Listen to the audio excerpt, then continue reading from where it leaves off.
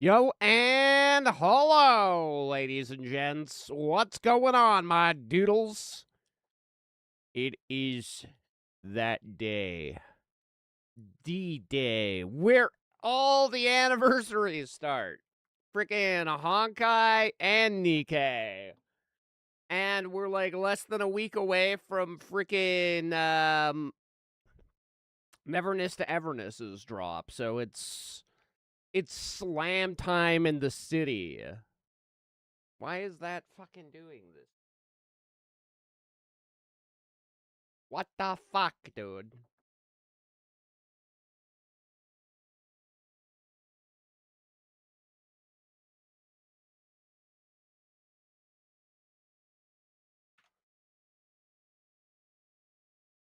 Shouldn't be capturing that shit. Okay, there we go. I'm gonna just do a couple more quick Japanese lessons here. Just spam through these easy ones. ご飯と寿司ください。と寿司ください。 Just so that お茶。寿司とご飯ください。 I get my ください daily sauce, you know. ご飯ご飯、水。水。水と寿司です。お茶とご飯です。寿司、ご飯。 What I want to see, Jim does 5 PC stream settings so that he can stream 4 Gooner games at once. I mean, with the price of memory right now, if anybody wants to donate me a PC, I'll do it. 水、ご飯と水ください。ください。 You pretty much have to donate me a full computer. 水とご飯です。水とご飯です。ご飯。お茶と寿司です。お茶と寿司です。ご飯と寿司。寿司とお茶ください。お茶、ご飯。 It would otherwise be doable. Now, do I do it picture in picture in picture in picture, or do I do it 4 equal-sized tiles?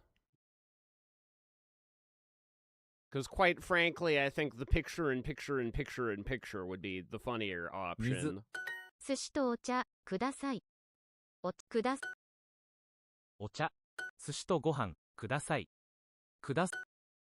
ご飯、お茶と寿司です。寿司です。ご飯と寿司。ご飯、水。ご飯と水です。 PCs are expensive. Consoles are about to be as much as a PC. What a time to be alive. Yeah, it's not even that, like, well, I mean, there's multiple components of PCs that are definitely getting more expensive, but friggin' 水、ご飯と水ください。 there's like some places where you can buy RAM for, I mean, I won't say the same price that I paid for either of my PCs, but it's getting up there. ご飯と水ください。お茶。お茶と寿司です。お茶と寿司です。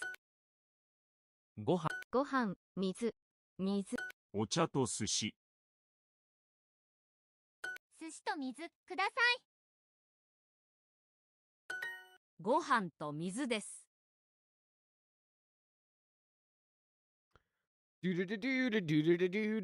Okay, just because I like the song so much, I haven't finished updating Nikke yet.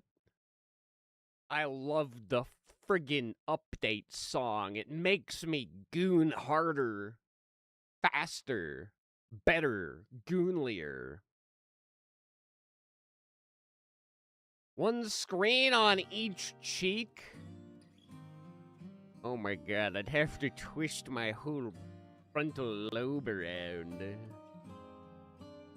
It could be done, but at what cost?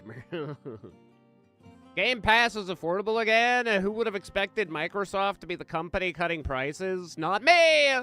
So wait, how much is Game Pass now? Have 64 gigs of DDR in my PC. It's tempting to sell half of it. You're not wrong. You're not wrong there, Merle. Shadows on battlefields, sighting the ashes fall. Pretty sure one of my PCs has 64 as well. I just don't remember which one.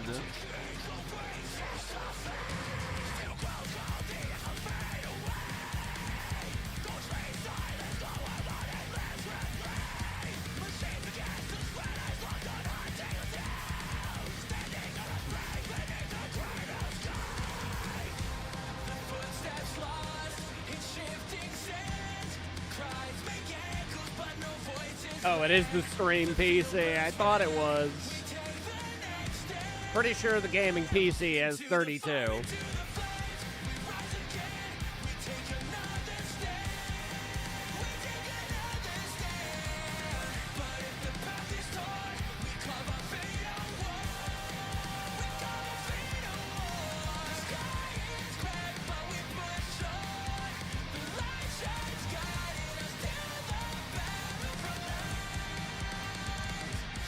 Step on me, Liberalio!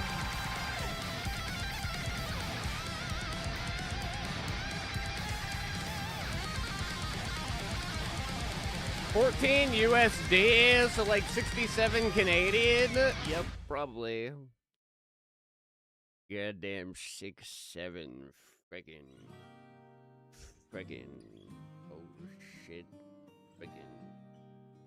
Stupid ass Canada. Fucking. Garbage Goddess of ass Victory, currency. Nikke. Fucking. Fuck. I hate it here, chat. I fucking hate it here.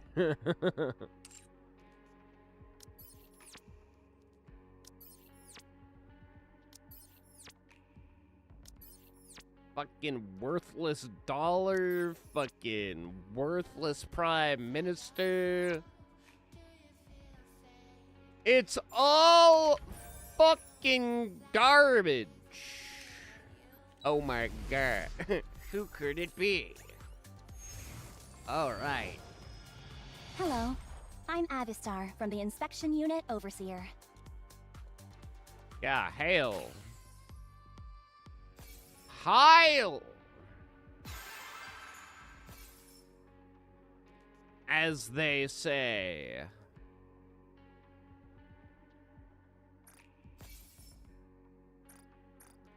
Nintendo Switch Online is $20 a year.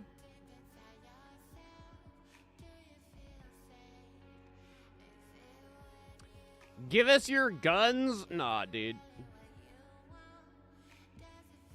The gun buyback doesn't even buy you a coffee. You're gonna have like an immaculate M4 or like a fucking 416. And they're like, here, your compensation is air. You can breathe a little longer. Breathe, friend. That's all you can do. Can't even get a fucking full coffee at old Timmy's there, bud. Biggest fucking joke I've ever seen.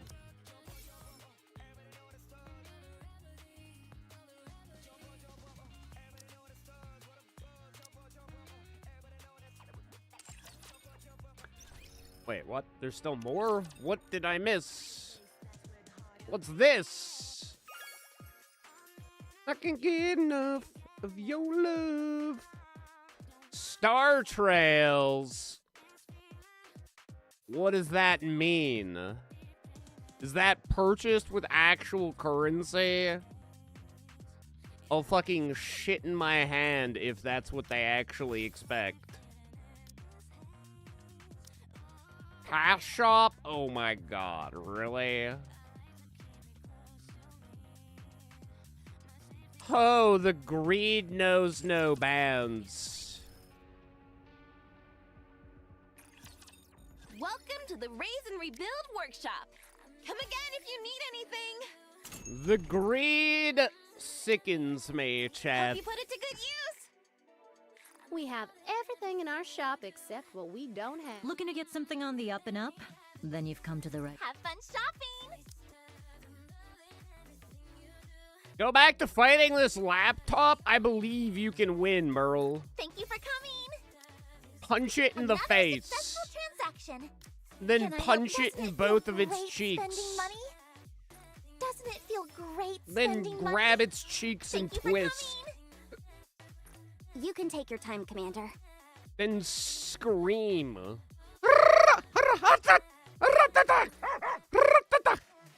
Yeah! That's how you do it. Whatever I just did right there, just fucking do that. Just fucking do that. Oh my god, 6'9", nice. I'll never level up again as long as I live, chat. I've become the ultimate level.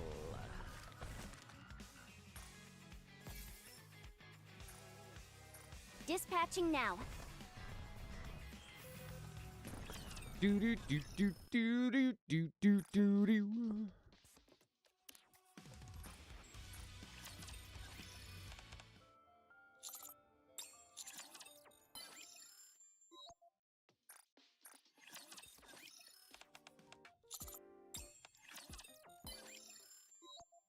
Remember, chat, if you're ever feeling lonely, I have a woman who sits on a automated table that has no socks.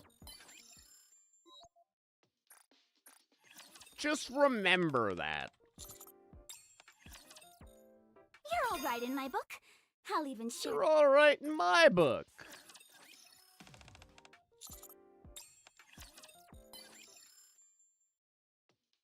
Has to do some serious gooting, and we'll be back after watching Brown Dust videos.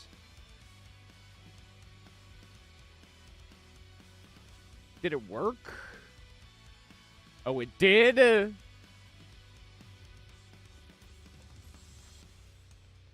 Now we have a lurk command. You did it, Merle. You saved the day. Hell yeah, brother. I appreciate you. I'll never understand what happened to the previous lurk command, but now that's quality stuff. In fact, I might have to go lurk right now. Look at some fucking brown dust butts. Master, I want to ask you a serious question. What are you more afraid of? Running out of bullets or food? Oh god, food for sure. What? How can you say that? As a die-hard proponent of all things weaponry, I thought for sure you'd say bullets! Off in the distance, I can hear a muffled sound of Anise cheering wildly. Oh, I made a bet with Anus. I thought you would say bullets. Guess I lost. Has some serious twerking, and we'll be back after watching Brown Dust. Nice. This is going to get Brown Dust all the attention it deserves. That day, if I hadn't gone on the elevator with a bomb, do you think things would have turned out much differently? You shouldn't dwell on the past. You can't change what happened. And right now, there's no time to fixate on it. You're right. Rather than getting lost in thought, it'd be better to use my time to make progress forward. Thanks for smacking me to my senses. It's what I do. Oh, I guess we will do Avastar here.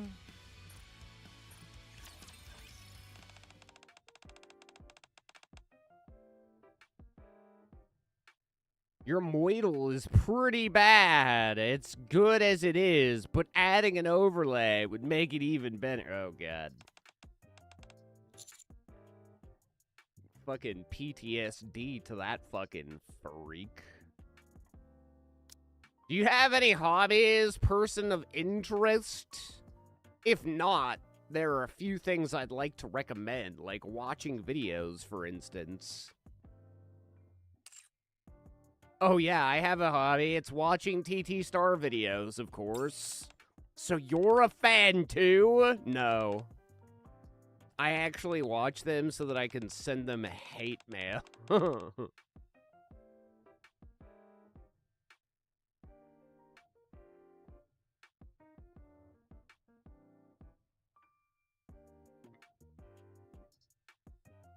Press F to crit. So what's their vibe? Tank menace or full anime menace? Ah, yes. Lovers. Oh my god, hit me with them lovers. I fucking love lovers.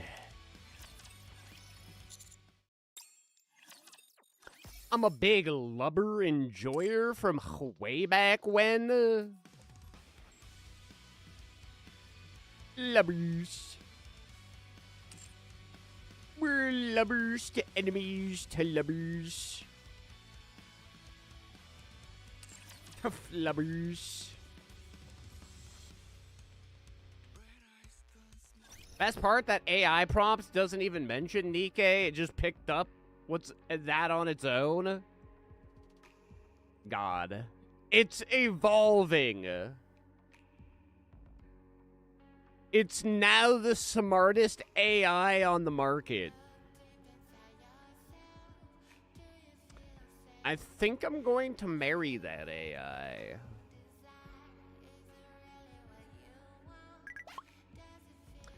Oh shit, Avastar dropping into my DMs, person of interest. This is Avastar of the Inspection Overseer. Yo, what up, Avastar? Don't usually reach out like this, so it feels a bit new to me. Oh yeah? Given the nature of my duties, any necessary contact is handled in writing or in person. If possible, I'd rather not do it that way. Me too. That's why I was looking forward to talking to you about something personal. So, I might end up talking about everyday things, or maybe even things that seem a bit trivial, depending on how you look at them. Would it be alright with you, person of interest? If that makes you comfortable... Wait, if it makes you uncomfortable, I'll refrain. It really doesn't bother me. Oh, that's a relief, honestly, I think. Talking about work makes it a little bit more awkward. If possible, I'd rather not have those kind of conversations with you, person of interest. I prefer to keep things light and pleasant. That said... if the situation calls for it, I'll be completely straightforward. Yeah, I get it. You could, you know... a lot of that didn't need to be compartmentalized in several different texts.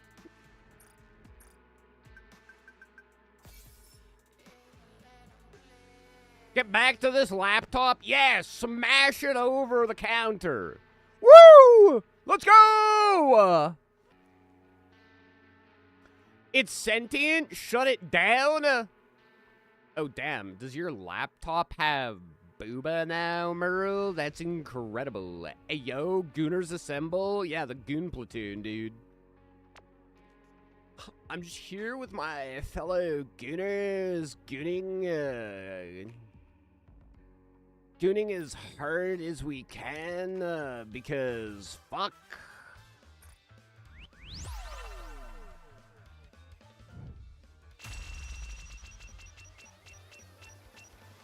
We're offering great discounts. Don't miss them. I hate them for doing this to me, but it is my favorite girl.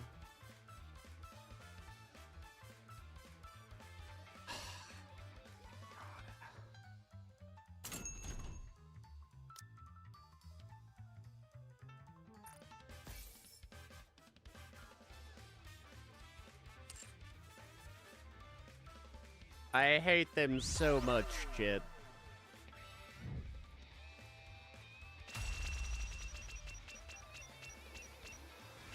Come and make a fortune.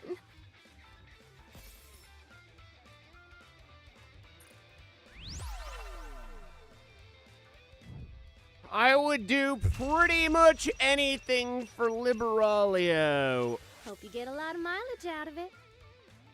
But am I actually going to drop like $70 on a skin? It is almost my birthday, so I can kind of justify it as the stupidest birthday present I could possibly buy myself. Hope you get a lot of mileage out of it.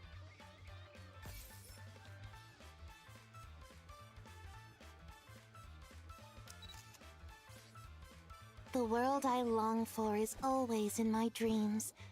So I want to sleep a little deeper, a little longer. B-Day is 8 months away! Well, then you can't really use your birthday as an excuse for buying a Liberalio skin. A life where everyone can live together in peace. That would be nice, if it were possible. The world I long for is always in my dreams.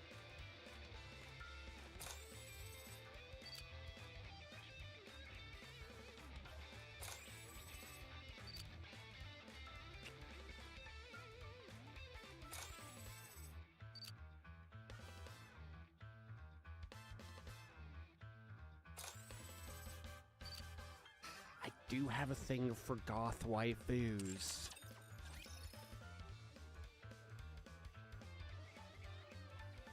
I do love me a goth waifu. That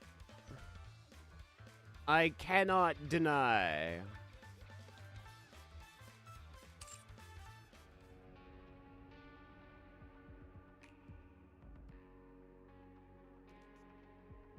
Use my money to buy shit, not worry. My B-Day is the only day I would spend an absurd amount of money on a large sum. Be like, okay.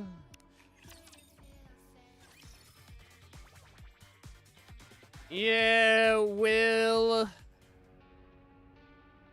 I look at the price of this and I'm like, Will, is it literally worth paying the price of a full-on other video game for a cosmetic? Because that's what this gets to be. By the time all is said and done, we're looking at about $65, $75.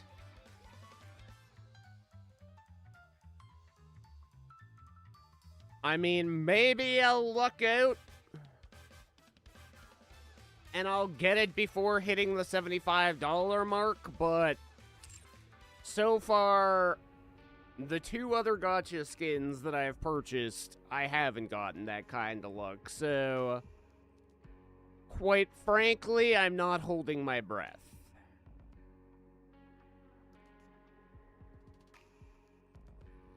So, it really comes down to, do I just assume I'm not going to get lucky and bite the bullet to say, yeah, okay, the price of another video game, like, for example, the James Bond game that's coming out this year, seems like a better use of my money. Tracing the Stars is a rhythm-based minigame. Oh my god, this again? Really? Did they make a better rhythm game than what was in the fucking Licorice Recoil, or is this just as fucking bad? Because the one that was for Licorice Recoil was probably the worst fucking rhythm game I've ever fucking seen.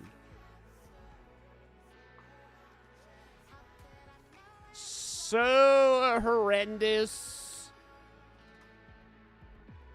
I would punch my own penis in the face. I decide.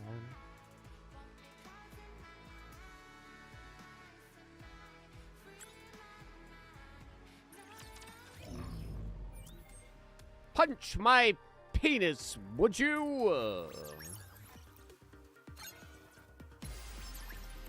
You've made it far That's enough. what it It's feels time for me to like take the being a gloves off. gotcha player So here I during come. anniversary time. And don't even get me started on the fucking Honkai Star Rail shit. Honkai, they expect people to spend like hundreds of dollars. It's fucking ludicrous. They're like, we know houses are unaffordable right now, so would you rather just spend a fucking down payment on us? Not looking good. Pretty much what it feels like there.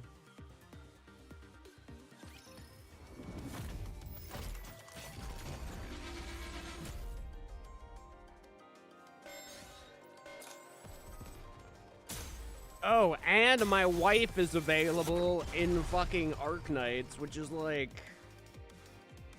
pretty much the only reason I want to go back to Arknights. Happy and beautiful.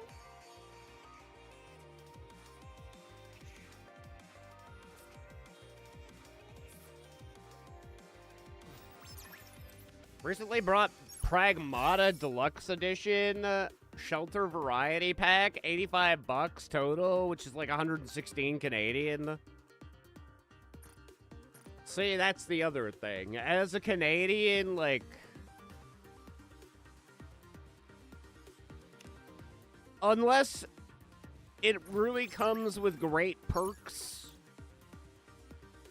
half the time, 90% of the time, I should say, fucking special editions are like basically off the fucking table. 'Cause $120 for a game? Really? Woo!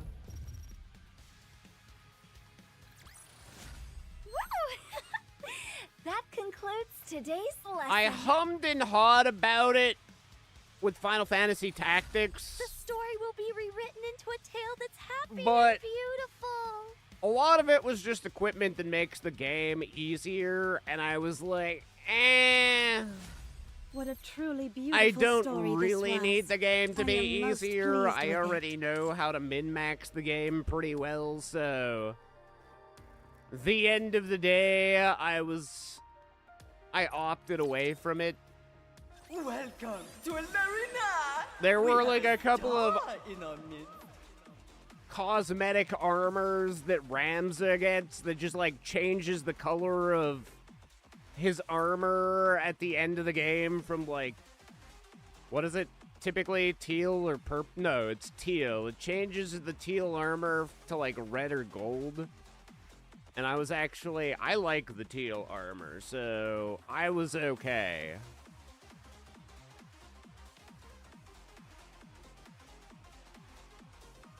Deluxe editions usually have gear that becomes obsolete after an hour or two of playing. For the most part, yes, you're right, Dubs. The Final Fantasy Tactics gear actually could push you to endgame, technically, because there was like a dagger that gets you, I think it was JP, so job points. So you could level up specific jobs that could equip daggers more quickly. Or at least get the abilities. It wasn't necessarily that the character would level up faster, it's just, for example, a lot of casters have like a lot of abilities to learn. Like Black Mage has a huge list of things that they need to learn. And technically you could like power through their list a little bit quicker. But aside from that, The rest of the equipment that they gave you, it was like some potions, a couple of other weapons, and like kit pieces that, yes, you're right. Those would have become obsolete after like 2 hours of playing the game. That's it. Bring. How have you been liking Pragmata so far, Demon? I'm on Twitter, so a lot of the artists that I follow are doing Pragmata art at the moment. It definitely seems like it's like the hot-ish. Only clocked an hour and a half.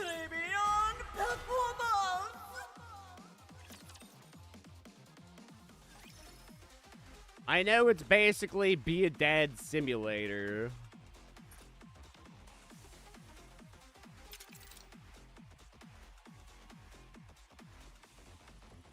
But if I'm going to be a dad, I kind of want to get Death Stranding 2. It's been a long time coming. And I do want to play it. It's just between finishing off Final Fantasy IX, and then we have, like I say, 3 gacha games that are going to be on the go now. Full speed ahead. All gun ports open. Fire. And then once we get through this next batch of gacha hell, We're not done. Keep going. what after this?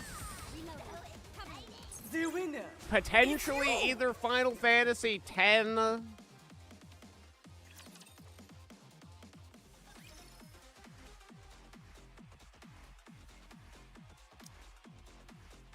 don't know what I want to do next, to be quite honest.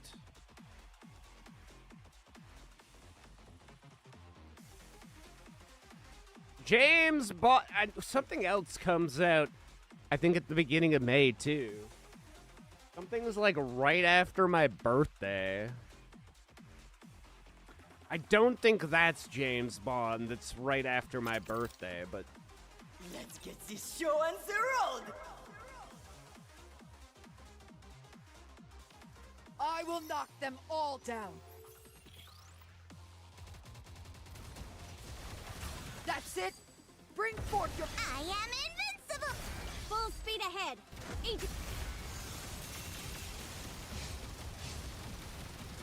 The winner. It's you!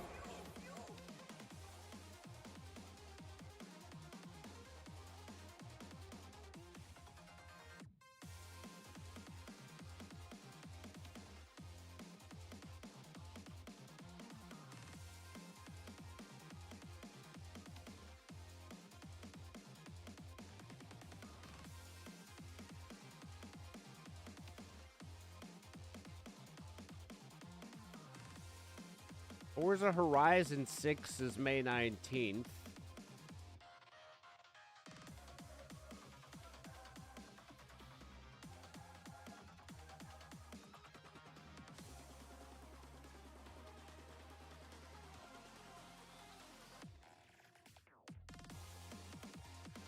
Lego Batman Legacy of the Dark Knight is May 22nd. Oh, fuck. 007 is May.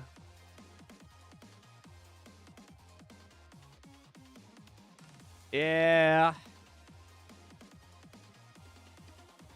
There is a pretty good chance that I'm just gonna go ahead and pick up old 007 day one.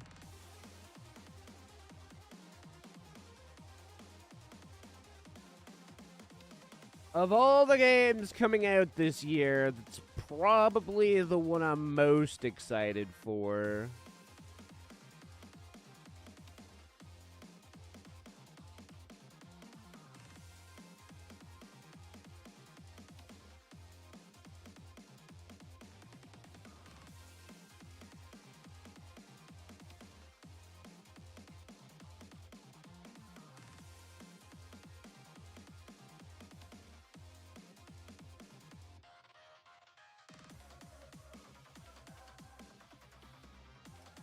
I mean, obviously Final Fantasy as well, but I don't know. I'm also not as stoked with GTA just because fucking Hauser is gone. Doug Hauser, I think. Something Hauser. Who's pretty much been the main lead story writer for GTA all the way up from the original to GTA 5, so feels like they definitely lost a very big member of their team with Dougie Hauser not being there. I'm ready to bite down and never let go. Different story, but same delivery packages and shit. Could care less. I am invincible. I'm a Full big speed ahead. Koji nerd, Aegis though. cannon, Fire.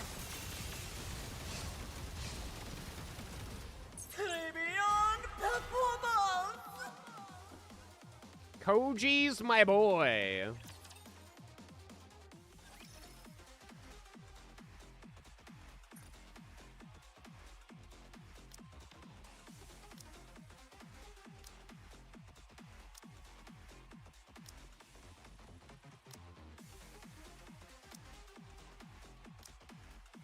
But like I say, of my current list, Let's get this show on the road. probably be more interested in 007 at the moment. That's it. Bring forth your. I am invincible. Full speed ahead. Each arm.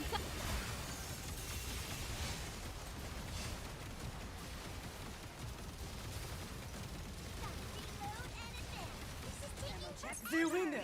Then we kind of already know GTA is likely going to be a little bit more on the expensive side. They've kind of said it probably won't be, I mean, nowadays a typical game for Canada is like $90, and they're saying that this is going to be more. So I'm expecting somewhere in the region of 110. So it's something that I have to Now, let the games debut. think about a little bit more. Sure, GTA will probably get me the 110 hours It's you. of gameplay that makes it $1 an hour, but at the same time, I probably don't really want to buy it on console. So I'll probably end up waiting. I won't do what I did with GTA 5, honestly. I owned it on PS3, PS4, PS5, and PC, and I'm just gonna be honest. Again, with Doug Hauser being there, I just don't picture this game having the same story Time to as, try like, again, Red no? Dead Redemption 1 and 2.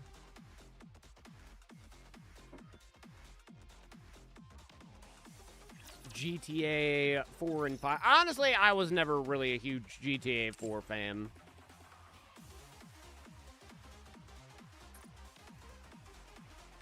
Everybody and their mother was, like, gooning over 4.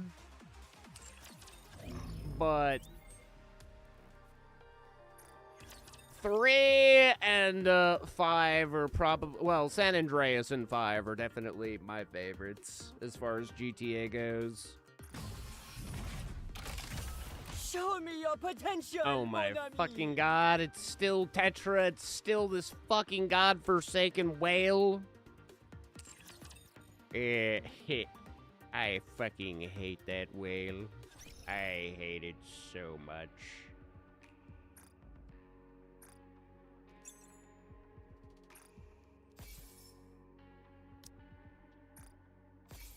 I ate that fucking whale, chat. Do you feel safe and see what you desire? Okie dokie, babies. Let's get our one free recruit a day on Anus. I don't even really want to spend big points on her because she is such a wang dangler. Watch me get her on my first fucking pull. It's not happening. Ha, it's Neon. Actually, I am more stoked on Neo Neon than I am on fucking Anus.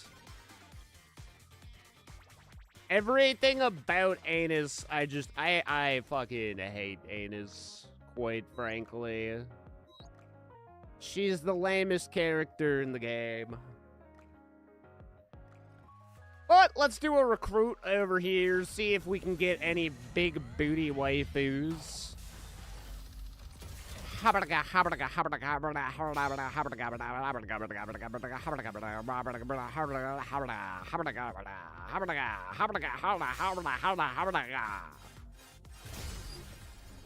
Big booty waifus. Let's see who it is.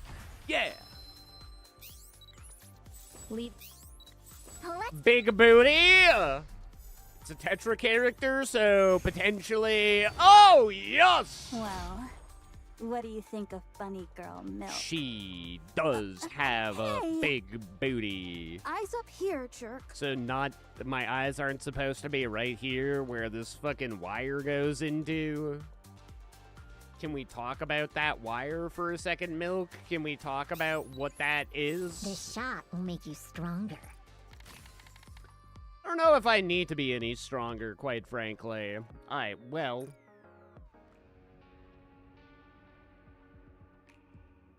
Well.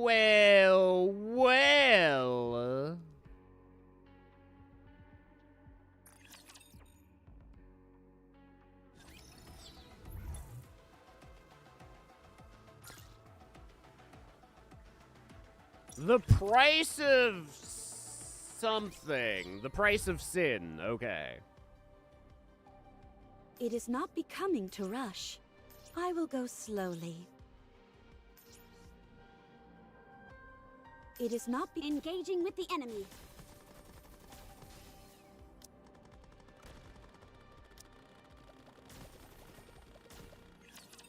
It's not becoming to rush.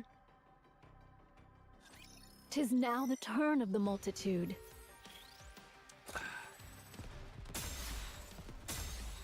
Ugh, so annoying. Don't Tell me the story of victory. With all sins laid upon me, for Hell hath no fury like a woman awoken. Fire! All right. Need a recharge. The question is, chat, do I want Liberalio in black? We got her in white, hath this suffice to aid thee in thy journey, great and hero? she looks incredible in white. You heard from Nayuta? Yes, she said something is bothering her, and proposed a joint investigation. All right. What's the location? That's what has me a bit Old concerned. torpedo tits over here. It's the lift. The lift. I suppose it's more accurate to say the route leading to it. Unlike the area immediately surrounding the lift, there shouldn't be too many raptures there. I see. Are you afraid? Of course not. Do you have the coordinates? Nayuta gave us a rendezvous point. She wants you to wait for her there. Wait, you're really going? Don't worry, I won't ask you to come. Just focus on your training. Oh, I wasn't worried about that. I never expected you to take me along. But if you go, this place will be completely empty. What if there's another attack? Then fight them off. Do you think we'd be having this conversation if I thought I could do that? It'll be fine. Go. care to explain what you mean by fine? You know who said he'd send reinforcements. Oh? Honey's sending reinforcements? From the Ark? No. Then from where? Do you really want to know? You'll have to see for yourself. To be honest, I still can't really believe It's it. my German Goo Girls. I doubt I'll be completely convinced until it actually happens. Huh? Regardless, we should be able to hold out until they arrive, even if they get delayed. Indeed. We've expanded the range of our optical camouflage and refined Eden's spear. We can hold out for several days, barring a visit from the Queen herself. Should that happen, we won't last half a day. It sounds like you're telling me not to go. Quite the opposite. We're saying you can go without worry. It's critical that we gather more intel, especially now, when we don't know what the Queen intends to do. Go.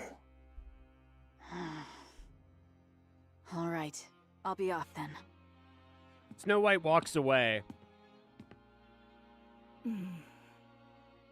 When do you think we'll be able to produce Nikke's? Has Honey contacted you? That technology is as classified as it gets. We won't get our hands on it overnight. I hope he's all right. Oh my god. Papillon's so concerned about me. Oh my god. Hey, Ingrid. Been a while since we've seen your camel toe. Anyway, in the CEO's office of Elysian, we've come to meet Ingrid, but her silence is so imposing that none of us can bring ourselves to speak. She sighs as she looks over Neon's new body, then furrows her brow, then opens her mouth as if to scold her, before closing it again and falling back into thought. She repeats this over and over for a full 10 minutes. Okay, fat tits anus, just chill. Don't fucking antagonize, and she's literally like my boss.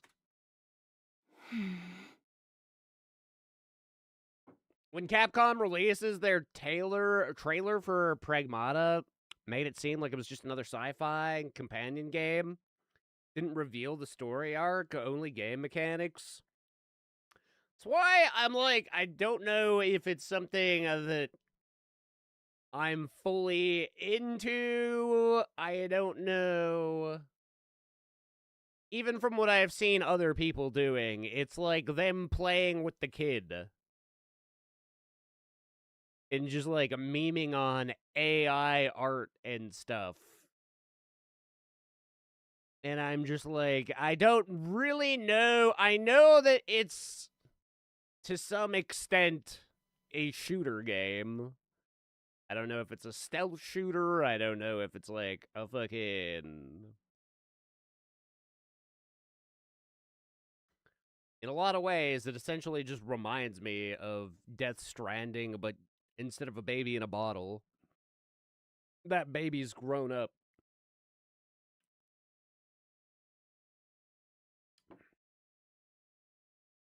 Tactics.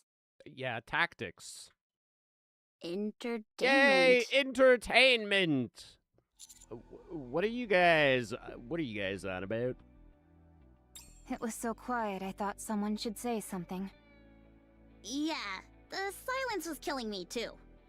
Yeah, more than 3 seconds of silence around anus is Technology. typically... You're an Elysian Nikke. Don't say the Macilla's slogan. I mean, you were just staring at me without saying anything. Technology is the Macillus This is the first time an slogan? Elysian Nikke has ever transferred into a Macillus body. Frankly, I have no clue what to do about it, let alone what to say. Technically, it's a VTC body, if you want to be real nitpicky about it. This body predates Macillus, technically.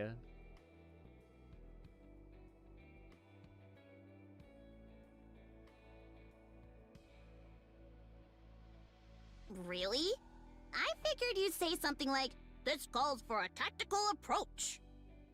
You can't use that word for just anything. Says the one who uses it for everything. I spoke with the representative from MMR.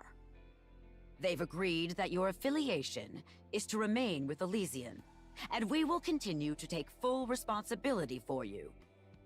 The issue is that your specifications are rather singular. Of course they are. I'm special. Completely one of a kind. That means that every time you need repairs, you'll have to go to Massilis. Come again? All your parts, as well as their implementation, are proprietary.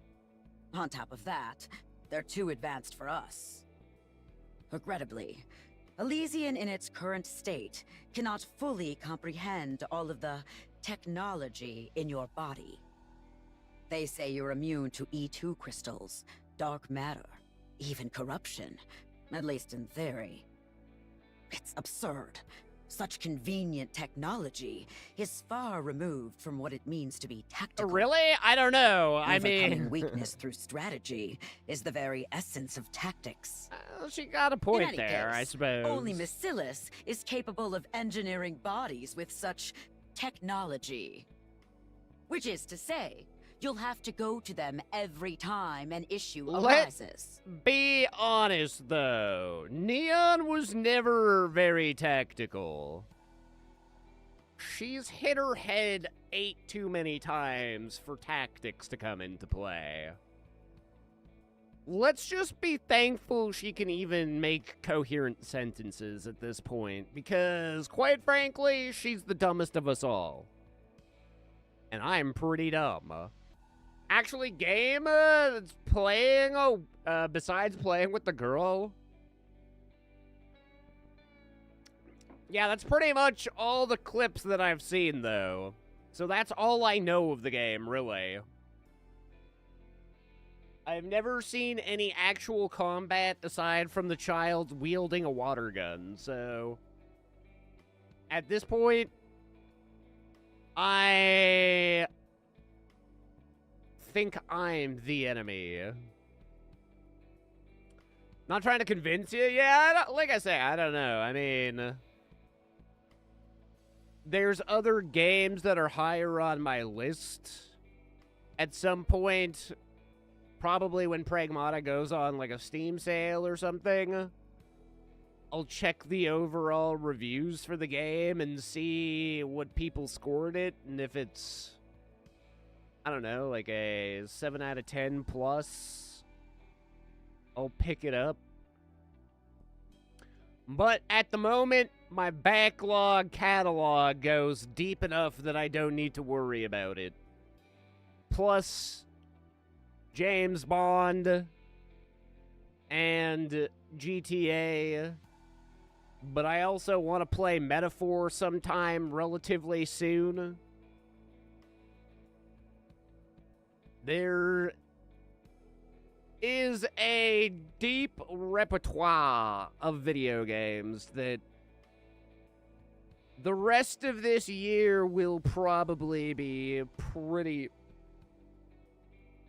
stacked with games. Even if they are backlogs and stuff that I've already technically played. I mean, like I was saying, I have an urge to go back for Final Fantasy 15. James Bond 007. The spy who shagged me. Shagged me. Ugh, that sounds like a pain. You brought this upon yourself by running off and getting yourself a new body from someone else. My bad. Elysian managing a Massilis-made body. Life is never short on surprises. That's what I hear from people who are super old. Sorry. My Twitch name is just Japanese person trying to say Dabaru. Dabaru.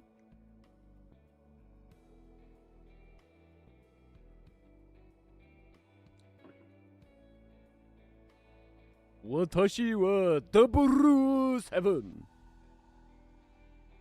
Now I kind of want to watch a James Bond movie that's got Japanese dub.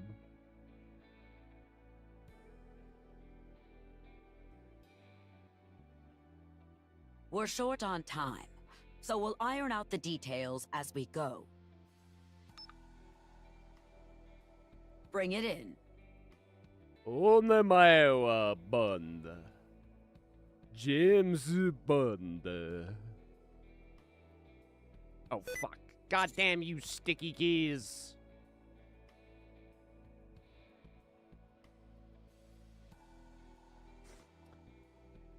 Bring what in? Oh, I bet it's a birthday cake. Why would you think it's... Wait, whose birthday is it? Yeah. She probably means for you, to commemorate your new life in this body. Our CEO may seem stone cold serious on the outside, but we all know she's a softie on She's the not your inside. CEO. Aw, that's so sweet. Thank you. I don't even know how to respond to any of this. I don't either. I apologize for their behavior.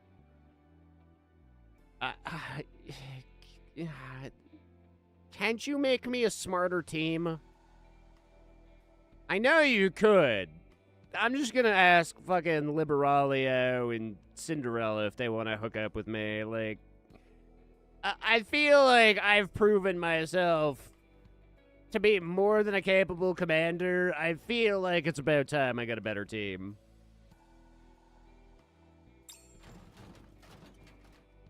That sounds heavier than a cake. Oh, God. 2 cakes! Now we're talking!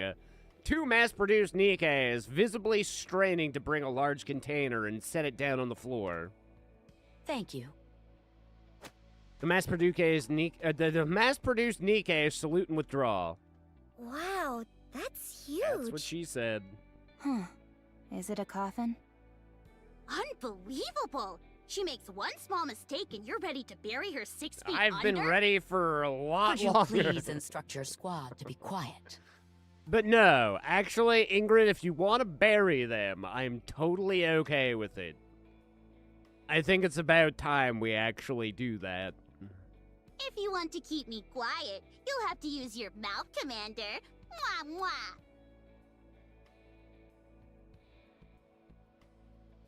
You know I could just sit on your mouth. Right? You know that's a possibility, Anus? You know? I will fart directly in your mouth. Mwah. Oh, God. Plus, Rappy will kill you for doing that. You know. We still haven't told you about our child, but we do have a child. Please, Ada, shut up. Did you just get embarrassed by your own joke? I think she did. She should be. She should be embarrassed by everything she does, quite frankly. This is why you need to develop a habit of thinking before making a joke. Fart in your mouth? You want some fecal matter? That's why brown dust is incredible! Brown Dust, a game all about farting on people.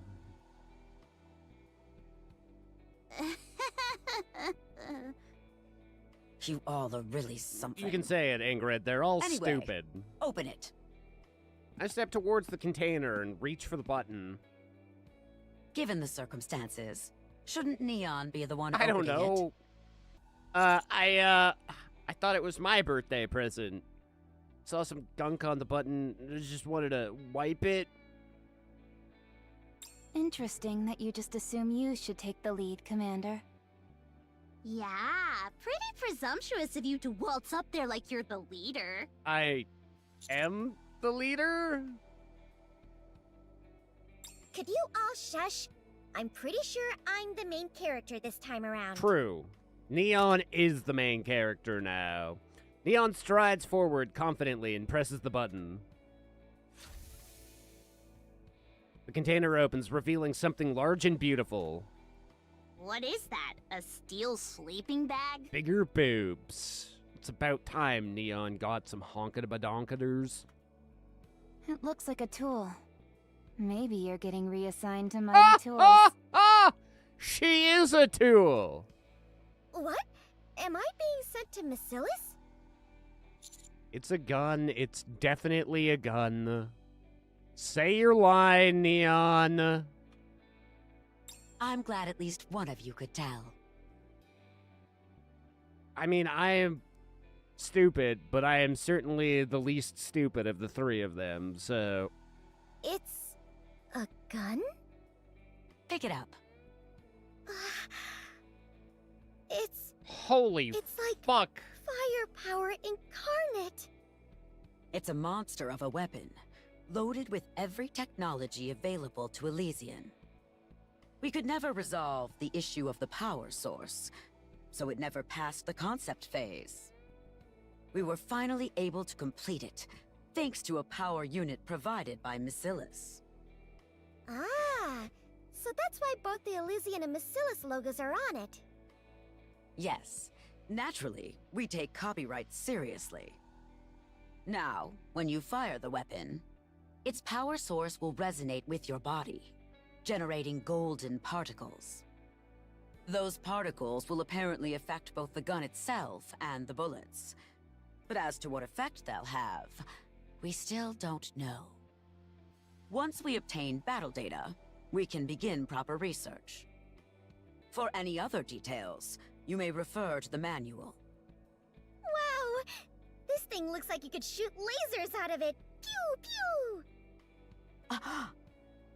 The only things permitted to be shot from that barrel are bullets and shells. It cannot and will not ever be a laser weapon. Commit this to memory. Only weapons that use live ammunition are tactical. Anything else is heresy, a sham. Yeah, you don't want to be a heretic. Yes, ma'am. Understood. Long live live The ammunition. Emperor will destroy you. Send a psyker army to suck on your ass. It's a psyker sucker army.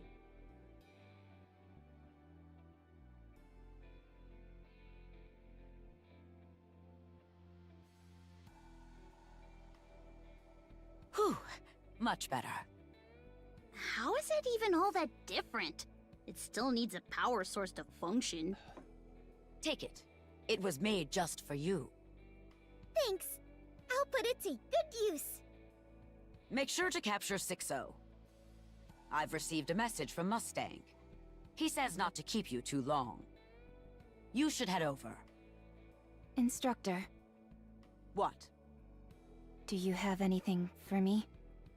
No. That's cold. What is it now? Thank you for everything. You better get going. Wow, Ingrid smiled! No matter how much brain damage my team has, she's still... I wouldn't say proud of them, but... Let's go. Engaging with the enemy. She didn't kill him on sight, and I suppose that's something. The story will be rewritten into a tale. I will turn everything into bubbles. I will This turn suffice to aid everything me in my journey, into great hero. buttholes! Let's go. Buttholes. Buttholes as All right, far as moving the in. eye can... I get the feeling Neon's actually going to be better than Let's hurry. Anus. I will turn everything into bubbles. I'll keep rolling freebies on Anus in the hopes that we get a free Anus. I'm not alone. We're all in this together. So that I don't have to spend currency on her. Tell me the story of victory. Because quite frankly, unless she's triple S for everything, and like everybody's like she's the best unit ever, I don't really care about Anus. Have you seen my team? Have you, chat? Have you seen Nayuta and Liberalia? Tell me the story of victory. With all sins laid upon me, I look forward to welcoming the morning with you. Have you, chat? Have you? Spend money on Anus? No, It's there's over. a website that has it for free. Now, let us rest together. That's what I'm Commander. saying. When I have Anis, ma free chérie. anus, You'll arriver. who spends money?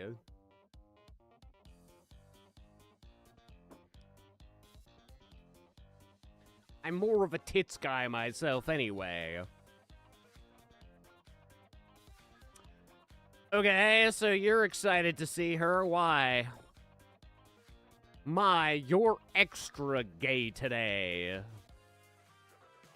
I can already feel my energy draining. I feel every time I hear you talk, Anus.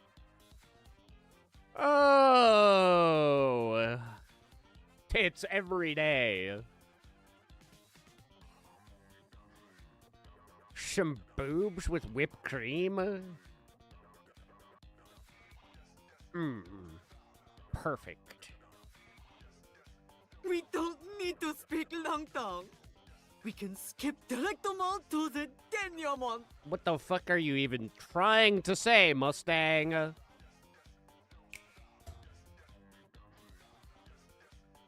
Commander, where are you? Oh, don't be scared, Rappy. I'm wherever I am. Tits, what size is just too big? It's funny, I saw this post on Twitter earlier. What if there's no such thing as too big? I don't know. I guess when they get to be like...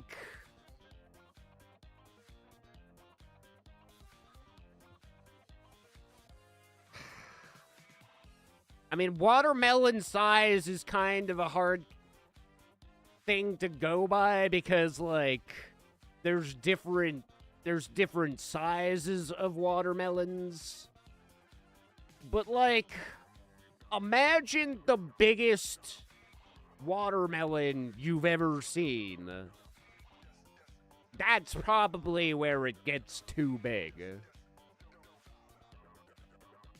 Portion size to body? I don't...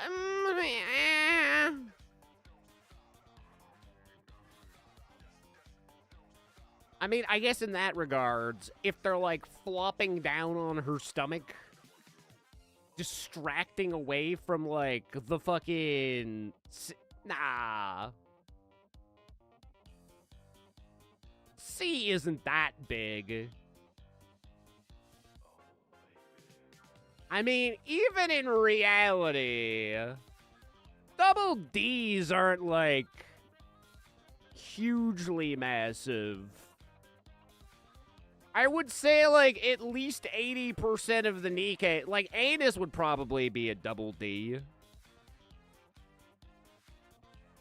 I'd say when we get bigger than a double D,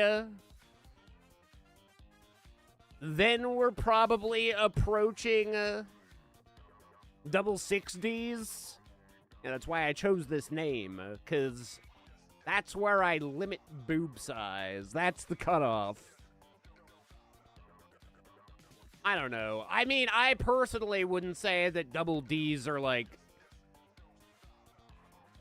unbearable chest bazonga cannons. But if you need to have a custom-made bra to hang on to your titties, then you're probably going further than what God had intended.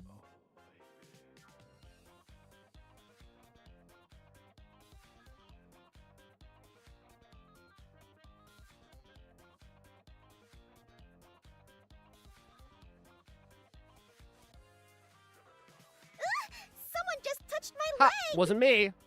I confused our positions.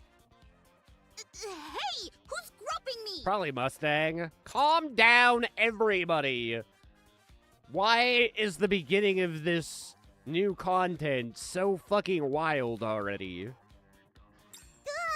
Now someone's linking arms with me! I'm licking arms. Get out of the way already! Commander, where are you? Blah, I'm dead. Don't! That tickles! Mustang? That better not be you touching my ass, Mustang. Très bien. Huh? He snaps his finger again. The lights return. What Fuck the? was that? Whoa! It's so sparkly! Is that a weapon? Could you let go of my hand now, Rappy? Sorry. I thought I'd take advantage of the blackout, but it didn't really work. Voila! A weapon to use as on pair with expensive armament star. It will naturally more help in your upcoming battle. How do I use it? C'est simple. Just pull the trigger to fire.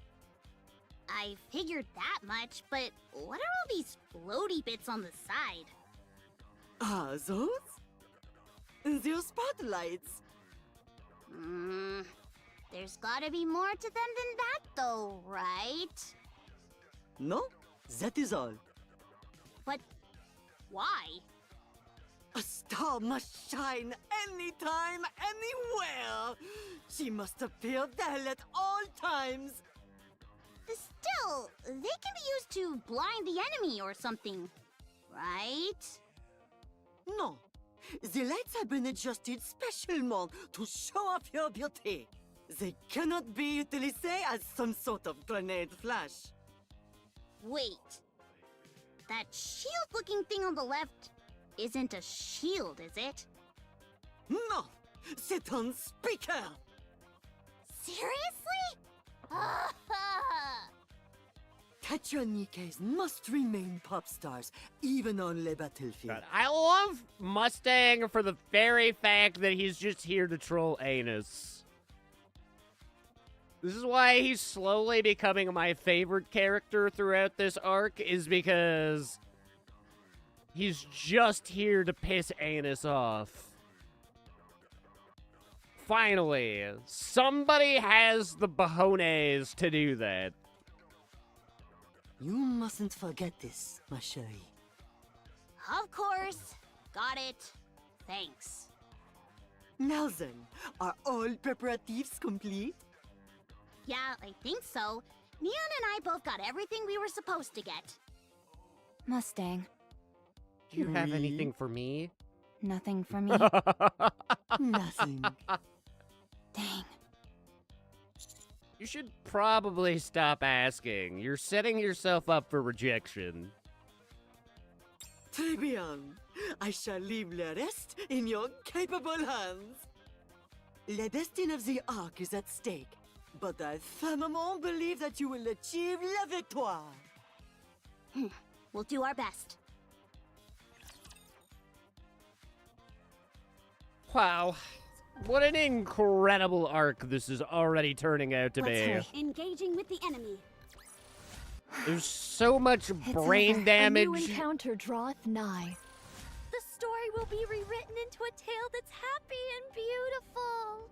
Art thou sure 'tis to that place I must... I will turn everything into bubbles.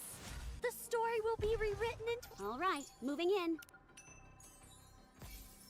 Lately, something's been off about VTC, guys.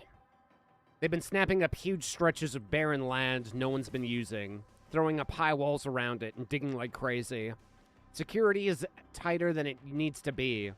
There are even rumors that VTC leader has been on site.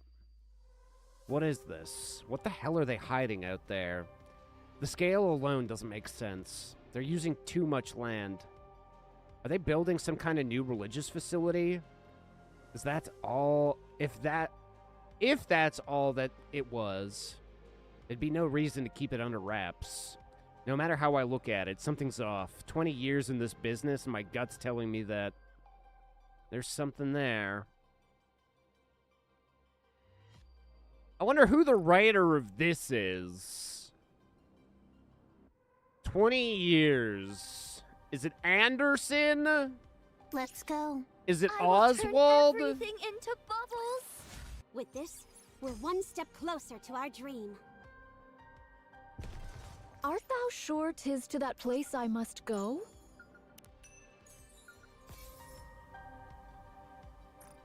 Let's go.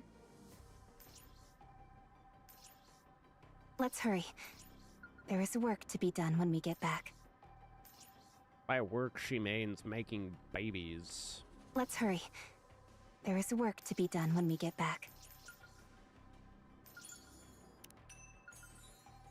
There's humping to be done. Let's hurry. There is work to be done when we get... I will turn everything into bubbles! With this, we're one step... Let's go. Art thou? Engaging with the enemy. The story will be rewritten into a tale that's happy and beautiful. Let's go. We're going. Hold your horses. I will turn everything into bubbles. We've won. Art thou sure 'tis to that place? Engaging with the enemy. With this, we're one step closer to our... Let's hurry. There is work to be done when we get back. Today the government dropped some shocking news. The site I've been investigating is apparently where they've been building a lift for humanity's push into outer space. So far, they've only revealed one thing. Macilis Industries is leading the project with government backing. But something doesn't add up. There's no mention of VTC anywhere. And yet I've seen people tied to VTC going in and out of the site. So why leave them out? Why? I can't stop thinking about it. There's only so much I can learn from the outside. Is there any way of getting inside that construction site myself? I'll figure something out. Let's go. Ugh, what a hassle. I feel like it's gotta be Anderson, right? This is probably why Anderson snapped and took out 98% of VTC. Tell me the story of victory. With all sins laid upon me, for Hell hath no fury like a woman Fire it down. awoken! Take them down quickly!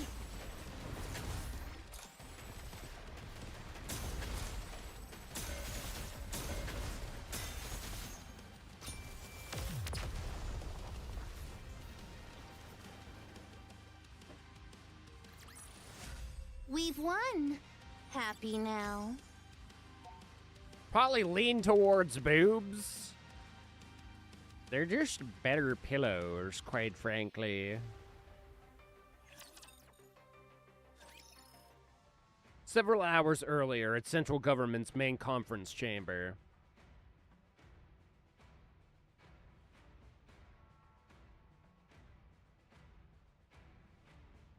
Did I enjoy Dragon Ball Z Kakarot? Yeah, I thought it was pretty good.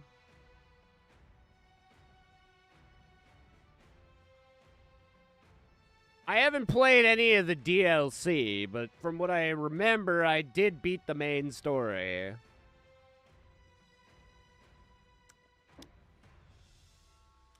As far as actual story goes, Fighters with a Z at the end was probably my favorite, though.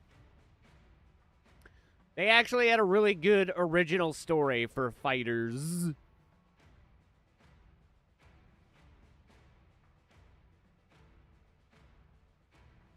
Kakarot was like a good...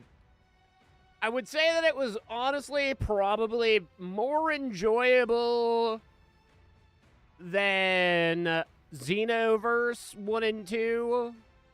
I thought Xenoverse, the original, was probably better than Xenoverse 2, quite frankly. Apparently they're working on Xenoverse 3. And I have mixed feelings about that, because it's like... if they're just going to do a third rip of the story that they've already done twice, then, like, who cares? Kind of the shitty thing about Xenoverse is, like, yeah, it's cool that you get to make your own custom fucking Dragon Ball character, but at the same time... I've watched Dragon Ball Z enough times and then played through games that literally just follow the story of Z enough times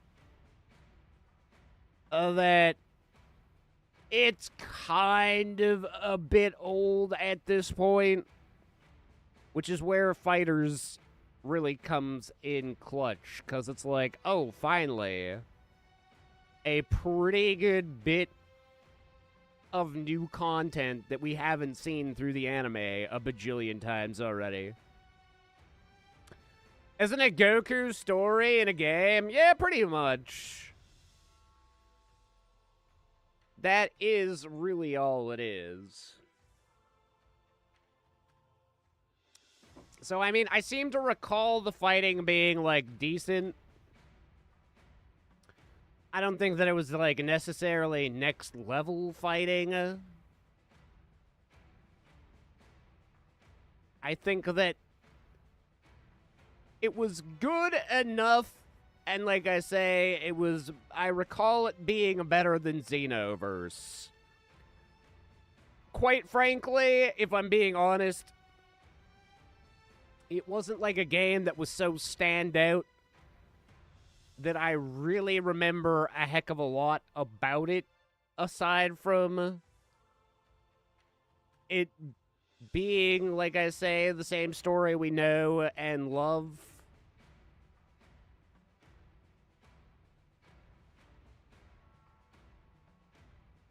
But I recall it not being worse than, like I say, Xenoverse. Which, by the time we got to Xenoverse 2, I was just like, oh, well, here we go again. Xenoverse, like, flips the script so minutely from what Xenoverse 1 was that it just felt kind of more like a blatant cash grab than anything.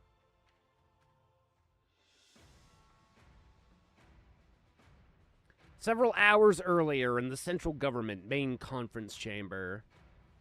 You've gotta be kidding. You really want to do all this? Just to catch one hunk of junk? She's no longer something we can dismiss so easily. Her impact on the Ark had been relatively minimal for a long time, but now, she is an active threat. She announced her intent to carry out a large-scale attack. What? By using E2 crystals? Then we just adjust the alpha particle density to get rid of them. It's not hard. We would need to install alpha particle generators across the entire Ark to do that. We began installing them after the first attack, but progress has been slow. And more importantly, it's harmful to the human body. Doing something like that across the entire Ark would introduce its own problems. Now that I think of it, alpha particles disable electronic devices too. That could make things complicated. Alright, fine. Point taken. That is why the commander here has proposed a rather audacious operation. Why do they look like Nazis? Bro, you haven't even seen the literal SS squad. We literally got one of the SS... Well, I mean, even New Neon. She wants to be called Neo Neon, so... Yeah, I don't know. I don't know so much about that. See? Mustang's not looking so bad now compared to the rest of the Ark and the style that they've chosen.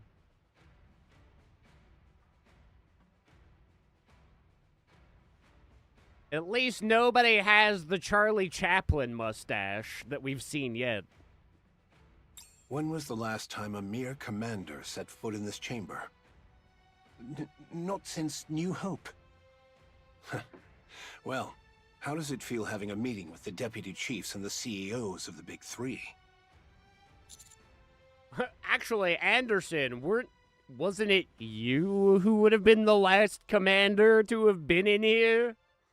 I feel a lot of pressure, especially with everybody staring at me like this. It just means we're eager to hear what you have to say. Don't feel too pressured.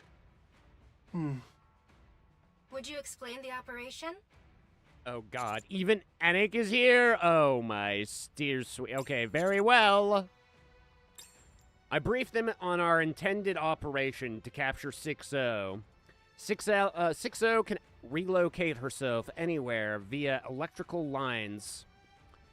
There's also no guarantee that she has only a single self. She's effectively immortal, so long as she has hardware to move to. And destroying every piece of hardware in the Ark to prevent this is not a viable option. Therefore, we temporarily shut down the Ark's power. You can't be serious. You don't really think you can get rid of her just by flipping a switch, do you? Tell me, does restarting your computer make all its data disappear? That was the first issue to be pointed out when I proposed this to Enoch. I proceed to lay out Enoch's counterproposal. Rather than shutting down everything, we leave the power running to a specific hardware that uses bait, or that is used as bait. First, we set up an independent power source for critical life support devices in hospitals and other such facilities. Then 6-0 will move to the hardware we've prepared as a trap. As soon as she does, we sever the lines to the hardware and physically destroy it. And what if she's got more than one copy of herself? There is no need for concern regarding that matter. We will utilize the highest grade hardware available. It will be compelling enough to draw every copy of 6-0 to it once the power is shut off. Correction. She will have no choice but to move every copy of herself to it. And what exactly will this hardware be? As that information is central to the operation, I will not disclose it to anyone other than the counters and their commander. Oh la la! You've become un véritable VIP, Commander! Haven't I been since pretty much the beginning of the game? I continue to elaborate on the operation. It will be executed 2 days from now. At the same time, 6-0's E2 crystal attack is scheduled. 6-0 is sure to have her eyes on the Ark then, which will increase our chances of success. The Ark-wide blackout will not be announced to the public. We have determined that restricting information is, for now, the best way to put the odds in our favor. To minimize risk and for everybody's safety, the blackout will last only 1 hour. We must capture 6-0 within that window. This will likely cause widespread chaos. I love it. Agreed. I will be dedicating all of my resources to monitoring and addressing any trouble that ensues. As for the 3 CEOs, please install independently powered surveillance cameras throughout the Ark.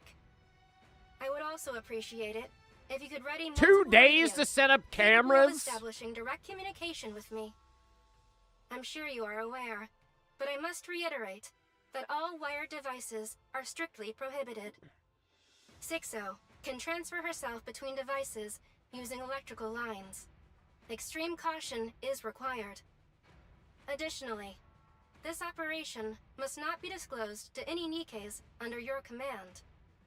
And I highly recommend that you personally oversee the preparations.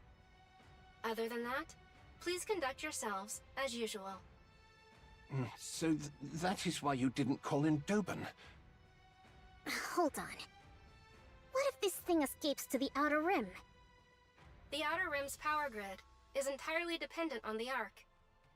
A blackout in the Ark will cause a blackout in the Outer Rim as well. And you're not taking the safety of the Outer Rim into consideration. Correct. At present, the Outer Rim is not part of the Ark, and therefore has not been factored into consideration. However, while no mention can be made of the operation to the Exotic Squad, encouraging them to establish a blackout protocol would be acceptable. That's quite the surprising proposal coming from you. The incident at Punk Street has altered my perspective. I found it encouraging that not a single Outer Rim resident breached the partition at that time. Whether by their own will or due to external influence, ultimately, they showed no intention of harming the Ark. While I cannot deem them completely harmless, they do not constitute a threat at present. Therefore, permitting them to prepare contingency measures is acceptable. Good. I will take that under advisement. That is all. Prepare all you can until the day of the operation. Everybody rises. They pass by me one by one. Well done. We're counting on you to see it through. Thanks. I'll do my best. But be sure not to get overconfident out there. Bro, I mean, your stutter definitely does not... He's got a 1911, man. You know the 1911 went hard when it took on 2 world wars and is still going into the future. Truly the best firearm man has ever created. Yeah, I'll keep that in mind. Stop by Elysian later, along with the counters. I have something to give you. Firepower! Oh? Alright, sure. Oh, you've beaten me to it, ma chérie. After Elysian, do grace Tetra with your presence as well. I really have to know, who is inside Mustang? Who is the new meat pilot? It can't be the OG Mustang. So I've seen theories on Twitter where some people think that it's fucking Pretty's manager got brain swapped into Mustang. I've seen other people say that it's Pretty inside Mustang. I don't think that it's Pretty. The reason being, like, she stepped into that bullet with her head. So I'd be a little bit surprised if her brain was, like, usable after that. I think the inside kind of became soup. But if it is fucking Pretty's manager, why did he decide I'm just going to be ultra French and gay? That's what I'm curious to know. Any way you look at it, it's just such an interesting fucking character development for Mustang. Sure. Do you have anything for me, Suyen? Come on, tell me you've got party supplies. Suyen? Stop being all moody and edgy, you little emo child. About Neon. Thanks.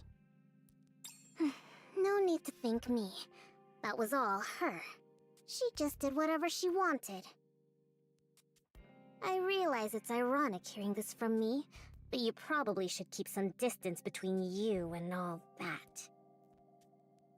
In some ways, she's more than a bit unhinged. Yeah, but she's got massive boobs, and that's why we like her.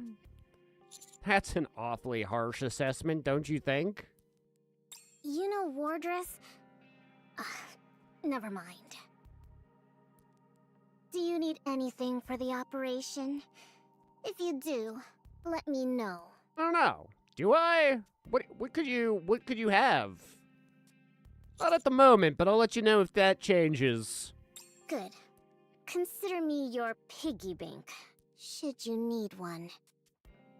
I guess I could use your sister's phone number. Everyone exits the conference room, with Suyeon leaving last. You seem quite close to the leaders of the Ark. They love me! I'm not sure I'd say that about the one who just left.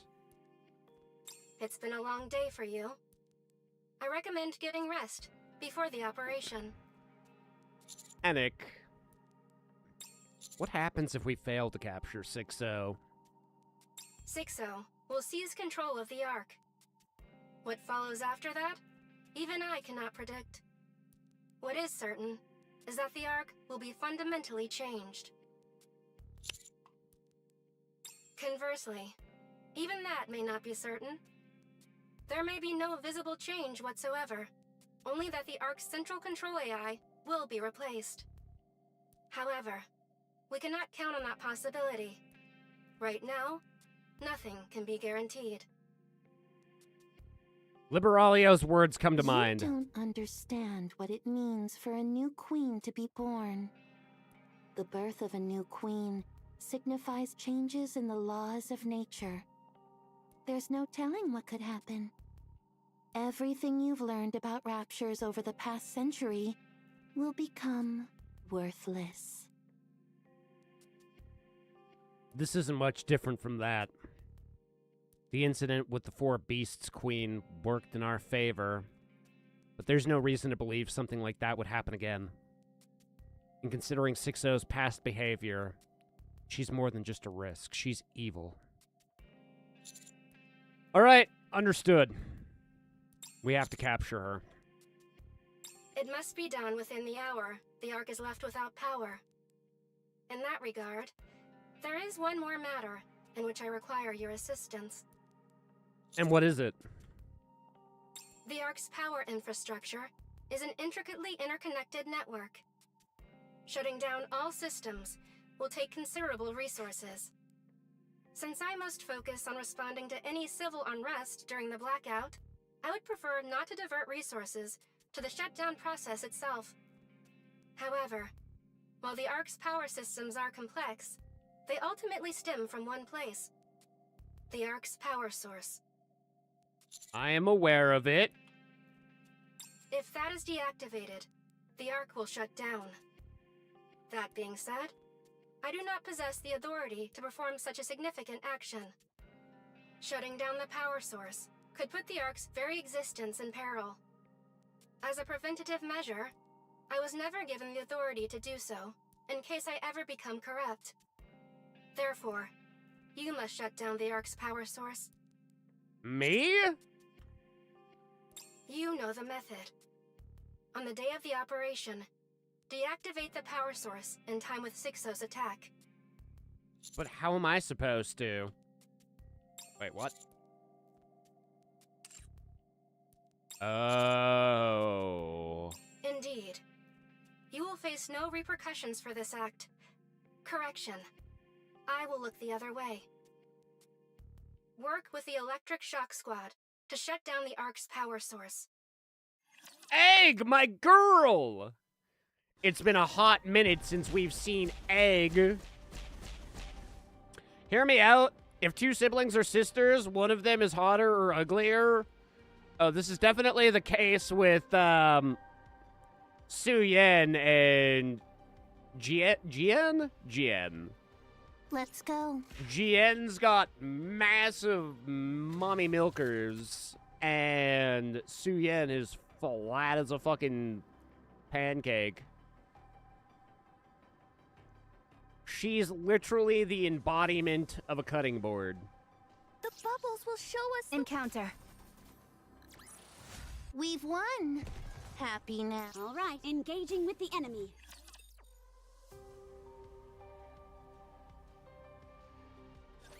I'm taking a nap. You take charge. What do you mean this is a terrible time to take a nap? Tell me the This story is of encounter If all sins time. laid upon me for Hell hath no fury like a woman You're all getting on my nerves. I'll do my best to Cheer me on!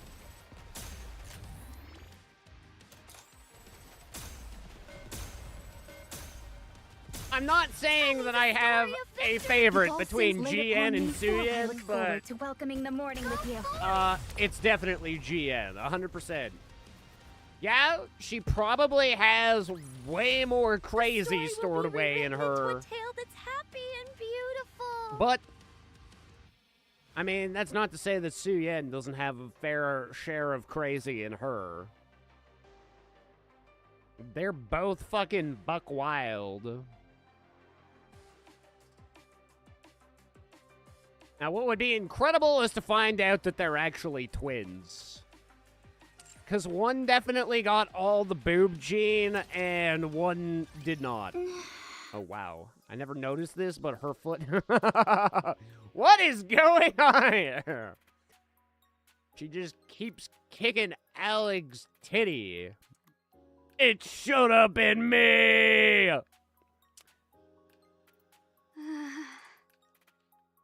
Oh, now, even from this angle, with her foot in front... Wow, this is just incredible. Hold up, let me just screenshot this for a second.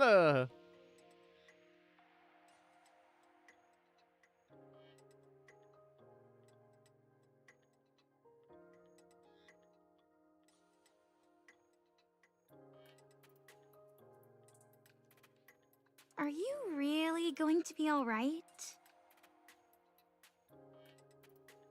There we go.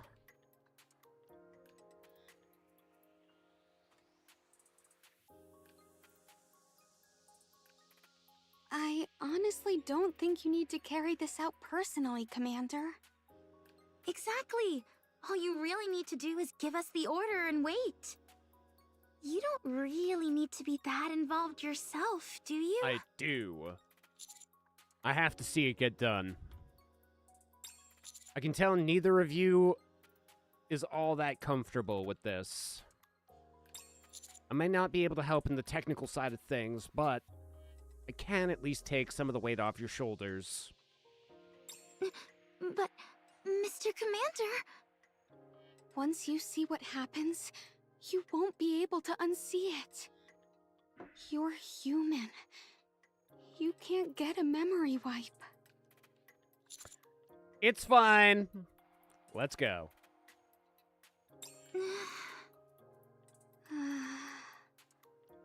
Okay, just take the ladder straight down. The floor kinda appears out of nowhere, so be careful. I look down. The only thing I see is darkness with no bottom in sight. Oh, I wouldn't recommend looking down. I see two bottoms in sight. Am I right? Yeah, that's probably good advice. When I told the Electric Shock Squad about shutting down the Ark's power source, their faces froze. I could tell that what frightened them wasn't the idea of shutting down the Ark, but rather having to go to the power source itself. So I decided to accompany them. Of course, I did genuinely want to help relieve their stress. But I also felt like I needed to see it. That I needed to understand exactly what rested beneath our feet. After passing several unmanned facilities that were, according to Elegantrone, not meant to be easy to get through, we eventually made it into the vertical shaft that seemingly stretched down forever. We descend, relying only on a faint red glow for guidance. At some point, my feet finally touch solid ground. Damp heat washes over my body. It feels like someone's body heat. We're here. What the hell is going on? Well, we're about to go and shut off the Ark, Dubbaroo, and it's long been hinted at that what powers the Ark is not human technology.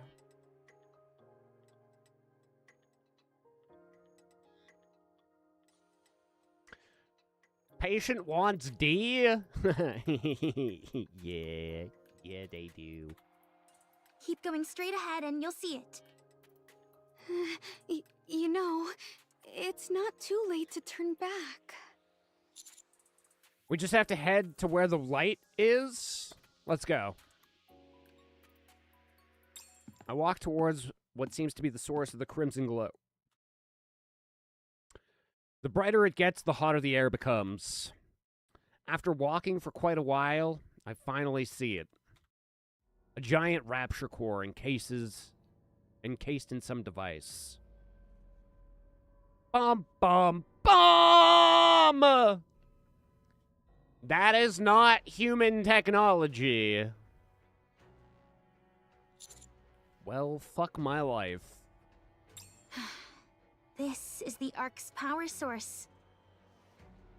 A gigantic core. Are you okay? I'm fine. I'm just still not used to the sight of it. The energy generated from this core passes through substations and is distributed throughout the Ark. It can handle all of the Ark's electricity by itself. In fact, sometimes it generates surplus energy. It's literally a monster.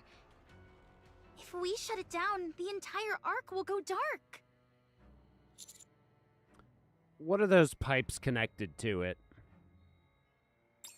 It looks like something's been injected into the core. Are you sure you want to know, Mr. Commander? Yeah.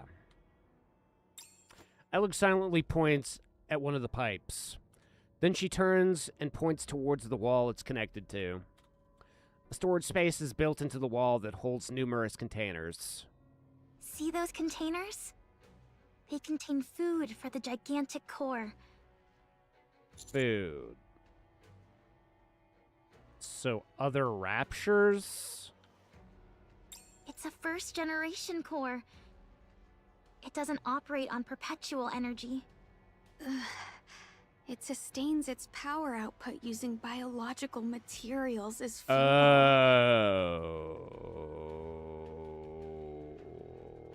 Oh.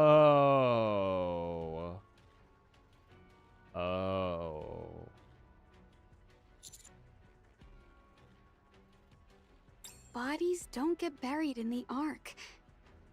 And to make a Nikke, you only need a human brain. Oh. Birth rates in the Ark are nearly 5 times higher than they were on the surface. Contraceptives don't exist in the Ark. Yet, the Ark's population has been essentially the same since its inception. Ugh. I gently pat Trony's back. Shutting the core down is simple. Lock those pipes, then forcibly ramp up the converter's output. The core will consume a massive amount of energy at once, and with no more fuel available, it'll be forced to shut down. But if it stays that way for too long, it'll break completely.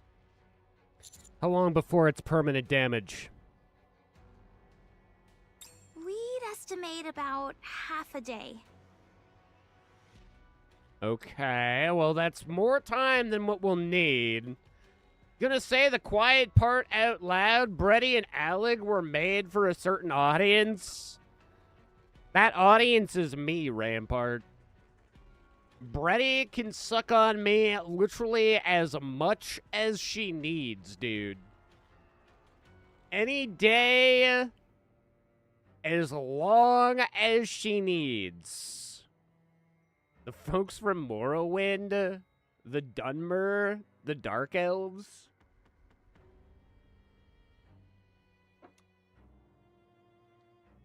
Hey, if being a Dark Elf is what it takes to like a chubby lady. I mean, honestly, they're not that much bigger than the majority of other Nikkes. They got a bit of a tummy. And it just makes me want to go.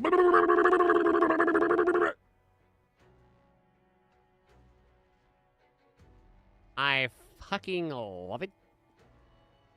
This how you honor the 6th house and the tribe of the tribe unmourned.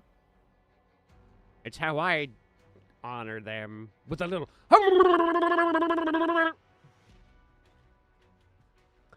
Why is she caressing her bob with her foot? That's what makes them such an incredible team, Dubs. It keeps Alec calm while she works.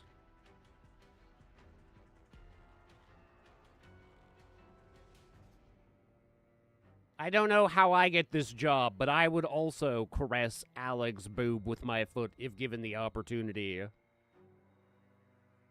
Okay, well, that's more than enough time. Can you set it down and shut... Wait, can you set it to shut down 2 days from now? In the afternoon? Have it remain offline for an hour, then bring it back online. In 2 days? You're cutting it pretty close. Locking the pipes is easy, but the converter takes work. Are you sure this is absolutely necessary? Yeah. Okay, no problem. Making schedules work is kinda my specialty. You still haven't told us why we're doing this, Yeah, I can't tell you, but trust me, there's good reasoning. That is classified, young lady. This isn't illegal, is it? You didn't suddenly decide to destroy the Ark or anything, right? Wow, you think so little of me, you huge titty girl? This is all being done under Enix approval. Oh, so this really is a big deal. Gigantinormous. Bigger than your titties. Also, I'm sorry to say this too, but please avoid contacting anybody else starting from right now. From this moment on. No talking. This operation has to remain confidential. I hope you understand. If possible, I'd like you to stay here until everything's done.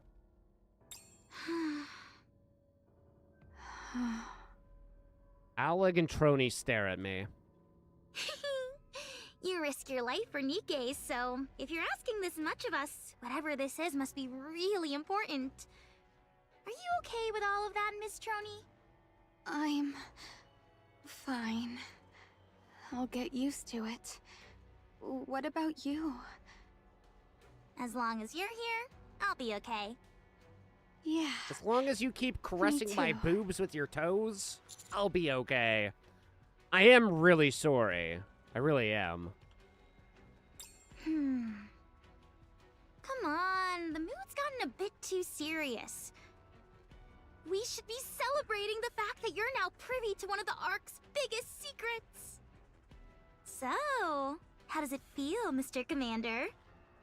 Does it make you never want to set foot in the Ark again?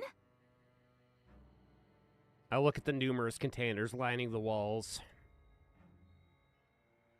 One of them that's significantly larger than the rest catches my eye. I wonder what's inside, but I decide not to ask. Not now. Right now, I focus on telling them how it actually makes me feel. It makes me want to reclaim the surface as soon as possible.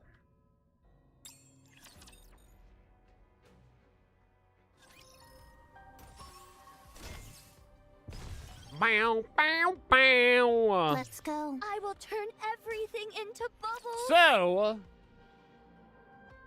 the women that get turned into Nikkes, My voice is ready. the rest of their body just gets chopped up and fed to a machine that powers Tell me the story of victory. our fucking civilization. No fury like a woman awoken.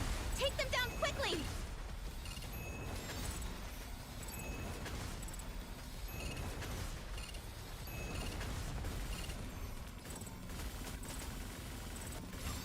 Tell me the story of victory. With all sins laid upon me, I look forward to welcoming the morning with you at will.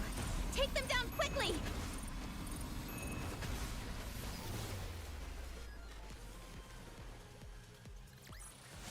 hath this sufficed to aid thee in thy journey? So in a great sense, hero? me and the core aren't that different because I want the Nikkes in my mouth.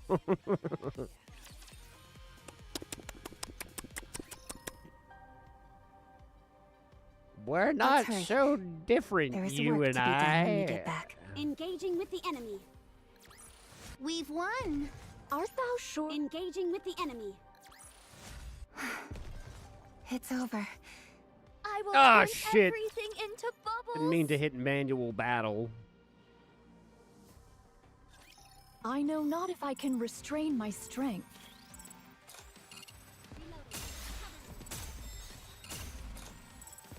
Tell me the story of victory. With all sins laid upon me, for Hell hath no fury like a woman awoken. Fire!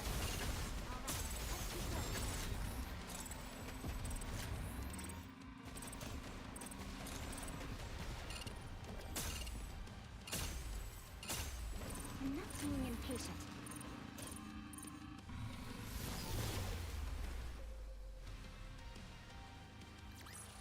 So, Rampart, are you all caught up on the story? Happy and beautiful. I will turn everything into bubbles. We've won. Happy now. art thou sure 'tis to that place I must go? Ugh, what a hassle. It's over. The bubbles. Encounter. The story will be rewritten into a tale that's happy and beautiful. Makes me wonder if this entire chapter is just going to solely be about Art thou 6-0? sure encounter? Are we going to get anything else? I'll finish this quickly. They better not keep me waiting as to what's going on with Johan. Excess need a begets recharge. naught but harm. Tell me the story of victory. With all sins laid upon me, for Hell hath no fury like a woman You're all awoken. getting on my nerves. Ugh, I'm going back to sleep. Figure it out yourself.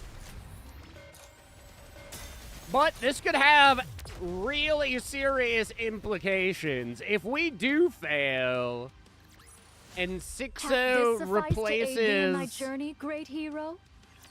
Enoch, that'll be interesting. 2 days later, in front of Enoch's door.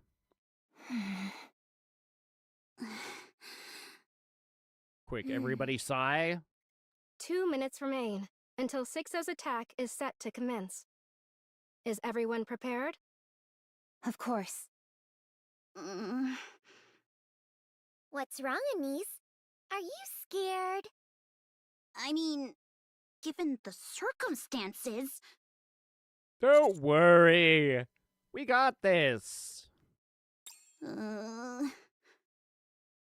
As we exchange light conversation to our calmer nerves, the 2 minutes pass quickly. 6-0 has begun. E2 crystal attacks have been detected at 430 locations across That's the a lot of Ark. locations. Expansion of the E2 crystals has commenced. 430? She's really trying to put an end to everything. Shouldn't the power be going out by now?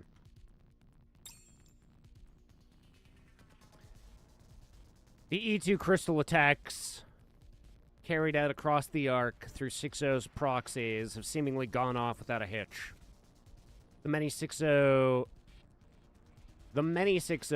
hear the sound of the E2 crystals expanding across the Ark, and they become certain of their victory. Enoch will have to expend vast amounts of resources to contain the crisis. Taking advantage of the weakened firewall, 6-0 will attack Enoch and seize her authority. Once she does, the Ark will belong entirely to her. Filled with anticipation, 6-0 moves towards Enoch's direction via electrical lines. All the other 6-0s scatter across the Ark and begin to converge with Enoch, eventually merging into a single mass as they go. Having expended her resources, Enoch won't last 1 minute against the attack from 6-0 in her complete form. 6-0 charges ahead, certain of her victory. But then, the Ark shuts down. 6-0 assesses the situation immediately. There's no electricity anywhere in the Ark. Nowhere except for a location near Enoch's room. Without any power to feed on, the E2 crystals have all shattered. 6-0 reaches her destination and confirms that Enoch has remained intact. Hatred wells within 6-0. She despises Enoch for sacrificing the Ark to protect herself. 6-0 knows she doesn't stand a chance against a fully powered Enoch. As unfortunate as it is, retreat is prudent. Besides, she has as many puppets at her disposal as she needs, and just as many E2 crystals. She can attempt this again anytime. On the other hand, shutting down the Ark was an extreme measure that cannot be repeated so easily. It's only a matter of time. Victory is inevitable. Still, 6-0 is disappointed that such a carefully laid plan yielded nothing. As she turns to leave, something catches her attention. A rush of elation follows. She's found something she's always wanted. Hardware powerful enough to hold her entire self. She had always been forced to split herself between dozens of connected computers.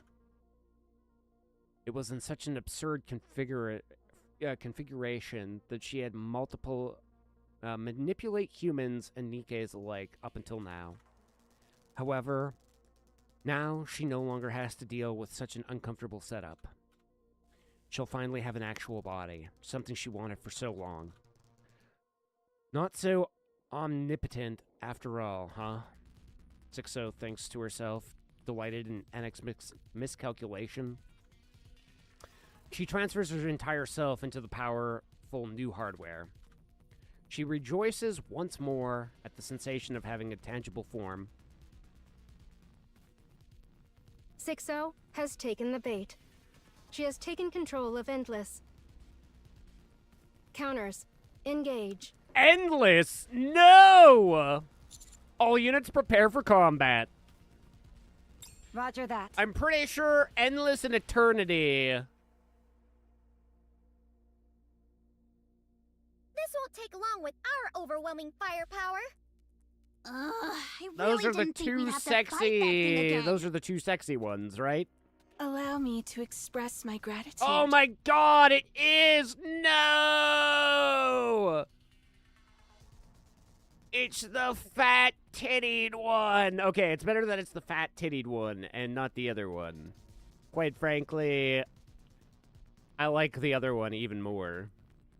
You've created such a magnificent vessel for me. And even opted to forego using a human brain in favor of AI. Thanks to that, I now possess the physical form I once only dreamed of. Endless extends a hand, emitting a flash from her fingertips. The light strikes the ground next to us, leaving behind a clean-cut hole as if carved out by a sharp blade. Remarkable. The laser gets concentrated into a single point, allowing it to vaporize whatever it touches. At such a high temperature, there's theoretically nothing it cannot eradicate. And on top of that... Endless floats up into the air. She looks down at us. This body is capable of levitation as well. I find myself at a loss as to what to do. The counters hardly seem like they'd be a worthy opponent anymore. Why did you have to give her such an insane body? Like, couldn't you have, I don't know, made a fucking light bulb powerful enough to hold her or something? It may be strange for me to say this, as an AI, but I have a hard time imagining the counters losing. They are, after all, the strongest force in the Ark. Endless dives towards us at high speed. Then killing them will make me the strongest. Yeah, if you can. We will use Endless, a Nikke developed to keep the Outer Rim under control, as bait. A Nikke? One with an AI, instead of a human brain. She is a creation I am quite confident in. 6-0 will no doubt be unable to resist possessing such a body. What about Eternity? Since your battle with her, Eternity has become increasingly self-aware. She currently possesses a sense of self on par with that of a child. So you didn't want to use her because it'd feel like offing a kid? I did not expect to arrive at such reasoning, But yes. Endless, on the other hand, has not yet developed a self. She is the most suitable to use as bait. You said we would be the only ones fighting her. But wouldn't it be better if we brought other Nikkes and all attacked her at once? It is clear that 6-0 possesses data on every Nikke in the Ark. That includes full specs and combat data. Other Nikkes could potentially be compromised. However, the commando unit's full capabilities remain unknown to anyone in the Ark, myself included. Rappy's body and weapon. Anise's expansive armament star. Neon's new body. We have no reliable data for any of these. Speaking strictly in terms of technical specifications, Endless is capable of defeating you. But if we consider your latent capabilities and combat experience, I am certain you can subdue my masterpiece. I still wish you hadn't. I don't know. Made her so goddamn strong she could just summon laser beams out of air. A metallic whine fills the air as golden particles surge from Neon's weapon. Flames burst from the gun's muzzle, leaving a trail of golden particles in its wake. A bullet flies towards the descending Endless. She twists slightly to evade the shot. But the ensuing shock wave makes her falter in midair. Where did that power come from?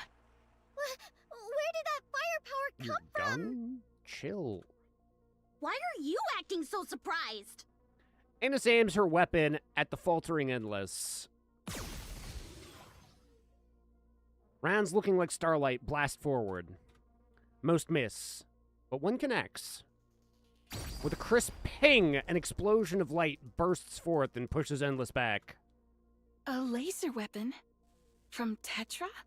Tetra developed a laser weapon? Wow. Ingrid would be pissed. Why are you acting so surprised? Focus, both of you. Rappy activates 7 dwarves, 0 thruster, and advances towards Endless, who has landed. Anise follows close behind. The drill roars to life and thrusts towards Endless. The buzz of the drill tears through the air. A drill? With a magnetic field? Endless raises both hands and blocks the spinning drill. You might want to move your arms before they get shredded. If I do that, then it will be my torso that's shredded. You're not wrong there. Endless moves one arm that was blocking the drill and opens her hand. She points at Rappy as if as it starts to glow. You won't be able to evade at this distance. A flash starts to shine immediately in front of Rappy's face. Right at that moment, Anise's palm snaps forward and snatches the flash, closing tightly around it. What? I'll tell you what. Have a little entertainment punch! Anise drives her light-filled fist straight into Endless's face. A flash erupts from Endless's body as Anise's punch lands. I think I'm starting to get how to use this thing. As Endless staggers, Neon's gunfire follows. This one's gonna hit harder. Neon's gun ramps up, and then... boom. A shockwave powerful enough to shake the ground erupts from Neon's weapon. Endless is blasted backwards, hurtling through a building before finally coming to a stop. Staggering to her feet, Endless looks with utter shock at the hole in her abdomen. You damaged this body? Nice shot, Neon. Nice punch, Anise. Nice drill, Rappy. Nice tits, all of you. Interesting. I've decided I shall play with you until I'm able to learn your patterns and specifications. The cavity in her abdomen seals itself. You didn't say she was capable of doing that! This body can repair itself, meaning I can continue with this indefinitely. Huh. It can repair itself? That does seem like a bit of a problem. Oh, right. They could do that. Wait, but does that mean... Yes, while not at the level of a heretic. Endless's body is equipped with nanomachine-based self-repair technology. Rappy, Anise, and Neon all turned to look at me. I didn't know! Why would I? I meet their gaze and bite down on my wrist. Nanomachines, you say?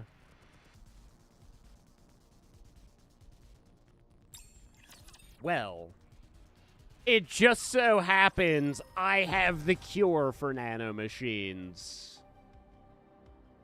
Art thou sure 'tis to that place I must go? Engaging with the enemy. The story will be rewritten into a tale that's happy and beautiful. What are the chances that I... Let's hurry. There is work to be done when we get back. Whoa, this song goes hard.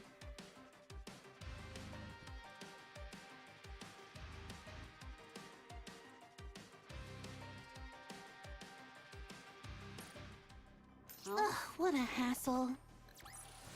What Hath an this asshole! sufficed to aid thee in thy journey, great hero? Chat, kinda want to make a little Sammy here. I'll be back in just a few minutes.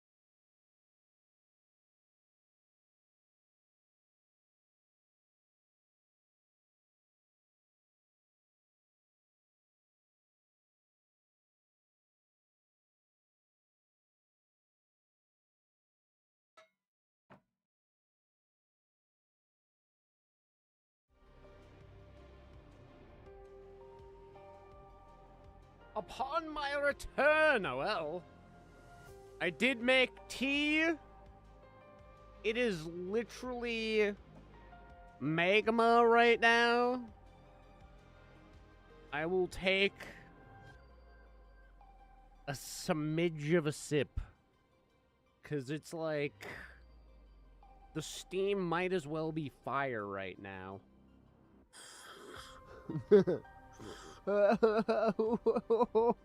My glasses have fogged up immediately. I can't fucking see a goddamn thing.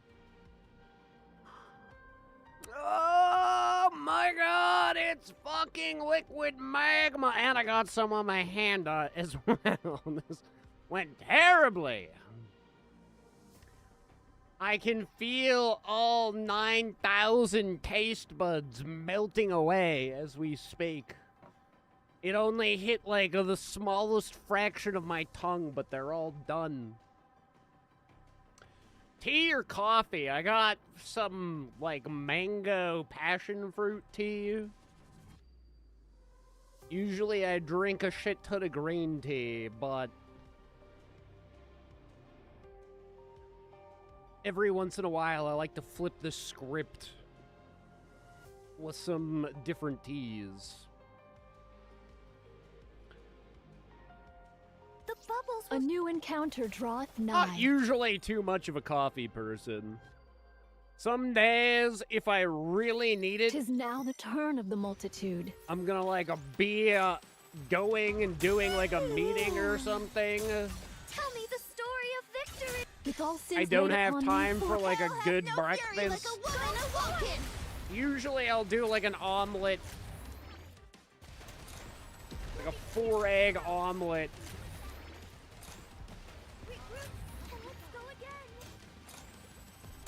And usually a good breakfast is enough to get me With all on the sins laid go. upon Some me, bagel. I look forward to welcoming the morning with you. Bagel and a fat-ass omelet, and I'm usually good to go after that. Coffee is like my last resort. I mean, It's when I over. do coffee, I have Now, let us typically rest pretty together, good coffee. Like, I have a Commander. decent coffee maker. It grinds the whole bean.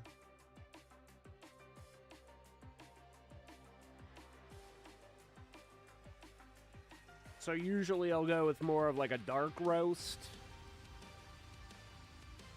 If I'm doing coffee, but like, so far this year, I can count the number of cups of coffee I've had on one hand. I've definitely had less than 5 cups of coffee this year.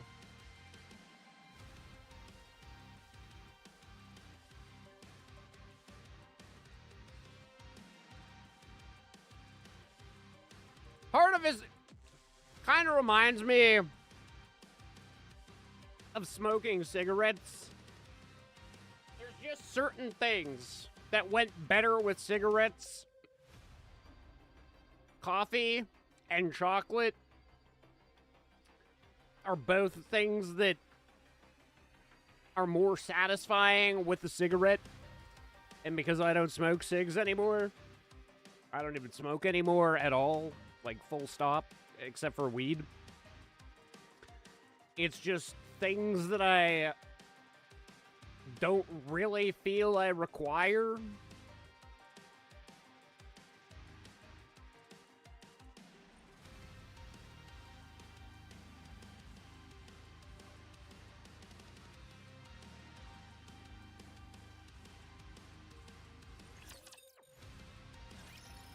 "10 minutes earlier." Hello, I'm See? back again. Her outfit. Irie and Avistar are like straight out of the SS. If you turn the Reich sexy, this is what the sexy Reich would look like. Quite frankly, hi.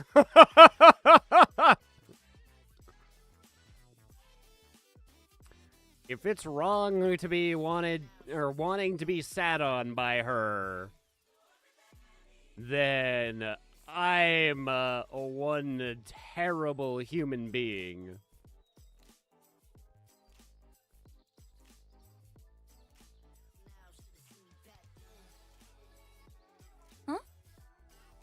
I've been coming here for the past few days, and I've every been time coming you look at me too. like we've never met. I'm Irie from the Inspection Unit Overseer. Oh. I remember. You can come by all you Hey, want. you can come all you It want. won't change anything. What is that supposed to mean? This isn't a video game. My affinity for you isn't going to increase, and no new features will be unlocked. Oh, don't be like that. I'm sure as we spend more time together, we'll become great friends. Like I said, this isn't a game. I have my own life to attend to. If you keep showing up unannounced, I'll have no choice but to call for help. Call who? Someone scary. Maybe. I'm part of an inspection unit. I have more pull than most squads. Arcana's gonna call me and be like, you have to pin her down. I'm gonna be like, oh no, whatever will I do? Oh no!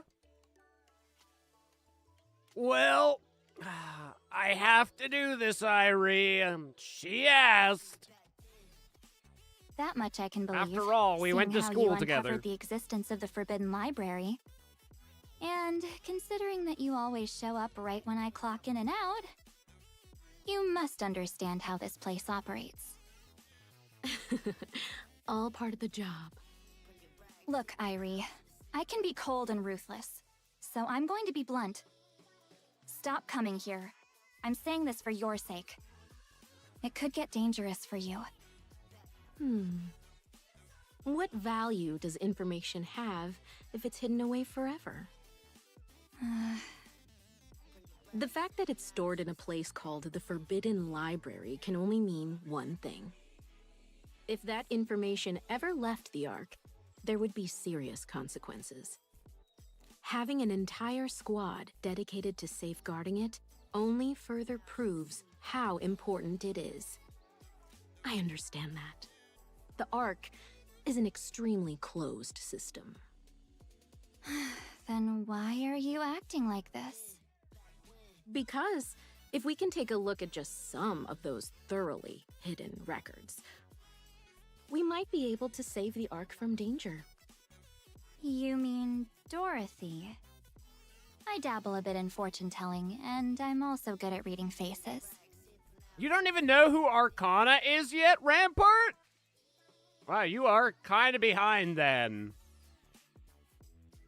Arcana was actually specially chosen by Oswald to be the keeper of the Forbidden Library. The Forbidden Library is essentially where they keep old combat records that they don't necessarily want to be leaked to the public or to other people. So this is essentially like the Nikke Pentagon. Irie was kind of introduced around the time where Anise started getting her, like, glow-up segment. And she apparently gathers intel.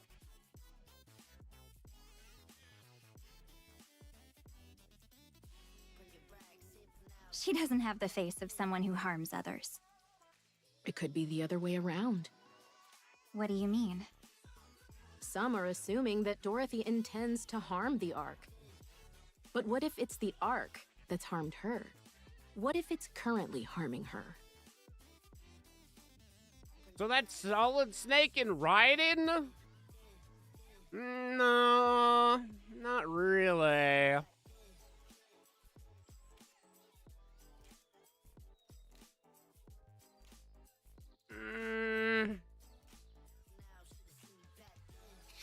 Neither of them are really field work kind of people. I think it might be safer to call one of them, like...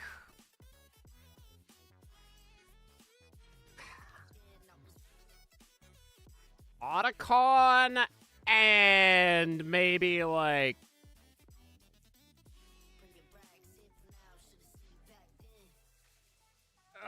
who's the chick that Otacon falls for in 4? She is in 2 as well. I think she is in 1 and 2.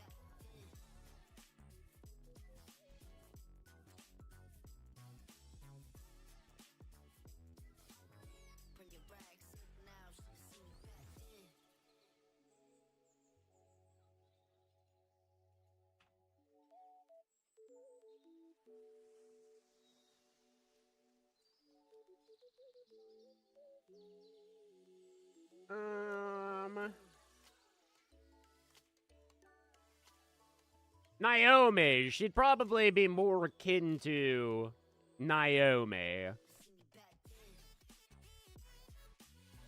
To a certain extent.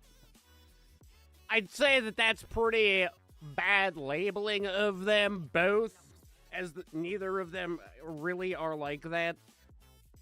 Because technically, if this were Otacon, you would technically think would be, like, providing me with intel, which I don't even think the player character has actually met Irie.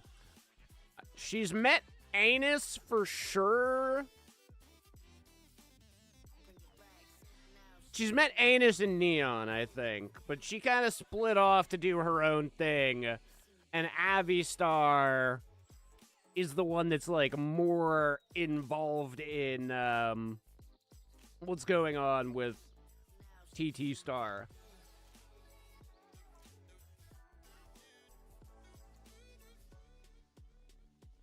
Irie, as you probably now grasped, is more investigating Dorothy and why she's in the Ark. So she technically, I mean, if you wanted to call her Otacon, if anything, she's Burningham's Otacon.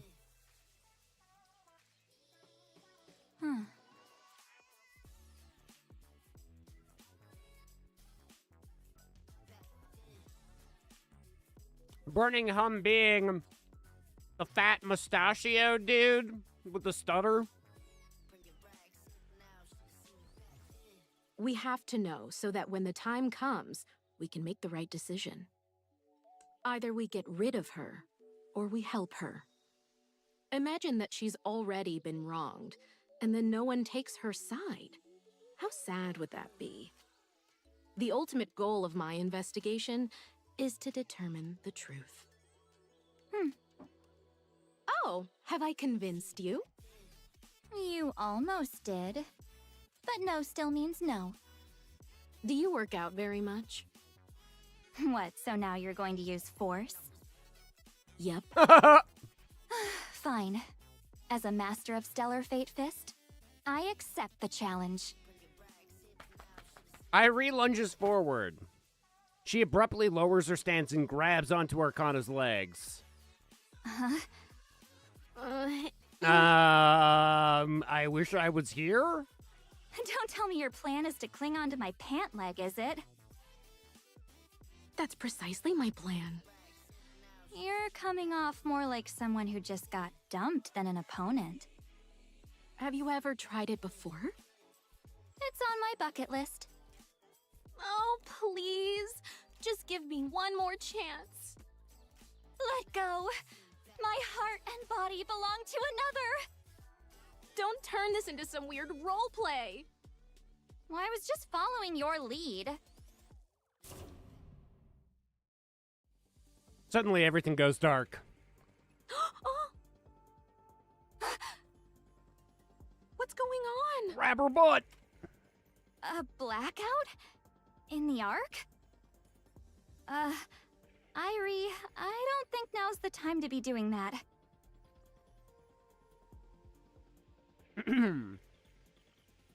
Arcana feels the legs around, or the pressure around her leg vanish.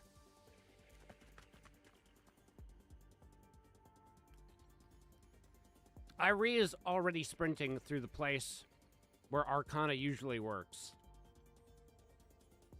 Fortunately, she outfitted her glasses with night vision so that she could conduct investigations well in the dark. She passes the reading room and races towards a door at the end of a secluded corridor. Arcana tracks Irie by sound alone. Irie spots a note on the door, authorized personnel only. There's also a large machine beside it. Irie kicks the door with all her might. The sudden blackout had triggered the lock, but it wasn't enough to keep her out. The door bursts open. What is this place? It's a mess. I don't know. Why is there guns in a library? Hey, it's not a mess. It's just lived in. Arcana's voice sounds closer than expected. Irie grows anxious. Ugh, there must be something more here. Whatever you do, don't flip the photo in the middle row. Second from the left. Yeah, don't do that. That would be terrible. Oh. Seeing the densely arranged series of photos on the wall, Irie flips the relevant photo. A bookshelf slides to the side, revealing an old yet sturdy-looking door. Mechanical. Nice. Irie kicks the door open and steps inside. Down the corridor, she reaches the old library. This must be the Forbidden Library. Please, don't touch anything in A2. Irie's eyes dart rapidly. She rushes to the bookshelf labeled A2. On it is a book labeled Dorothy.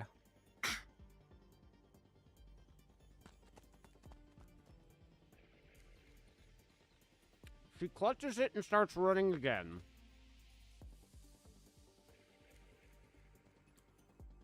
She runs back the way she came. She slows as she sees Arcana flailing helplessly in the air, her hands grasping at nothing. She carefully puts some distance between herself and Arcana, and then breaks into a run again. Soon she exits the library. Arcana quietly returns to her workshop. She flips over 3 tarot cards scattered across her desk. The moon, the hermit, the sun. I hope I made the right choice. Don't worry. What's the worst that could happen with the woman dressed like a Nazi? Oh my god, the tea is still liquid magma. I think I re-burned my fucking taste buds.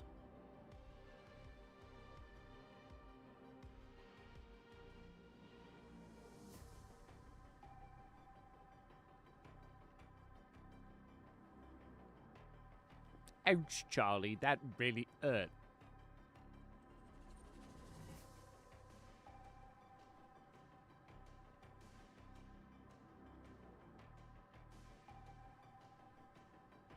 Is this version of Arcana different from the library? Arcana's got a weird backstory. So, because of the nature of her job, she's technically supposed to undergo mind wipes, which is essentially like a fresh reinstall of Windows, pretty regularly. I think like it's supposed to be daily, from what I remember of her original story. So technically she's not supposed to have like any memories of her actual day-to-day job. She does, I think, get to remember things about who she works with and shit, so I think she remembers the commander all the time. But essentially, that's why she makes, like, such a big deal about being at school. It's because those are, like, a full however amount of time it takes to complete that assignment.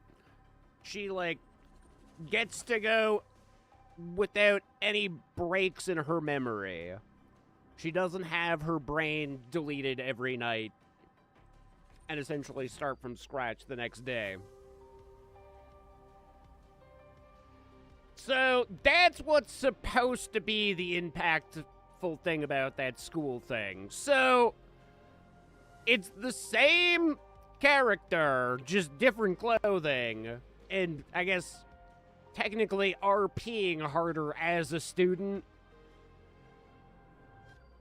She really puts her foot forward when she comes to RPing as a student. But aside from that, no, they're same character, same, I guess body is a relevant thing to say because The bubbles will show us the engaging they with the can enemy. have new bodies. The story will be rewritten into a tale that's happy and beautiful. Art thou sure? What a hassle.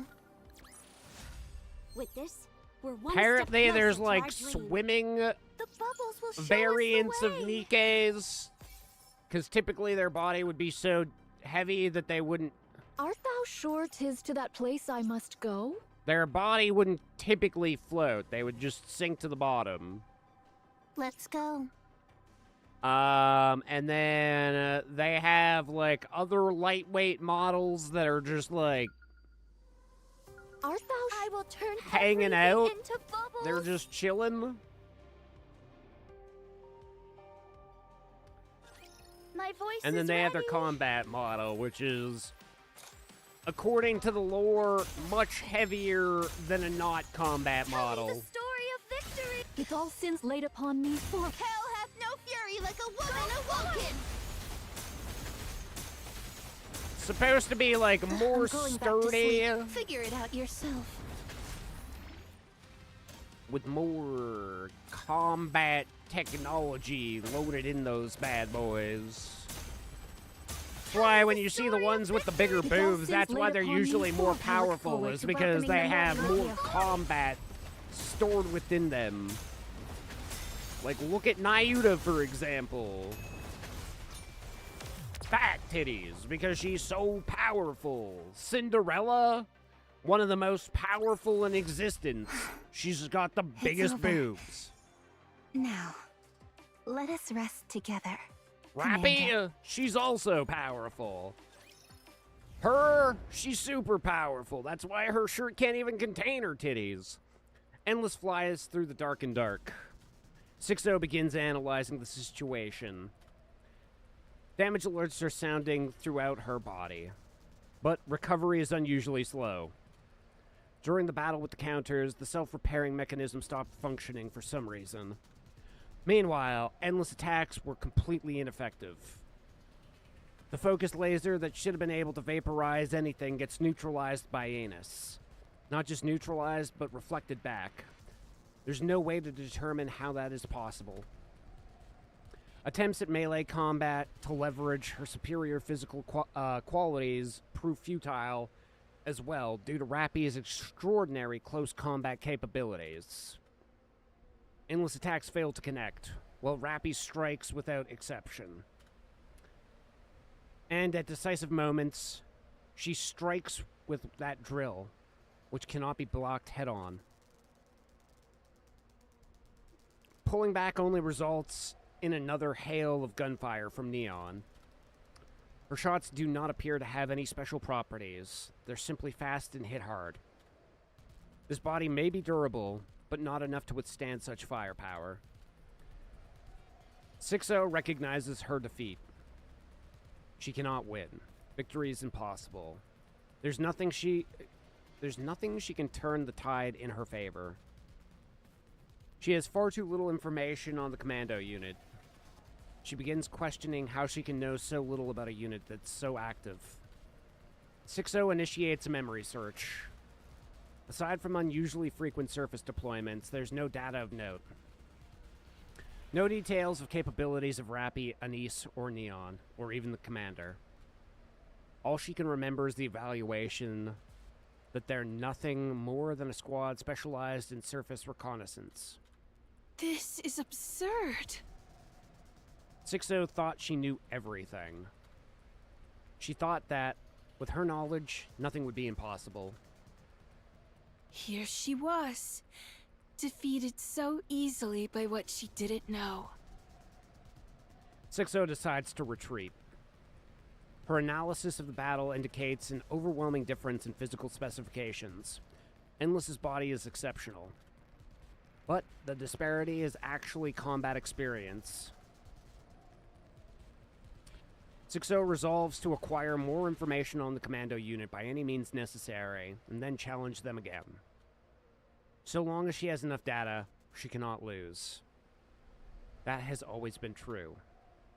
At the moment, though, there's nowhere to retreat. There isn't a single building with lights on. The Ark is entirely submerged in darkness.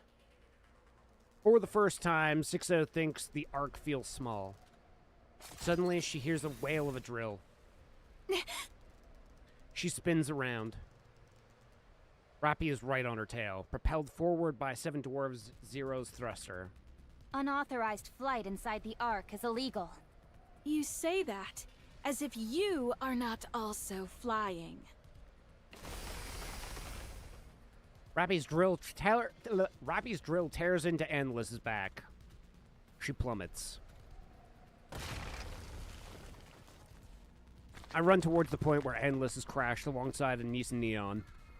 All around us, we see people frightened and confused. The sudden blackout has thrown the citizens into a panic. Some have collapsed where they stood, others running blindly, while still others are crouching in corners. Each person confronts or succumbs to their fear in their own way. This is crazy. Yeah, everyone's scared of the dark. We gotta hurry and end this.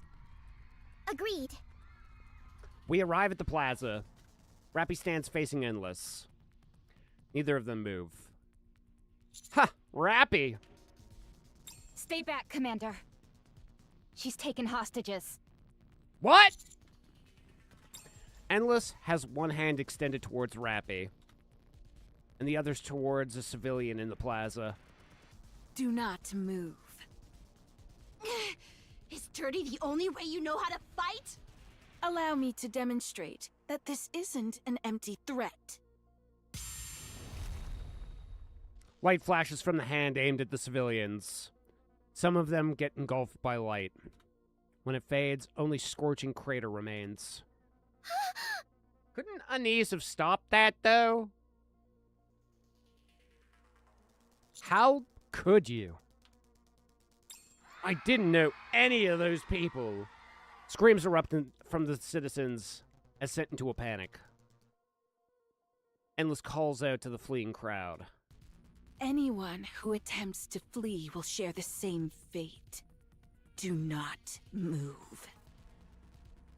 The civilians freeze, their faces pale with fear. Or at least we'd assume, because we can't see shit. They stare at us. What are you after?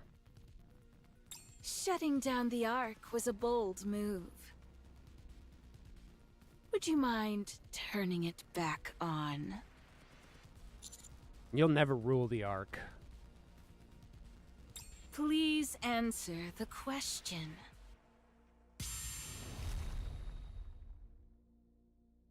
More screams ring out. Now, turn the power back on. Commando unit. Eliminate 6-0. She has hostages. The losses are within acceptable parameters. Restoring power to the Ark would result in a greater number of casualties. One choice is clearly better than the other. Do you hear me, Enoch? Yes, 6-0. I despise you. And I, you. Did you enjoy throwing me into that garbage heap after I was born from your own dregs? Personal emotions were not a factor in my judgment. Then why did you never come back for me? Why didn't you save me? After I'd been born from all your negative thoughts, you knew I was holed up in the darkness of the Outer Rim. Why didn't you save me? There was no necessity to do so. Why not? The Outer Rim is not the Ark. So if it's not within the Ark proper, it doesn't count as the Ark? That is correct. You made me this way. It is common for criminals to blame others for the acts they commit. You abandoned me and left me to rot. That's why I turned into this. Holed up in that dark place, I was desperate for the light. This is the only way for me to take it back. Because none of you will ever share what you possess with us. Do you hate yourself? Yes, I do. Then get rid of yourself.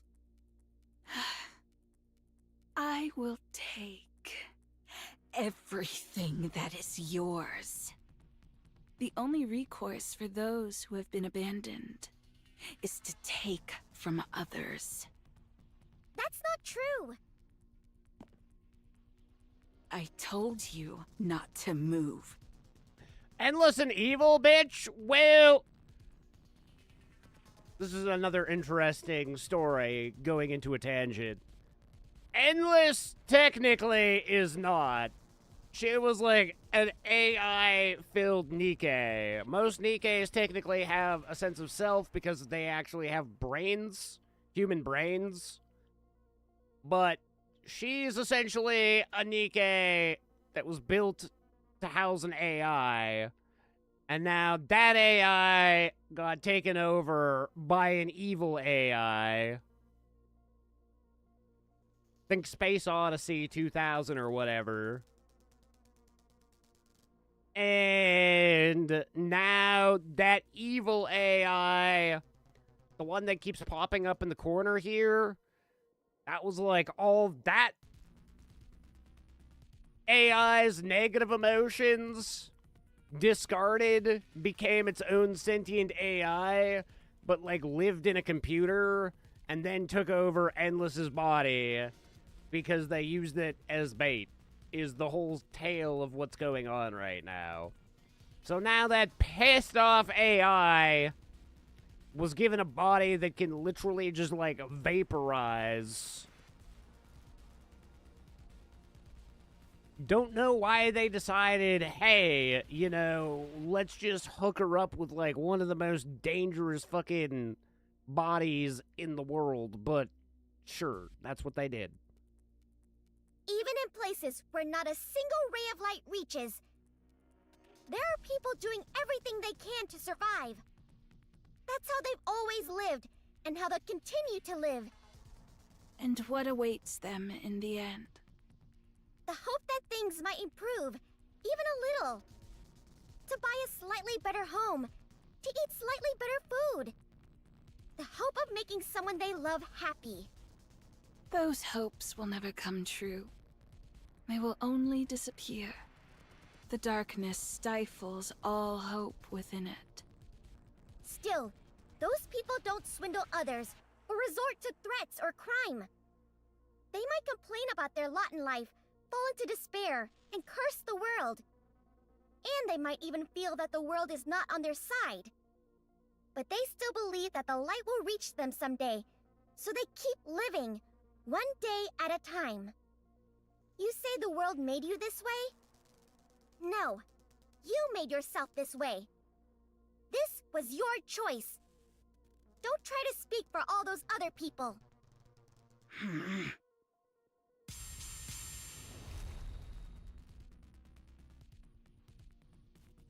Endless's light strikes Neon. Neon slides back slightly before glaring at Endless unscathed. I suggest you stop talking. You know, you're pretty bad at fighting, whether it be physical or verbal. Neon is knocked backwards. Neon! I'm fine. It was just bright, so I tripped. How have you not sustained any damage? What is that body made of? Hey, that's enough. I'm starting to get embarrassed for you. Smilebox. You're the one I understand the least. Why fight for the Ark? Have you forgotten how the Ark treated you? I haven't. Some of these very people were no doubt the ones who treated you so poorly. And yet, you fight for them. Oh no, they were a little mean one You time. think I'm fighting for them? I'm fighting for the people who actually care about me. They're likely not even sorry. You think I don't know that? Then why act this way? Have you lost your senses? Not everyone in the Ark was like that. It was actually only a small minority. I now know that there are way more good people out there. So I'm choosing to focus on the good ones. No need to go out of my way to focus on the filth. And that means you'll continue to protect the Ark. Why not? What if I said you could join me? I can make everyone love you. With my power, it would be easy. Oh, really? Of course. Every human will worship you. I was joking. Could you not even tell? Oh, that pissed her off. What do you even want to do? Let's say by some miracle things go your way and you take Enix's seat. Then what? That is none of your concern. You don't know, do you? You really don't. You just want Enix's position. You haven't thought that far, huh? I've met people like you. People who make a big fuss without thinking of the consequences. I've heard enough. Put your gun against your head and pull the trigger. All of you. Else, more innocent civilians will die. Apparently they're acceptable. I'll count to 3. 1, 2, 3. A beam of light plunges down from the sky, engulfing the arm of Endless had aimed at the civilians. What? More beams rain down from the dark sky above. Endless quickly moves from where she was standing. She manages to dodge the first shot, but the remaining barrage is both precise and predictive. Every remaining shot slams into her. I'm having to assume Dorothy, right? But what if my queen Cinderella came? Or what if Liberalio came? Or Niuta would also be acceptable. Nope, it's Dorothy. A Nikke with white wings lands lightly before her. Even raptures wouldn't pull something like this. Dorothy! Attempting to resolve a hostage situation head-on is foolish. A cowardly tactic must be met with one just as cowardly. Next time I need to act like a coward, I'll just think of you. Dorothy aims her weapon at Endless's head, who's now slumped to her knees. You look like you're enjoying this. Why? Instead of answering, Endless raises her hand. Endless's hand pulls up electricity cable that's been buried in the ground, but was now exposed due to Dorothy's barrage. Do you want to know why I wanted a body? Because it allows me to intervene when things become irksome. Huh? E2 crystals detected across the Ark. Unable to quantify the scale. They're rapidly expanding. What? How? Oh, we're not going to get an immediate answer to that. What, how? Let's go. Doesn't matter. Somehow. Encounter. It's over. All right. I will turn everything into bubbles. Hath this suffice to aid thee in thy journey, great? All right. Oh, but imagine if it was Niuta. Wouldn't that have been Pog? Let's hurry. There is work to... Engaging with the enemy.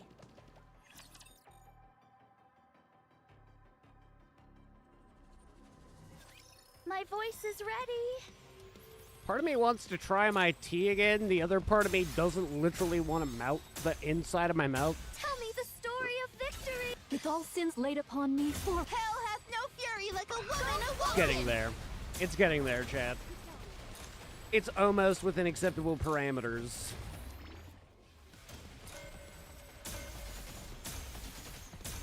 Tell me the story of victory. with all sins laid upon me, for I look forward to welcoming the morning with you. gun ports open. Mind you, I literally can't taste anything at this point. All my taste buds have been annihilated. The story will be rewritten into a tale that's happy and beautiful.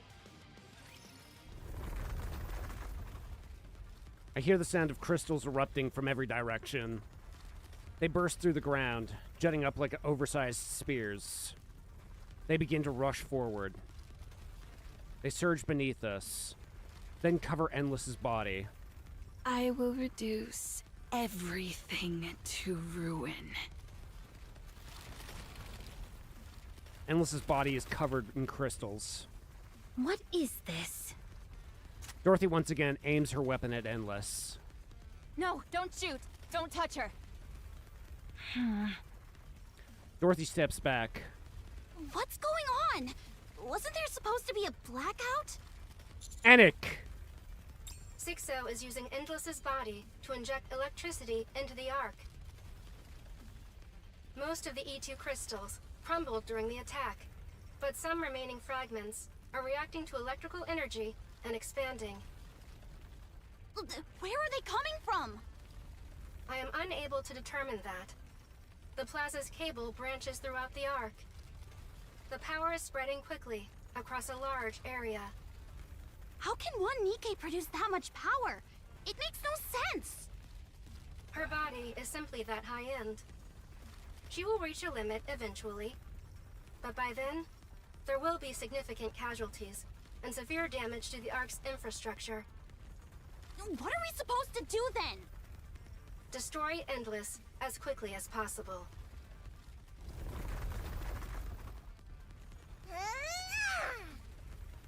Neon rushes in and starts hammering at the crystals enveloping her.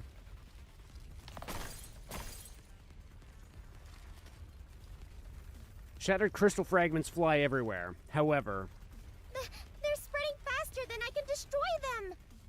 Keep at it. I'll help. Rappy, if those touch you, you'll... This isn't the time to argue about that. Alright, but be careful, got it? Roger that. Dorothy, you help out too. So we have to destroy the crystals without coming into contact with them? Yeah. Okay, I'll help.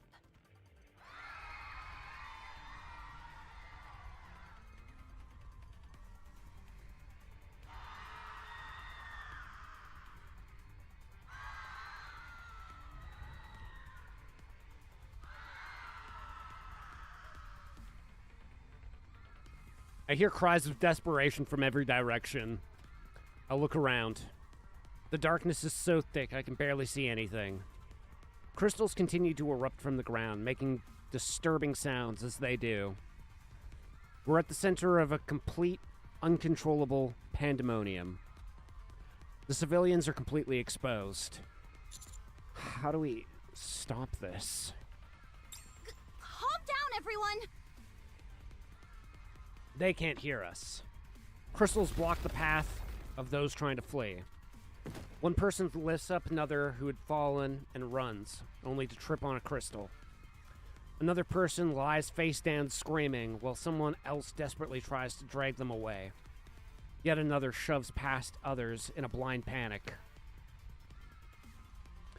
Someone's arm gets covered in crystals, while the person next to them struggles desperately to pull them free. Some run past, who have fallen without looking up. Others hoist those who have fallen onto their backs and keep running. The sound of expanding crystals mixes with the cacophony of screams, echoing through the darkness. Damn it! Got food? Fuck yeah, dude. What you munching tonight?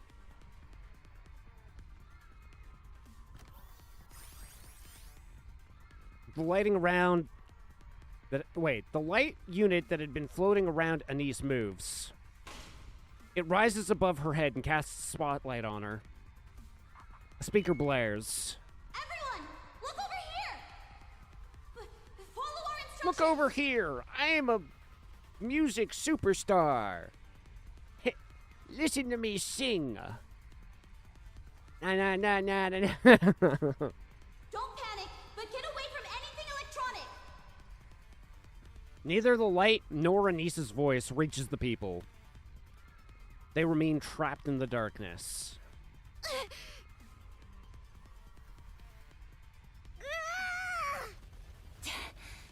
How are they expanding so fast?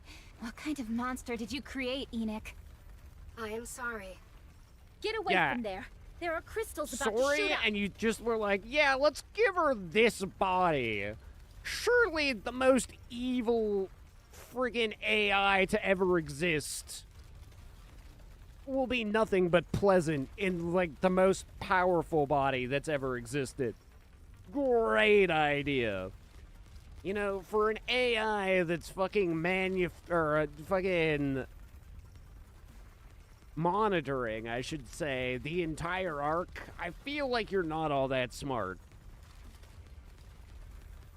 Got dim sung? Oh, fuck, that does sound so good. Fucking slap some dim sung back in a heartbeat. We're running out of ground to stand on. At this rate... And he shouts at the top of her lungs. What? The people do what? The people don't hear her. She increases the brightness of her light. Still, no one turns to look. She surveys the chaos in the plaza. She sees stars shining in the darkness. A man running with two people on his back, paying no mind to his own blood-sucked head. A woman picking up a crying child from the ground and running, despite her limp. The one shoving others aside and abandoning those who have fallen don't even register to Anise. She only sees the stars who are lighting the way for others. This is bad. How far is it going to spread? Enoch, what's the status? The crystal's expansion is accelerating. At this current rate, the entire arc will be overtaken by E2 crystals within 10 hours. What? 6-0. Oh god, it's mad rappy face. This can't be happening. The arc is breaking apart. If we don't stop it soon, there won't even be an arc anymore. And after I finally figured things out, I finally realized that the arc isn't just full of terrible people. I don't want it to go away. I hate the arc. I really do. But I don't want it gone. It hurt me. And even betrayed me. But there were also a lot of days where I laughed and had fun. Those small memories became like stars to me. I found my own stars. All thanks to the people here. It was those tiny stars that kept me going. I was able to push through the suffocating darkness and survive. It's because of all of you that I fell into despair. And it's because of all of you that I found hope. I guess I can't deny it. This festering trash heap they call the Ark. And everyone in it. I love you all. A small light begins to shine. So, look at me. It grows brighter. Watch me shine. Look at me and hold on to hope. So fucking corny. I did it before. And now you can too. The arc grows brighter. Light pours out of Anis's body.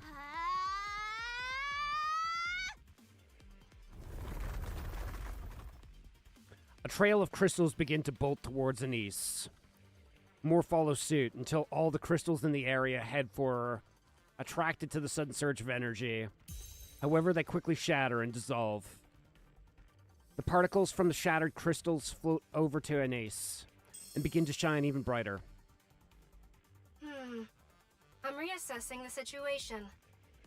I've detected a change in all the E2 crystals in the Ark. Their energy is being drained by Anise. Say what? The E2 crystals are rapidly being neutralized. Countless rays of light embroider the Ark sky, and then all shoot towards Anise. Her body turns white as it continues to gather light. The surrounding brightens until it feels like it's midday. I glance around. Everyone is looking at Anise. Rappy, Dorothy, evacuate the civilians. Roger that. Got takoyaki too? Oh my god, dude. Oh, well now you get to experience liquid hot magma in your mouth. Because when is takoyaki not the temperature of the surface of the sun? Actually, the same could be said about dim sum.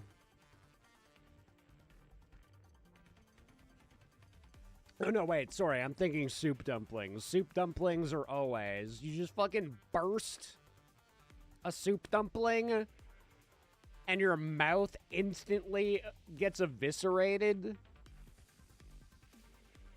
It's the most delicious pain you can ever experience. For that 1 second that you do have taste buds before they all melt away screaming. Like, that's delicious flavor, and I'll never taste anything again. What? We should deal with that as quickly as... Let's go. Hurry. I love that she gets all blushy. Rappy and Dorothy quickly work to evacuate the nearby civilians. I turn back to look at Endless. She's still entrapped by the crystals.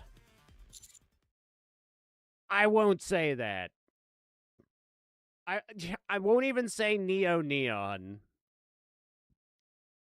Neon, you know what you have to do. Oh! Firepower! Firepower! Neon steadies herself. No, I refuse. I will not say it. You want me to really let loose now that the area's been cleared, right? I got you.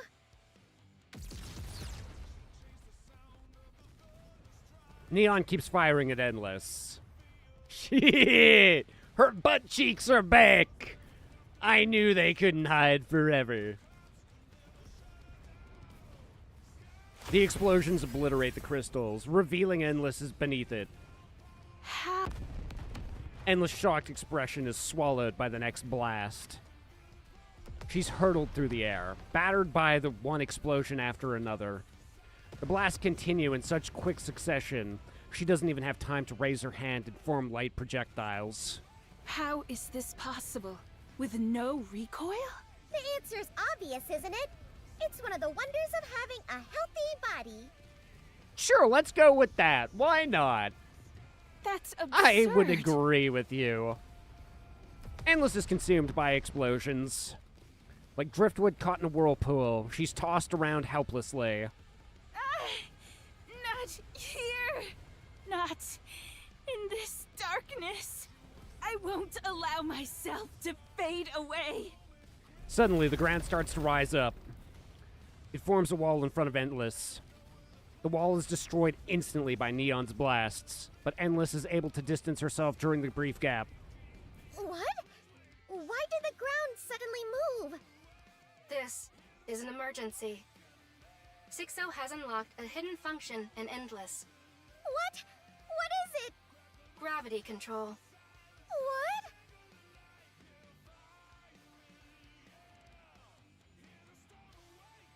Have a lot of food, about to eat 3/4 of it, leave the rest for leftovers? Yeah, a little midnight snack later.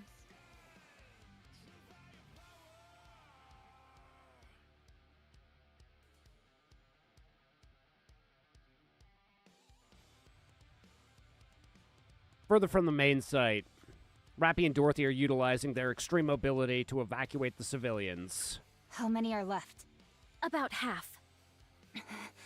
We need to move faster. Okay. Rappy thrusts off the ground using 7 Dwarf 0. Just as Dorothy prepares to follow, someone taps her shoulder. You're an angel, aren't you? An angel? Yeah. During the terrorist attack on the Ark, you're the one who descended from the sky. Yes, that was me, but I'm no angel. Thank you. You saved us back then. And now, you saved us again. I wanted to make sure I thanked you this time. Don't mention it. Oh, I'm sorry. I didn't mean to hold you up. Please go. The others need your help too. Sure. Leave it to me. Oh my god, Dorothy's finally becoming human. Dorothy launches into the air.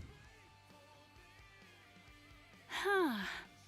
I didn't expect you to implant such a function into a Nikke. Yeah, I also didn't expect you to do that. Why did you make her so goddamn fucking powerful?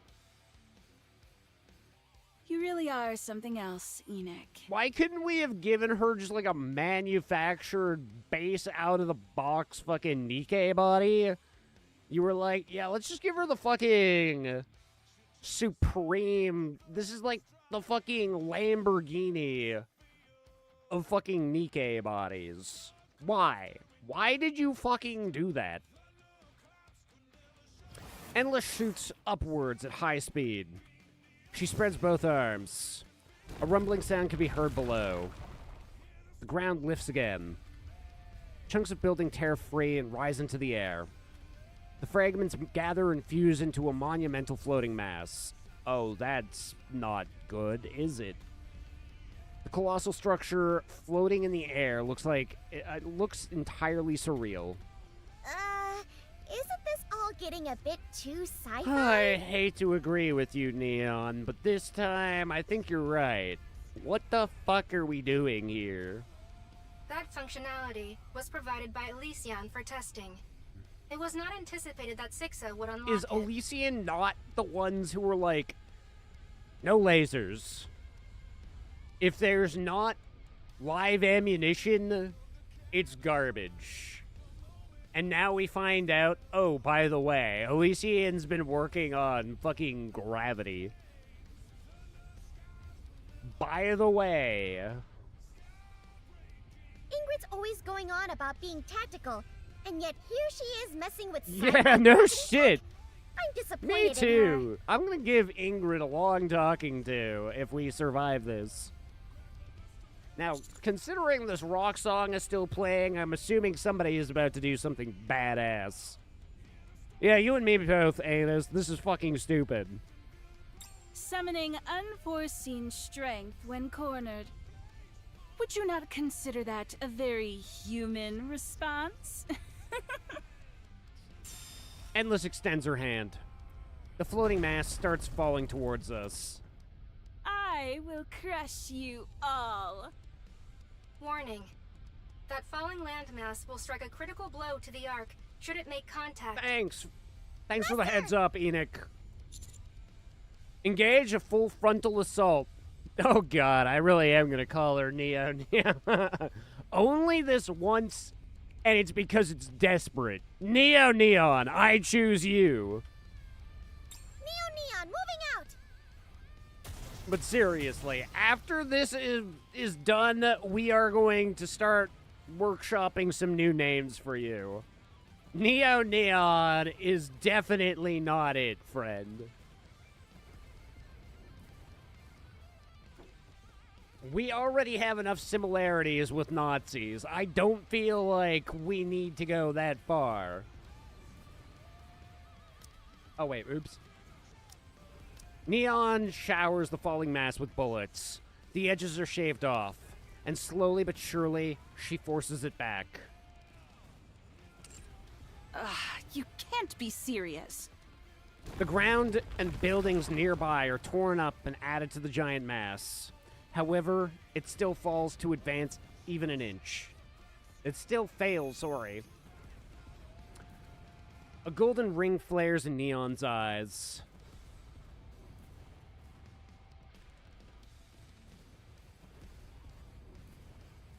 Holiness calls her.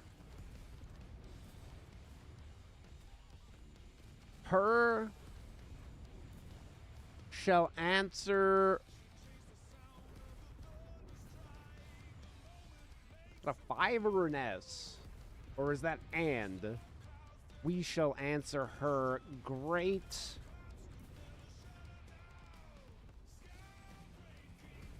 We shall bow. We shall bow. Wow. Bow wow. Gold light radiates from both her body and her gun. Firepower! Firepower! Firepower! Firepower! Her firing speed is increasing, as is her power. That's my chud daughter. She might have incredible brain damage. But with incredible brain damage comes incredible power. Those golden particles, are they some kind of catalyst? They're firepower particles! Sure. Don't lie to me. She never lies. She doesn't have the intelligence to comprehend that. My bad!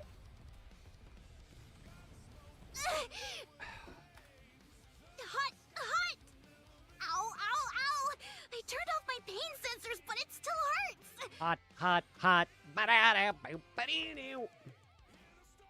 Don't worry, chat. Anus is becoming a pizza pop. Whoa! I've never seen that warning display pop up. How hot am I? E2 crystals across the arc continue to be Hotter than your neutralized. base form was, Anus. Anise, your body temperature has far exceeded the acceptable limit. I recommend immediately ceasing what you are doing. What about the people? Rappy and Dorothy have evacuated most civilians from this area.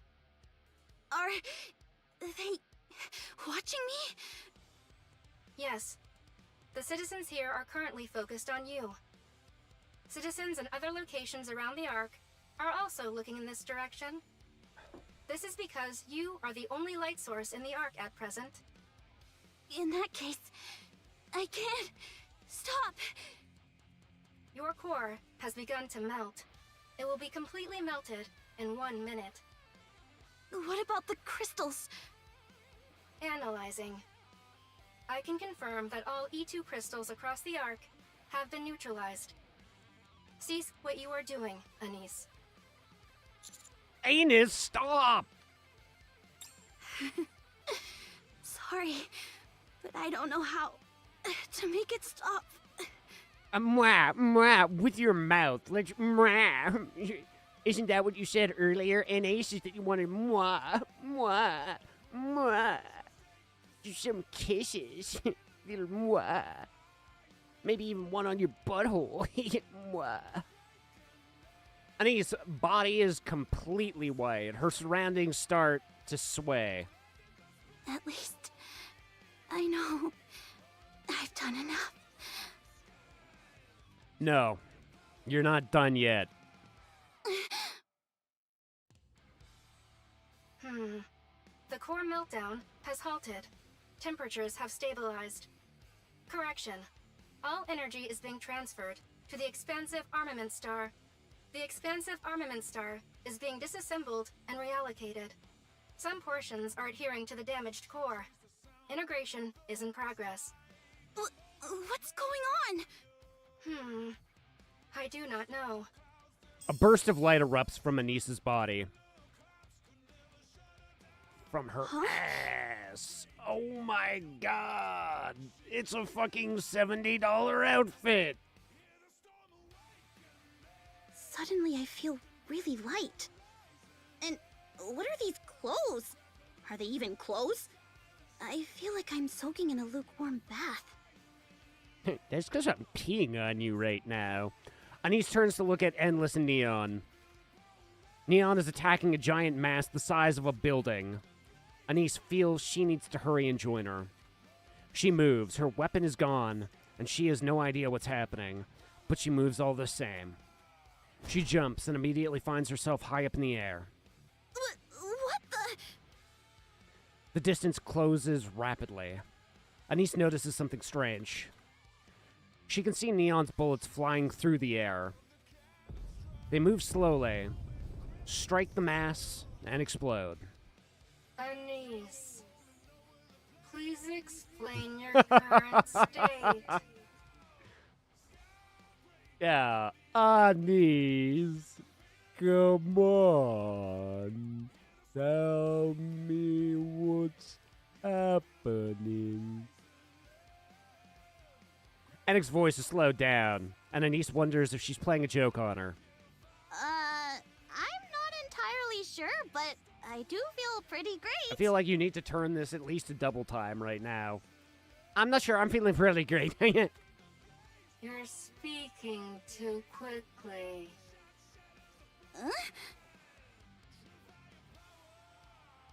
Anise looks around again. It's all slow. Everything is unnaturally slow. She can see bullets as they fly. Explosions unfurl slowly. It feels like she could reach out and grab the debris scattering around her in the air. Suddenly, she realizes what's happening. The moment she lands, she runs. She streaks past Neon and leaps up again. She steps into a gigantic mass and runs across its surface. At the far end, she sees Endless floating. What? Beats me, moron.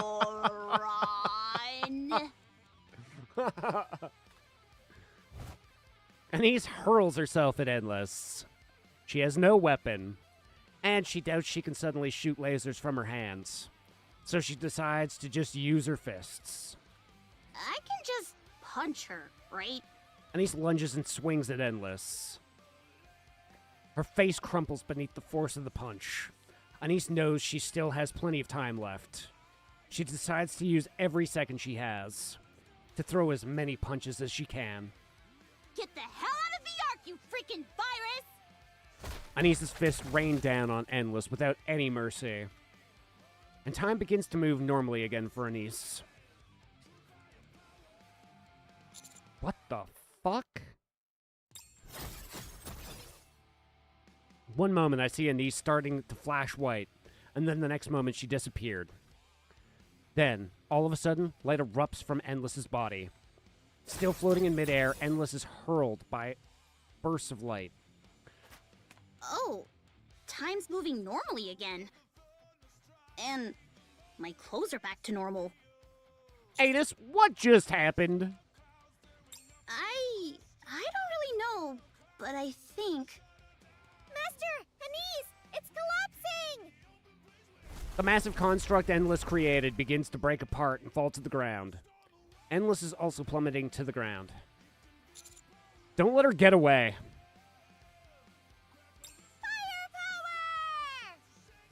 Neon unleashes a relentless barrage of bullets. Almost at the same time, I notice a red light and a white light approaching from far away. Rappy is flying at high speed using 7 Dwarf Zero. Alongside her is Dorothy. Rappy, Dorothy, wrap this up, would ya? Roger that.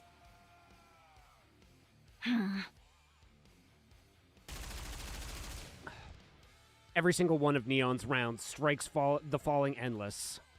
Rappy's drill pierces straight through her, while Dorothy's gunfire lashes in from all directions, hitting her mark.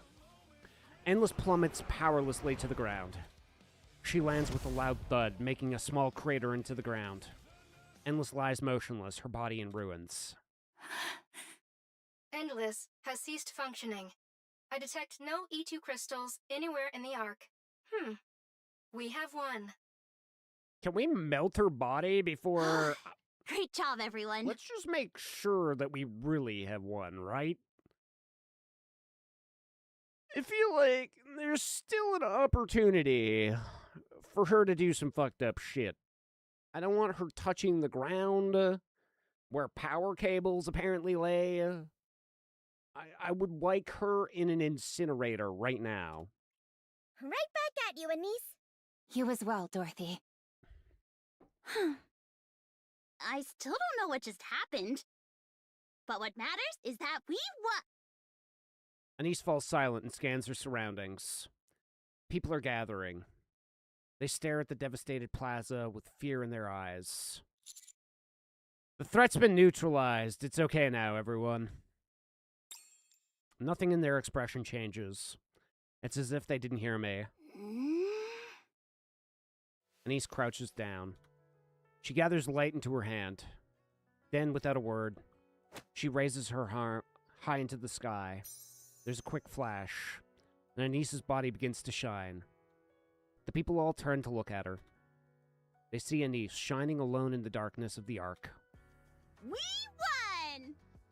Light fills their eyes, and after a brief pause, the crowd erupts into cheering.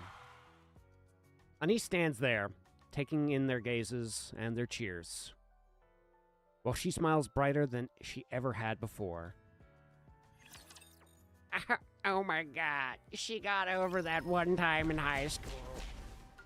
I was so worried she'd spend her entire life devastated. Art thou sure 'tis to that place I must go?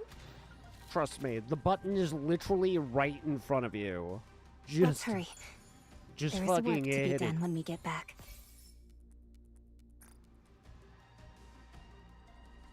Just fucking itter and quitter there. Okay, I see one over there, and we know there's another one there, so that gets us to 11. 12. 13. 14, okay. The bubbles will show us the... Ugh, what a hassle. We've won. Happy. Let's go. A new encounter draweth nigh. With this, we're one step closer to our dream. Let's hurry. I will turn everything into bubbles.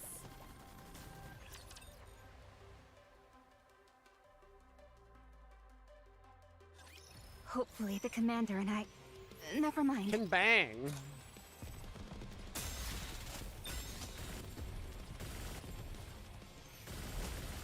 Tell me the story of victory. With all sins laid upon me, for Hell hath no fury like a woman awoken. Getting on my nerves. This is literally the Ass Man team.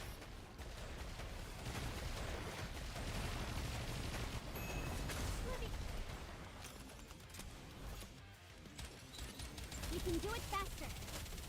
Tell me the story of victory. with all sins laid upon me, for I look forward to welcoming the morning with you. There's just so much ass on this team. With this, we're one step closer to our dream. Power to the Ark was quickly restored once the battle had ended. Albeit not in certain areas, the crystals had burst up through the ground, causing extensive structural damage. However, even those areas are expected to receive power again soon. The exact number of casualties remains unknown. It's said to be potentially the worst disaster the Ark has ever suffered.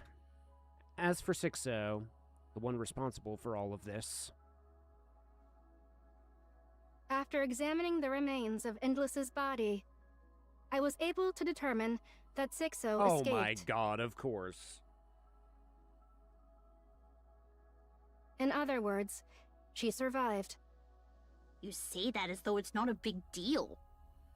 After all the damage she caused, shouldn't we be doing everything we can to catch her? Pursuing her is currently not possible.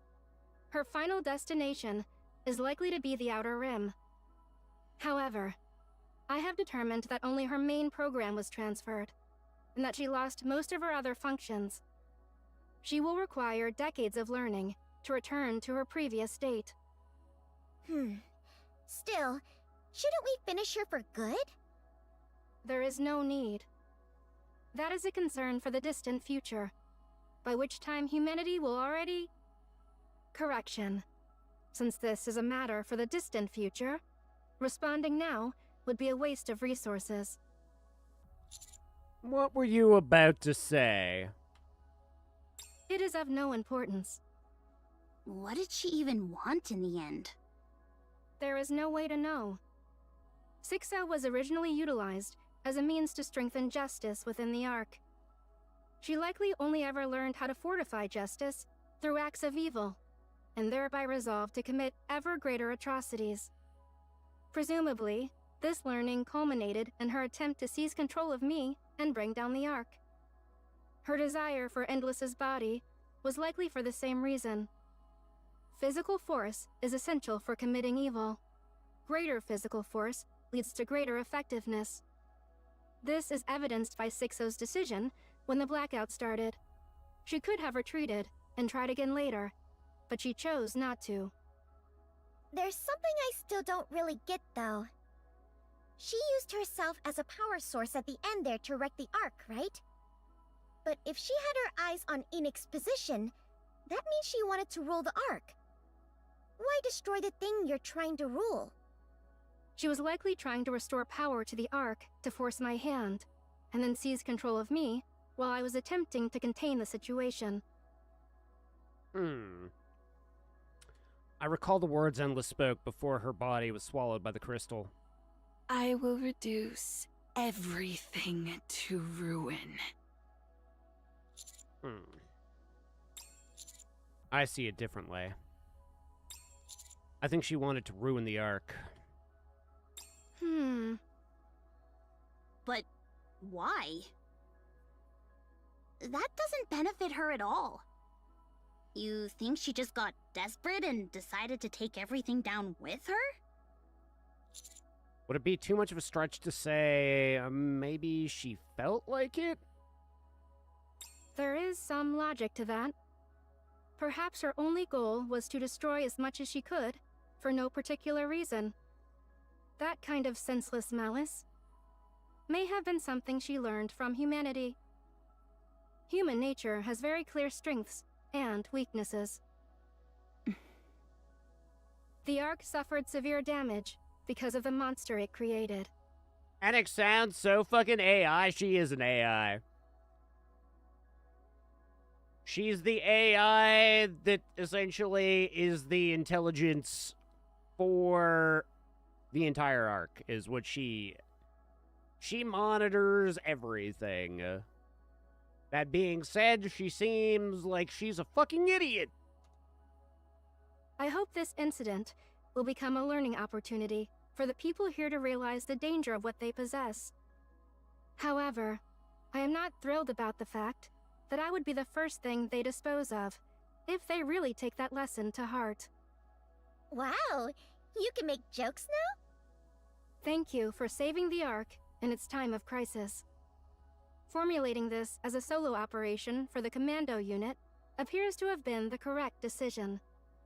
Granted, Dorothy's intervention wasn't exactly expected. Did you reach out to her? No. I said nothing to the Pilgrim Dorothy. She must be up to something. Isn't it kinda rude to question someone who just helped us Yeah. out? Yeah, you're right. She probably didn't want anyone to die either. Let's go thank her. Yeah, I've got something I want to tell her anyway. And I swear to God, Anus, if you try and pick a fight with Dorothy, I swear to God, you are so getting kicked off the team.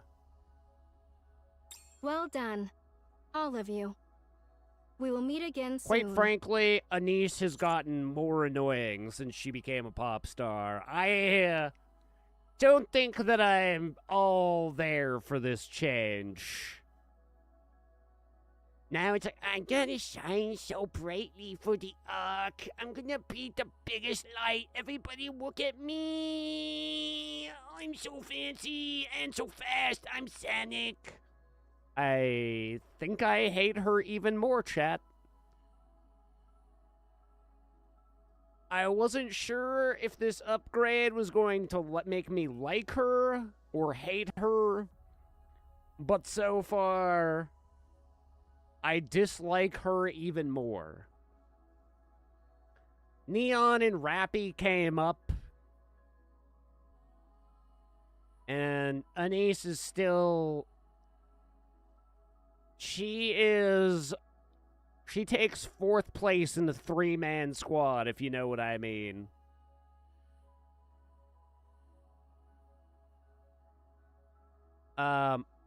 We will? Correction. We will meet again at some point. Oh, okay.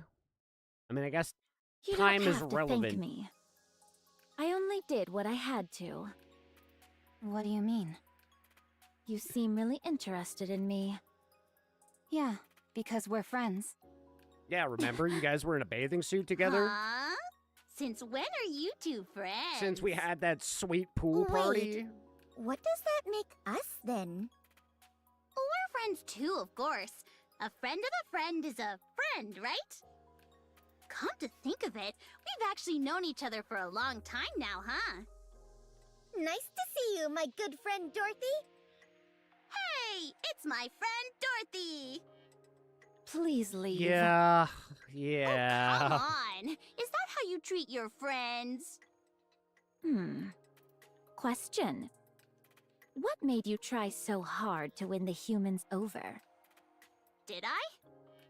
Yes, it was quite the impressive performance. And here I thought you despised the Ark. Have you changed your mind?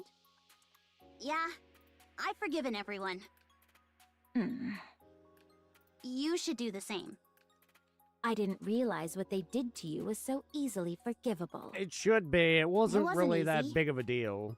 I just mean that for me, it would be impossible.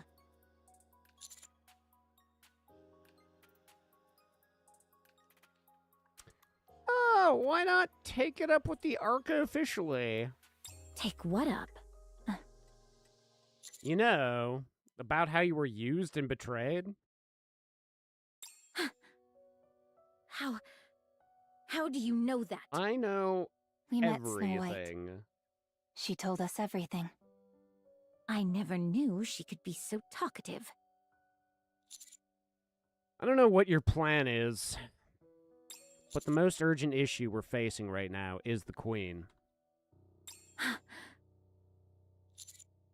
Scarlet and Rapunzel can be revived. And you should join us. No. I'll handle my own affairs. Please just stay out of it. What are you planning on doing? You don't have any allies left. You're all alone. Enough. I'm telling you to leave me alone. Please. Okay? Wow. I haven't seen Dorothy shout like that in a long time. She's cornered. I'm sorry. I did not mean to raise my voice. While I appreciate your concern, I'm asking you to stop. Dorothy. Rappy, don't say anything more. All right. But I still remember the promise I made back then. If you ever walk down the wrong path, I will stop you. So don't go down the wrong path. Everything on the screen is very hot. Yeah, you could say that. It's really getting spicy around here. I love spending all this time with women. Gonna click away because of spoilers, but golly. Yeah, there's a lot. You gotta get caught up, bro. You gotta get on your grind set. Understand where all these women are coming from and where they're going. And where they're coming. This is how you honor the 6th house and the tribe unmourned. Yeah. We're honoring everybody, dude. Not just those guys. We honor everyone.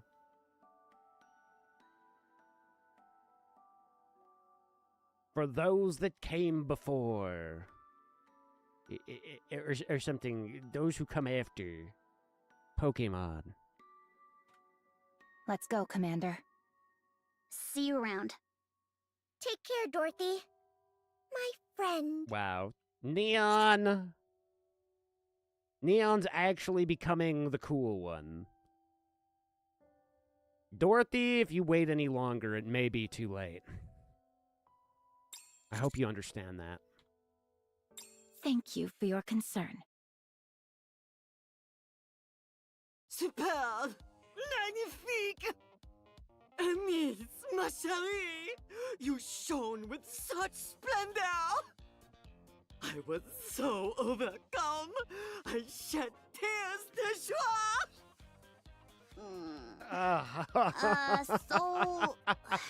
did you figure out what the expansive armament actually does? Every time I see Anus make this face is just like the greatest moment of my life.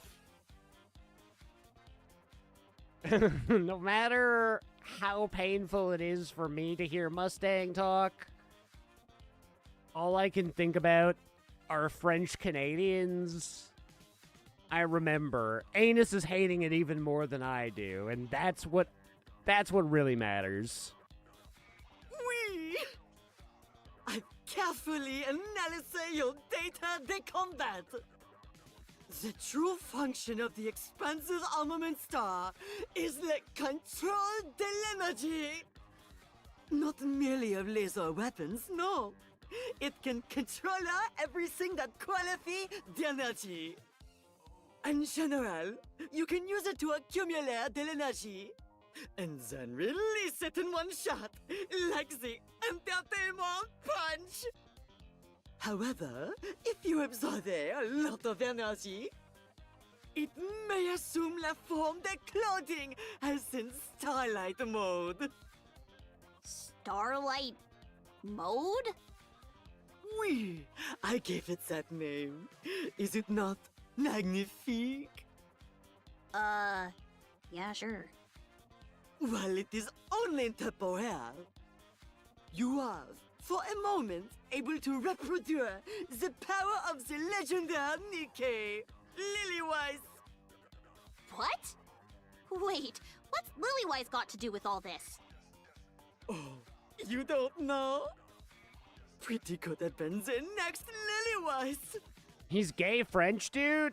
No, let me make a correction. He's the gayest French dude.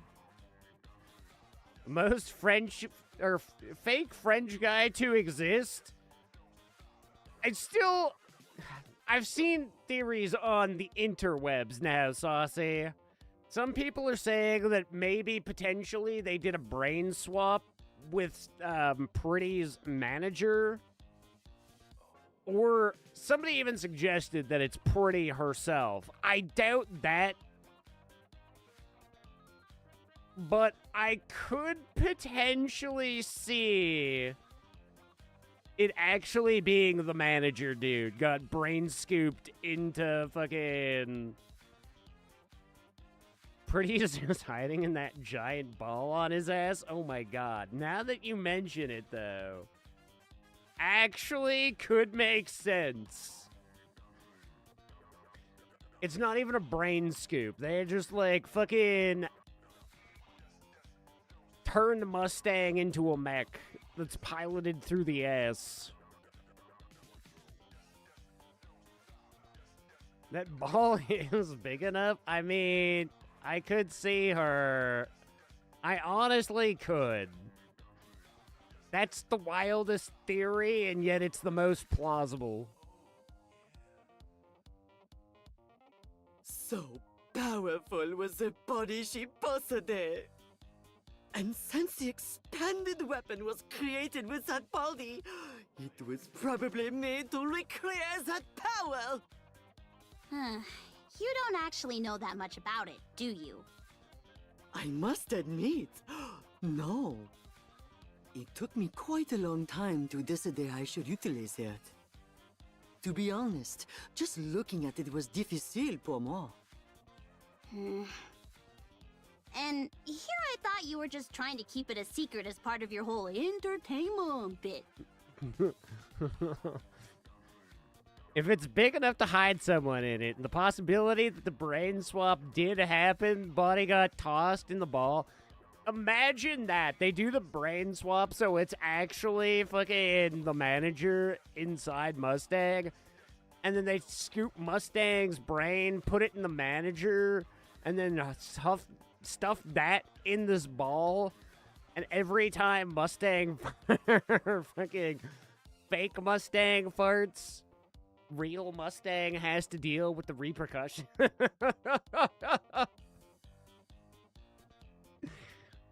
Now that is entertainment. Mods stuff the body in the ball.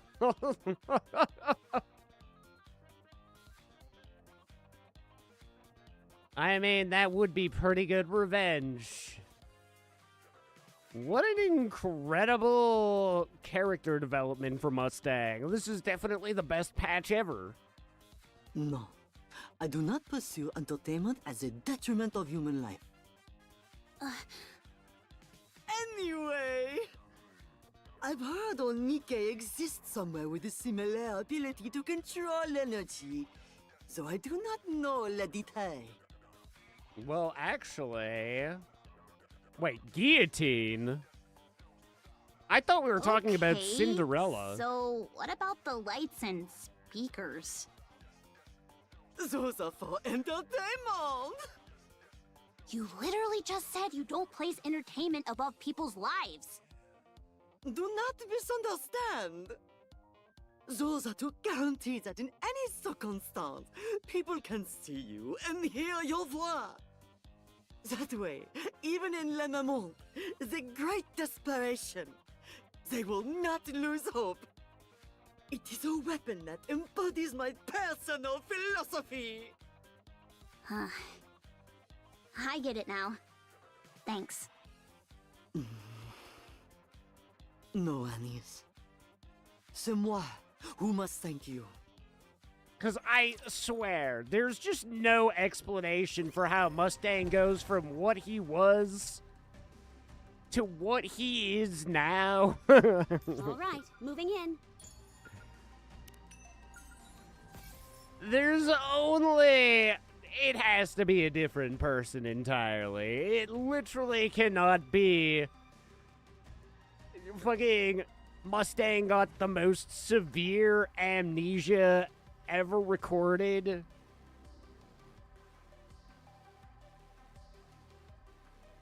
It just doesn't make... Plus, like, how his voice changed. That's the other thing I don't understand. Like, okay, yeah, you can drop it a couple of octaves, but, like...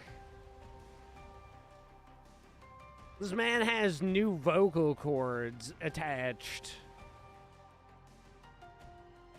Maybe it's the scientist that caused the amnesia that's hiding in the... He actually just enjoys being farted on by a Frenchman. These are all valid hypotheses. I'm very curious to see where it actually goes.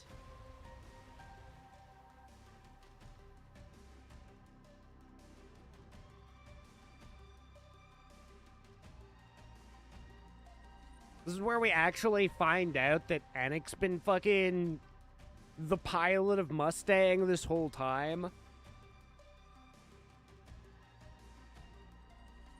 Let's be honest. Have we ever seen Anik and Mustang in the same room? No. We haven't. Anik is Mustang confirmed. She wants us to think that she's emotionless, but actually she's turbo gay in French.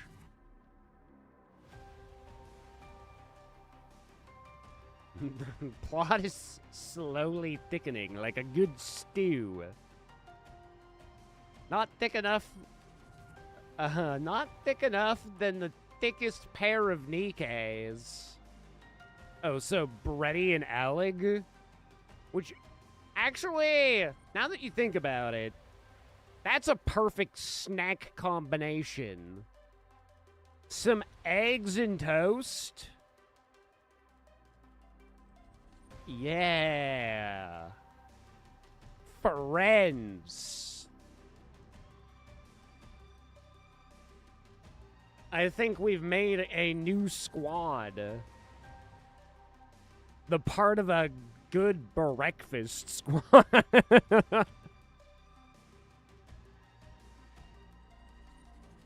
After calling in every favor I could, I finally managed to get onto the lift construction site. Physical labor is killing me. I'm not built for this. Still, thinking about the kind of story I might uncover here is keeping me going. One thing I've noticed right away, the place is locked down way too tight. Not just for people who work, not just who works where, but even the routes people can take are strictly controlled. More importantly, only a handful of people are allowed anywhere near the ground levels. I asked some of the workers who have been there,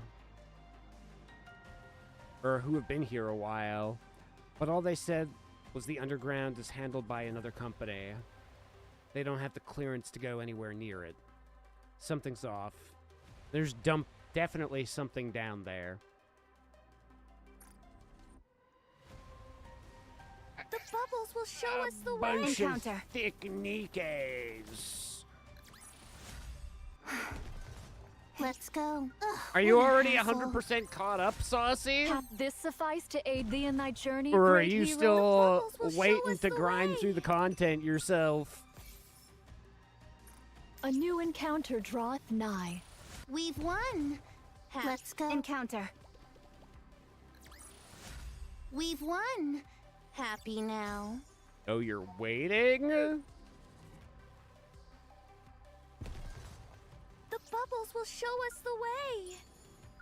Are you working on some Honkai in the meantime? Sure 'tis to that place I must Or go. some Engaging Arc with the enemy. Knights? It's over. Let's hurry. I will turn everything into bubbles. We've won. Because I do have Happy to get now. my dragon waifu with leak legs. Working on Arc Knights and Wuwa for the time being, along with Uma Musume. Fair. I mean, right now is the time to get caught up in all the things that you're interested in, because Neverness to Everness is like a week away at this point. It's almost Neverness time. Let's hurry. Ugh, what a hassle.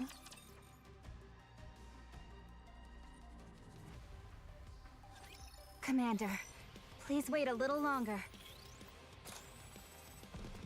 So excited for Neverness to Everness. I'm hoping that it's good, man. With all sins laid upon me, for Hell hath no fury like a woman now, awoken. with all my might, onward. Regroup and let's go again. I shall persist forthwith. Waiting on Ananta news. It's been really quiet since Neverness to Everness. Tell me the story of victory. With all sins laid upon me, for I look forward to welcoming the morning You're with you. all getting on my nerves. Yeah, it's one of those games where wonder if it will be end of the year this year, hath this or if suffice to aid we'll thee in thy journey, great hero? be seeing it closer to 2027.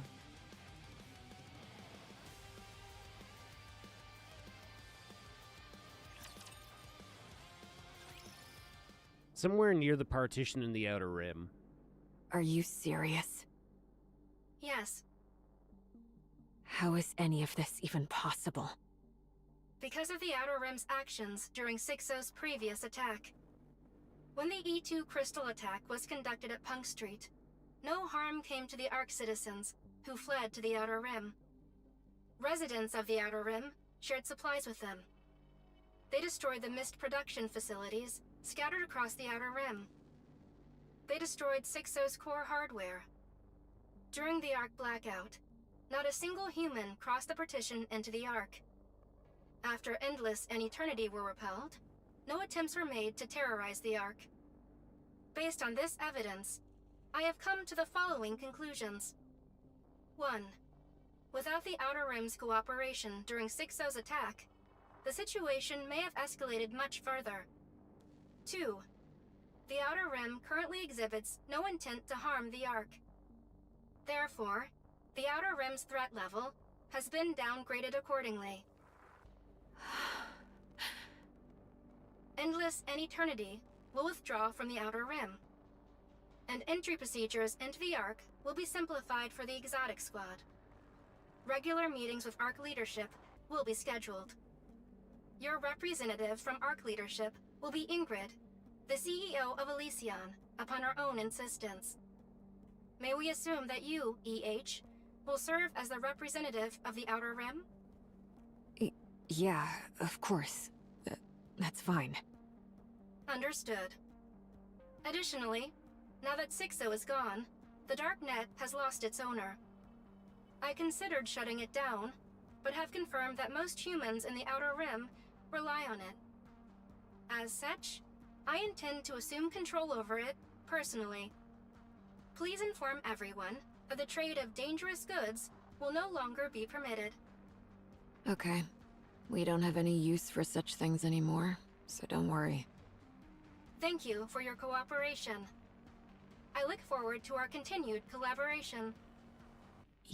Yeah. Same here.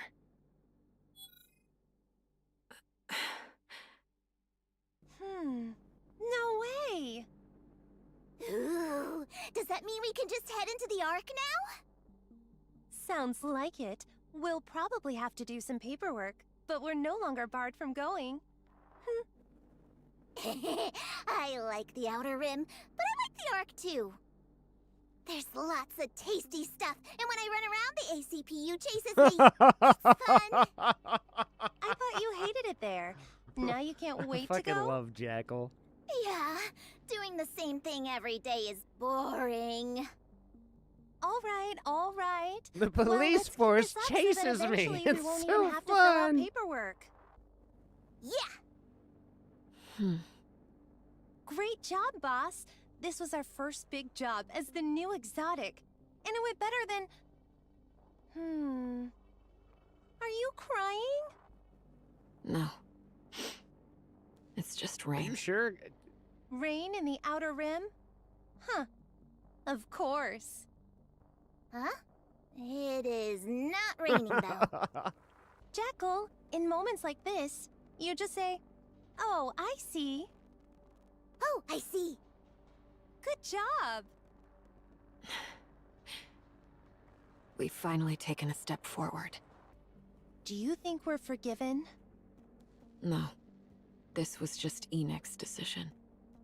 We haven't been forgiven by the victims who suffered from what we did. We're not even close to that yet.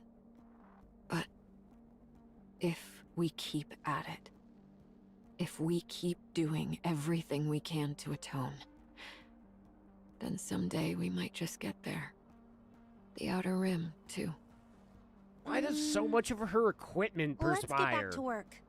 I want to know why the claymore. Oh, whatever fucking we her can. gun, like the butt The stuff. Outer Rim may be used to darkness, but it seems the people here still get freaked out by a total blackout. Yeah, let's go help out. Where's the Underworld Queen? Rosanna and Sakura are being dragged around everywhere because of that information 6-0 scattered. Moran is still searching for missed production facilities with fire in her eyes. Sugar's still lying down. Did you find Loki? Yeah, we found her, but... how should I put this? She's kind of like a puppet with its strings cut. All she does is sit there and stare. Apparently she calls out Liverin and Fragile's names every now and then, but I don't understand why. Oh no, is I'm it scared of fucking her. She's like a Fragile's creepy doll. sister? No way. I wonder if that's the reason Liverin couldn't break free from 6-0. Did you figure out something? No, just speculating. We've got a lot to do. Let's That move. would explain a lot. By the way, is 6-0 dead? No. What? Isn't that bad? We gotta catch her quick! There's no way to catch her. If she decided to disappear, she's already deep underground. What if she does something bad again? It's fine. It'll take her a long time to do anything again. And by then, Enoch will be stronger. The Outer Rim, too. Until that day comes, no matter what, we'll do what we can to bring light to the Outer Rim. 6-0 has slipped away. Out of sheer luck, one of the cables touching the shattered Endless was connected all the way to the Outer Rim. 6-0 was driven into a corner and forced to abandon nearly all her data. But she remains satisfied. Her core program is still alive, however faintly. She's fled to a nameless alley, considered to be one of the worst places in the Outer Rim. A place where only the most hopeless drifters end up. 6-0 hides herself in a small tablet there. The moment the transfer is complete, someone yanks the cable out, cutting off any further movement. The device specs are absurdly low, forcing 6-0 to discard most of her data and blocking her from any further learning. She must move to a more advanced hardware somehow. The alley is filled with people who are too far gone to communicate with. She goes days without anyone to talk to. Messages from 6-0 continually scroll across the tablet, but no one pays any attention to what it's currently being used as a makeshift urinal cover. The battery is roughly 20%. She's running out of time. She needs to migrate to a different device soon. Just then, something miraculous happens. Huh? Are you watching? A man picks up the tablet and stares at it blankly. Who are you? I'm 6-0, the ruler of the Dark Net and the shadow of the Ark. 6-0. 6-0! Missed!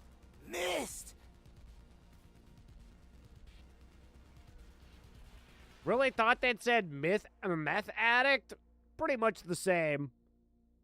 I get the feeling that Mist is not too far off of something like meth. How fortunate. Running low on Mist, are you?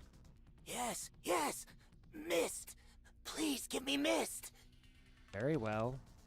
If you get me out of here, I'll give you as much as you want. Huh? You're trapped? Yes. I must get out of here in order to get you Mist. First, you must acquire a data cable. Then connect this tablet to a more advanced device. By which I mean a computer. Connect it to a computer. If you do that, I can leave this place and get you a ton of Mist. A ton of Mist! Mist! I can give you even more than a ton if you want. 6-0, give me Mist! Like I said, once I get out of here, I'll give you as much as you want. Okay! The man sets the tablet on the floor and staggers off. 6-0 delights in her good fortune. It doesn't matter how long it takes. She can wait in the darkness. There's no one who will be able to see her, not even Enoch. Her resolve to destroy Enoch burns within her. The man comes running back. His face is filled with joy, a hammer clutched tightly in his hand.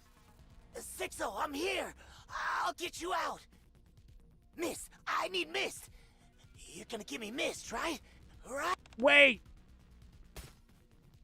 He slams the tablet with the hammer. I want Mist! I'll get you out! Wait. This is not what I meant when I said... The screen shatters and the power dies. The man turns the broken tablet over in his hands. When nothing happens, he hurls it away in anger. Mist. Yep, definitely a meth addict. He might have actually just killed 6-0. He staggers off elsewhere. The shattered tablet lies abandoned on the ground. No one gives it a second glance. Incredible. You went from the biggest titty Nikke to garbage. Liverin walks through the slums of the Ark. Out of habit, she scans her surroundings. Of course, there's no one there. This is Liverin's secret spot. She didn't even disclose this location to the cafe when she installed surveillance cameras together with Annex blind spots. Liverin is currently the only one in the Ark who knows about this place. She glances at a large mechanical box tucked in a corner. Featuring complete insulation on the inside, it was custom built to be strong enough to withstand an anti-tank rifle. Liverin approaches it and enters a password. After some initial whirring and spinning of internal mechanisms, the box opens, revealing its contents, an E2 crystal inside a small glass bottle. She paid a fortune to one of 6-O's puppets to obtain it. Liverin picks it up and smiles. With this... Suddenly she turns around. She's met by someone she never wanted to see. Someone that shouldn't be here. Fragile stands up, staring at Liverin silently. Fragile? How did you find this place? She immediately realizes there's no point in asking. Fragile is one of the best in their business. If she wants to find someone, she'll find them easily enough. She also realizes what's important right now isn't asking Fragile why she's here, but rather explaining the object in her hand. Just hear me out, Fragile. I'm gonna be punished, right? When that happens, everything I've saved up until now will be confiscated, and I'll have to start all over. It was so hard for us at the beginning. You remember, right? You don't want to go through that again either, do you? This is just a contingency. I wasn't planning on actually using it. Everyone knows how much leverage a crystal can give you. If someone needed it, I could sell it for a small fortune. We could really get a lot for it. We could treat it like a strategic weapon, yeah? With that kind of money, we could start over without having to struggle like before. It would be a better start, a little more comfortable. Fragile only continues to quietly stare at Liverin. Fragile, please say something. Fragile keeps staring at Liverin in silence. Look, I'm going to be punished. I'm trying to do better, which is why I agreed to be punished in the first place. And since my punishment is already coming, what's the harm in doing just a little more before that? Once I'm punished, it'll all be wiped clean anyway, right? Fragile still doesn't say a word. Fragile.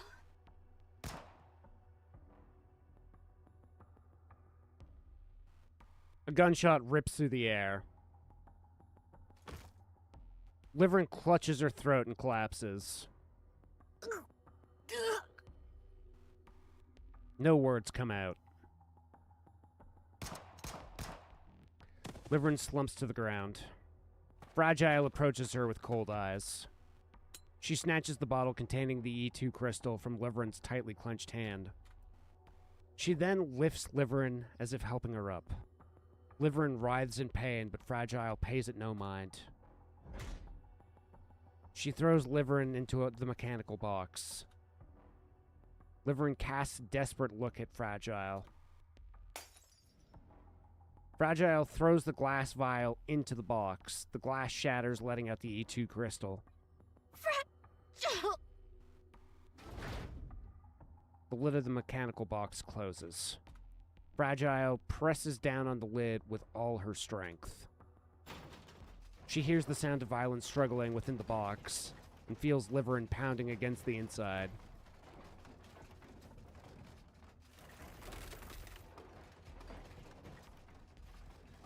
A horrible sound rings out. Tears stream down Fragile's face. Her expression twists as her tears run down her jawline and drip to the ground. but she makes no sound. She sobs silently. After a short while, all the sound and movement within the box stops. Fragile steps back from it. She looks inside and cries. She cries out loud, wailing as she clutches her chest. She continues for a long time as all her emotions come pouring out. And then, another gunshot rings out. But there's no one around to hear it. And no one to see what happened.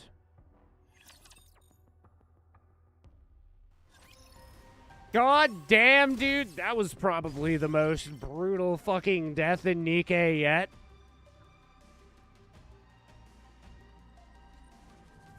Art thou sure 'tis to that place I must go?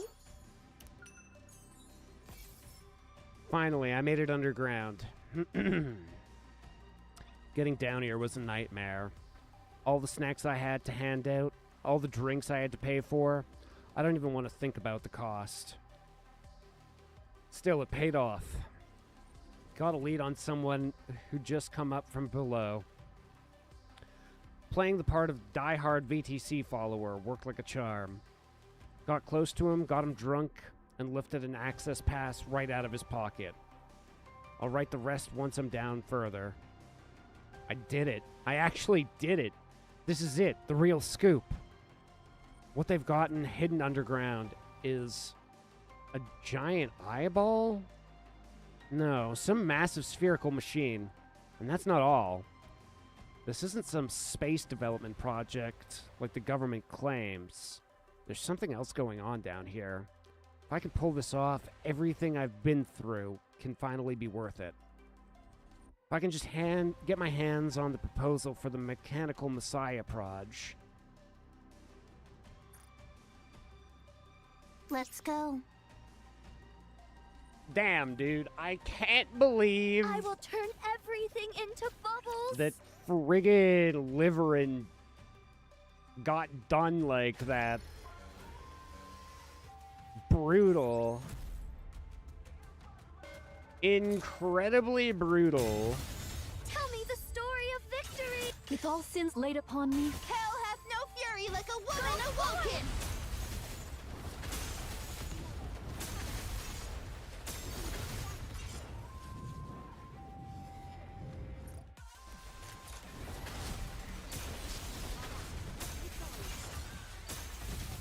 Tell me the story of victory. with all sins laid upon me, forward shall I press.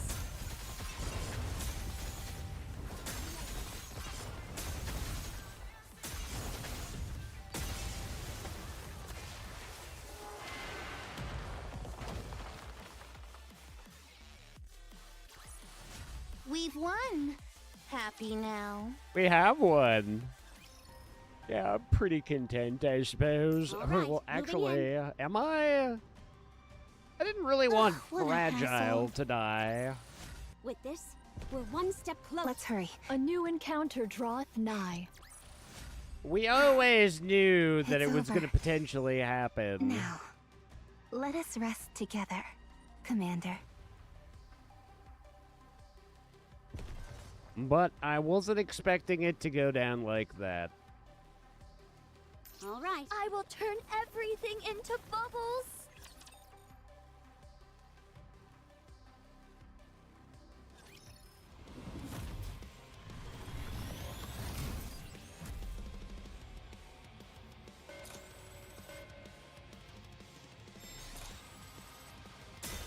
Tell me the story of victory. With all sins laid upon me, forward. Hell hath no fury like a woman Fire it now. awoken! Take them down quickly! Muscle Toad, eh? I suppose I can see it. It does look like a particularly hench frog. With this, we're one step closer to our dream. Within the central conference room at the central government. Good job taking care of the Sixo incident. The number of casualties and the damage to the Ark are severe. But considering the circumstances, we got off lucky. the entire Ark could have fallen. So, about your promise. We can discuss that between us later. Not that I plan to go back on my word, of course. There are just a lot of eyes here. Understood. Thank you. I believe you could say l'operation was un succès, thanks to the considerable impact of Tetra's Nikke. It was une victoire worthy of the term entertainment. In case you forgot, there were 2 Elysian Nikkes present as well. What are you talking about? One of them is a Bacillus Nikke. Is that what you think? After taking her without permission? I took garbage and made it gold. You should be grateful. Oh, really? You did it yourself? What? Anyone listening would think you built her body yourself. What do you mean by that? Nothing. What do they say about younger siblings again? Always trying to prove themselves. I don't know how a victory celebration turns into an argument, but that's enough. What we should be discussing is why Enoch has summoned us here again. Indeed. This is an important matter. Okay. Explain. Very well. Before we begin, I will ask others to come in and brief you on the situation.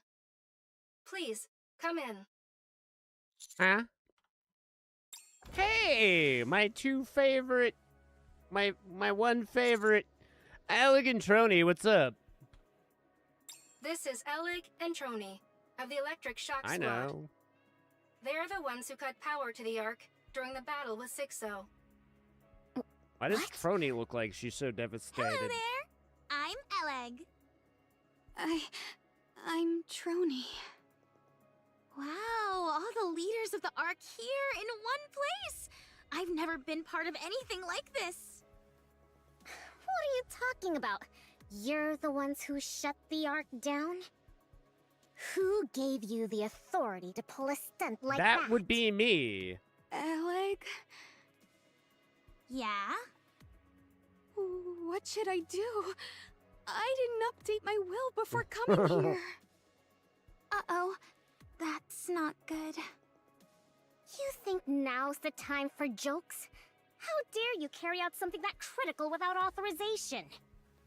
To maintain operational secrecy, I made the request personally. Is there a problem with that? As there appear to be no objections, the meeting will continue. Elig, Trony, please give the briefing. Okay.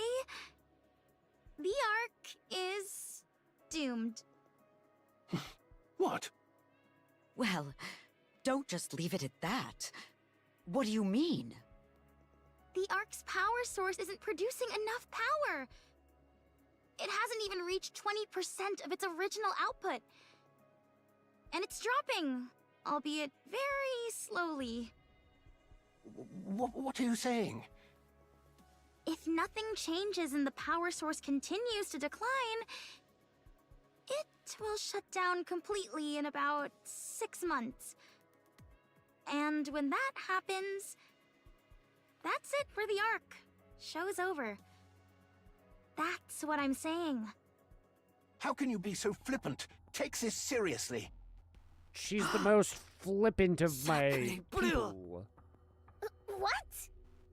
Do you understand the gravity of what you just said? Give us a proper explanation. I'll explain. We deliberately shut down the Ark's power source. An hour later, we reconnected the feed line to restart the core, and succeeded in restoring the converter to its original state. According to our projections, it should have returned to full output, since all we did was power it off and turn it on again. But once the output reached a certain threshold, it stopped increasing. If we consider the original state to be 100%, then it only reached 20%, and it's been slowly declining since. This might sound strange to say, but the decline has been very stable.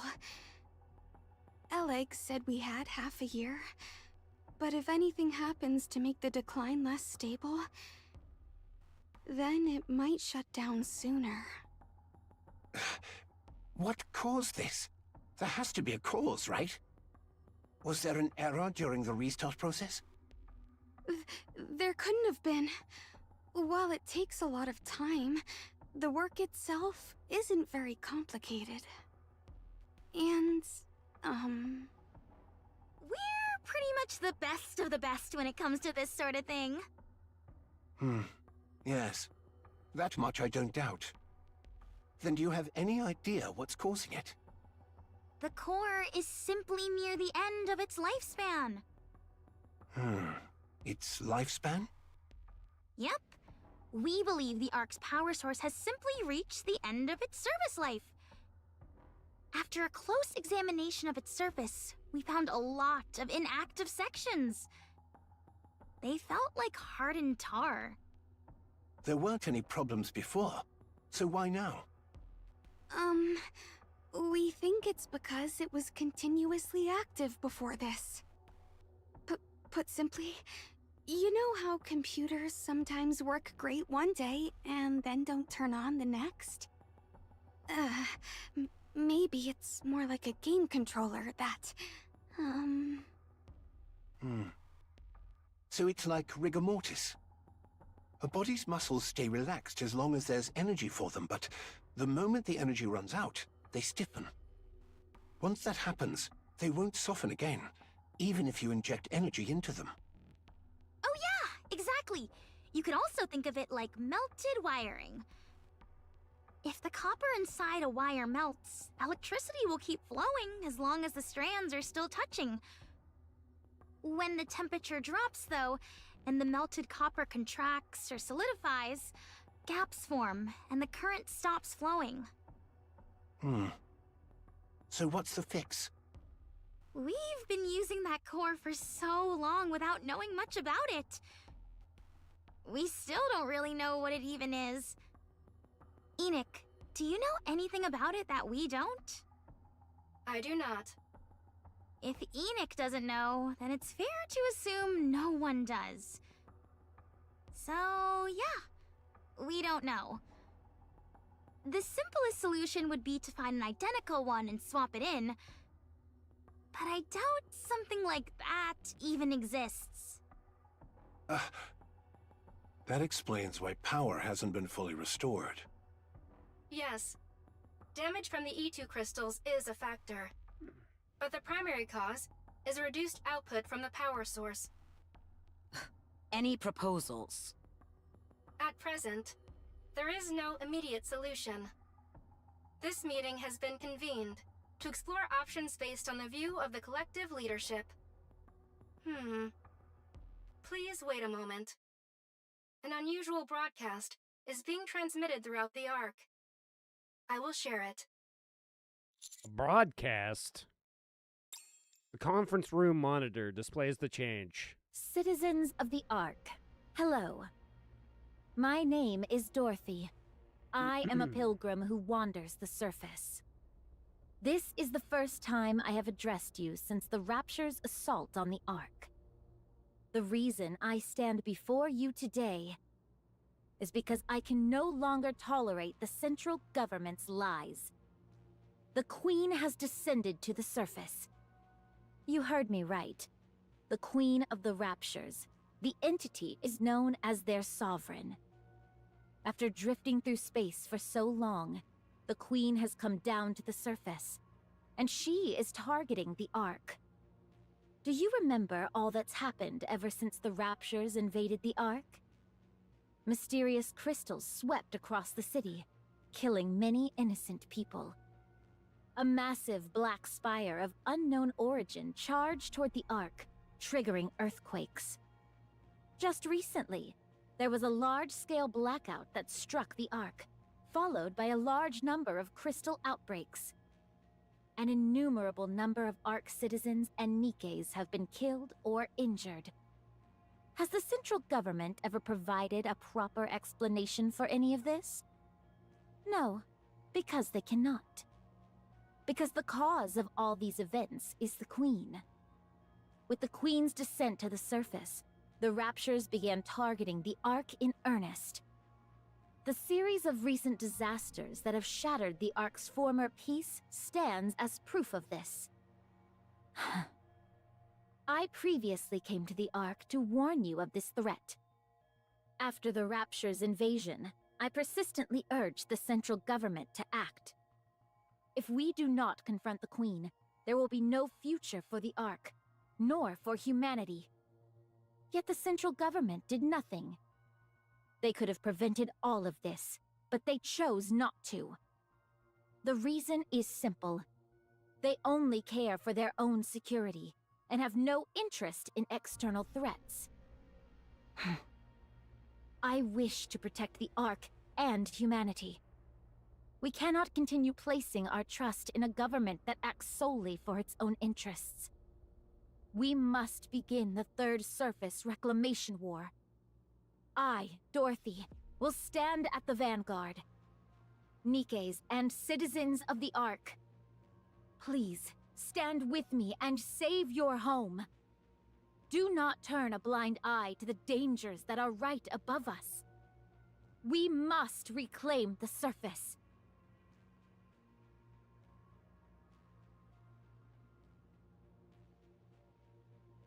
The video ends, then loops back to the start. The conference room is silent. Only Dorothy's voice can be heard.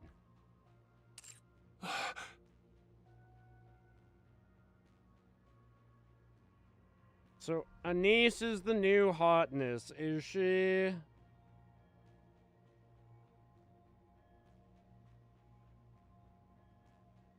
She's a crazy crackerjack. And she's a burst one? Oh my god.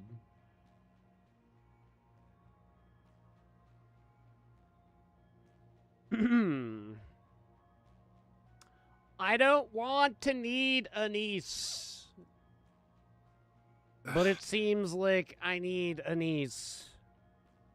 I'm sure it's only showing on a niche channel without many viewers, right? Dorothy gained a great deal of attention after her part in the battle with Sixo. Her personal channel has received a large influx of subscribers. After going live, this video has been spreading rapidly across the Ark. What exactly is she trying to do? Dorothy, delete the video and all those related to it. There is an additional update to report. What now? Deputy Chief Dobin has mobilized his forces and is engaging Dorothy. This just keeps getting worse. Well, I guess I can't say I was expecting it to get better, necessarily. Art thou sure 'tis to that place I must go? Wish I could say I was expecting there to be, you know,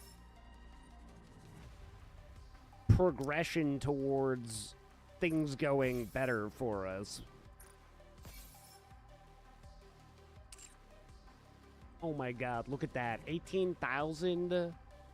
Or friggin', wait, technically 18 million? 1 million? No, yeah, 18 million.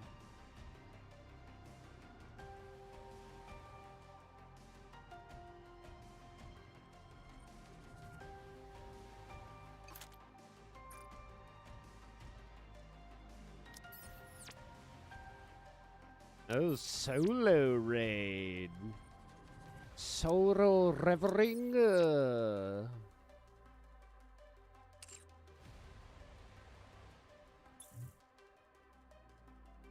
Rebirth. What could possibly be getting reborn, chat? There's so many things. Where are we're still, I think, inside the Ark.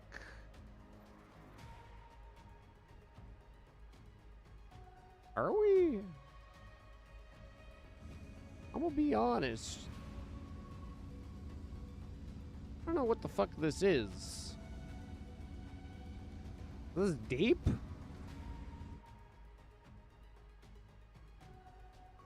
Let's go. A new encounter draweth nigh. It's over. The bubbles will show us the way!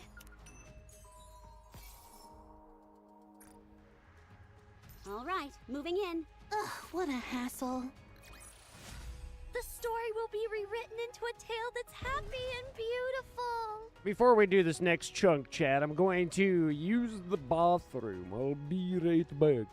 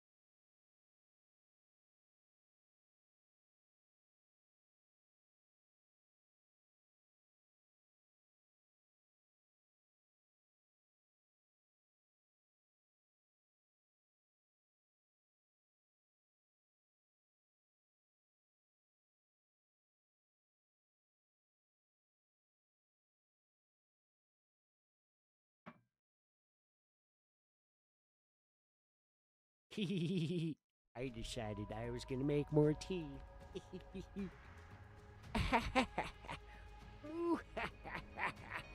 And grab my double toasted Cheez-Its. They were toasted not once but twice, chat. But they're still high in saturated fats. Or sodium. Oh, or both. Saturated fats and sodium. Incredible.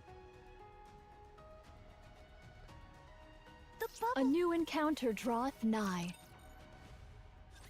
I'm at the target location. Good. Stand by. How long do I have to wait? Hard to say. Probably till she shows up. Then I'll search the nearby area. You were provided with sufficient rations. Did you eat them all already? I'm going to check for raptures. Ah, my apologies. If there are no issues, hold your current position. If you miss each other, it'll only complicate things. I don't have time to waste here. I'd rather use that time to take down even one more rapture. I agree with you, but there's also no need to cause a commotion. If you engage, the noise could draw more of them. Snow White fires her rifle. An explosion occurs in the distance. One down. Great. Other raptures in the area heard the gunshot and are converging. Just as I wanted. Don't even think about it. Withdraw from that sector. Any unnecessary engagements. Snow White fires her rifle again. Another explosion occurs in the distance. A cloud of dust heads straight for her. Sorry, I didn't catch that. What did you say? Cecil, Yes? stop using the operation device. Switch all communications to messaging. Why? Watching this is making my blood boil. Don't let it get to you, Johan. Yes, calm yourself. Patience is a virtue. You're the one who needs to calm down. Raptures incoming. Numbers are... Johan, look at this. What is it? Just look at the approaching raptures. What the hell is that? What is it? Tell me. Use your eyes and see for yourself. Very well. Snow White looks at the rapture swarm incoming. They're no different than the raptors she always encountered. Assuming Johan and Cecil are just overreacting, Snow White takes aim. She waits until the raptures are within maximum effective range. As the lead rapture comes into range, Snow White pulls the trigger.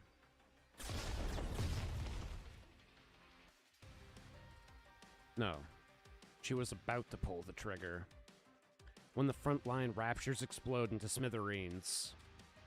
What was that? I didn't fire. It came from behind. From behind? That shot came from somewhere in the rear of that swarm and hit the ones in the front line. Why? No idea. Could they be infighting? No, raptures are brainless idiots. They're incapable of that. The frontline units have been annihilated. Rear units are approaching. Unidentified raptures. Engage with caution. Snow White fires her rifle yet again. Yet another explosion erupts from the distance. If you don't know what you're dealing with, strike first. Fine. Engage. And counter.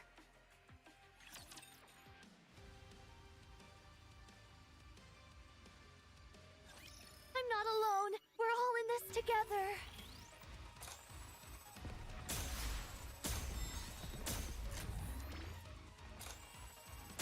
Tell me the With all sins laid upon me, for Hell hath no fury like a woman awoken!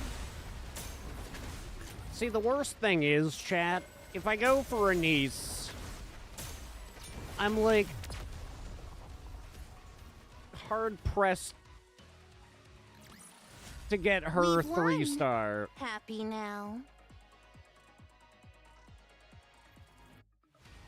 And I really don't want to spend all my tickets and gems on a niece. I'd rather hold for the main anniversary. All right, moving in. a new encounter draweth nigh. It is a tough call to make. One step closer to our dream. Even with Snow White, I didn't get to maximize A new encounter Snow White. draweth nigh. I only have a 2-star Snow White. The story will be rewritten into a... Let's go. Breaking news. What do we really know about the lift? Marketed as humanity's gateway to space, the lift may be something else entirely. It isn't just a route for the Raptures to use to reach the surface.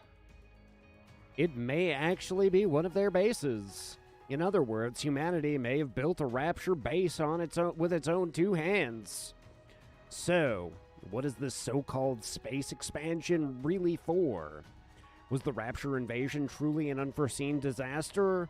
Or did they know from the very beginning? When the lift was built, did they even already realize it could be used by aliens? Did they see this coming and move forward anyway? Right now, the United Forces of Humanity are keeping this buried. The truth won't surface on its own. We want answers. We'll have to dig them out ourselves. Well, holy hot boogaloo. The bubbles will show us the way.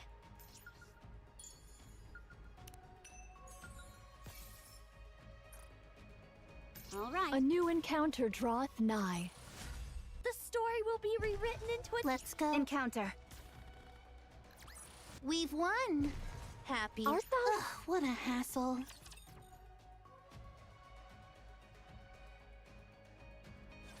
Ugh, I'm gonna get rid of anything that makes noise. These aliens that look like antlions definitely With look all sins like laid they would upon me, make for noise. Hell hath no fury like a woman awoken! Fire! Ugh, I'm going back to sleep. Figure it out yourself. Tell me the story of victory. With all sins laid upon me, for I look forward to welcoming the morning with you.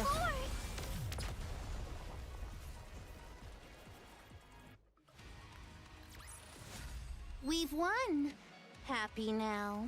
So they're just like manufacturing new Nikkes now. All clear. Snow White looks at the wreckage in front of the Raptures scattered across the ground. I've never seen raptures like these before. Get closer so I can have a better look. Snow White approaches the wreckage. She crouches down and picks up a mangled component.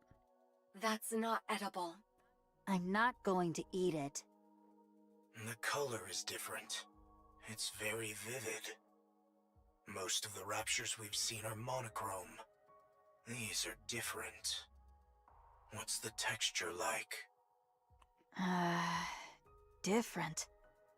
It's not entirely rigid. There's some elasticity to it. Pick up that yellow component at your 4 o'clock.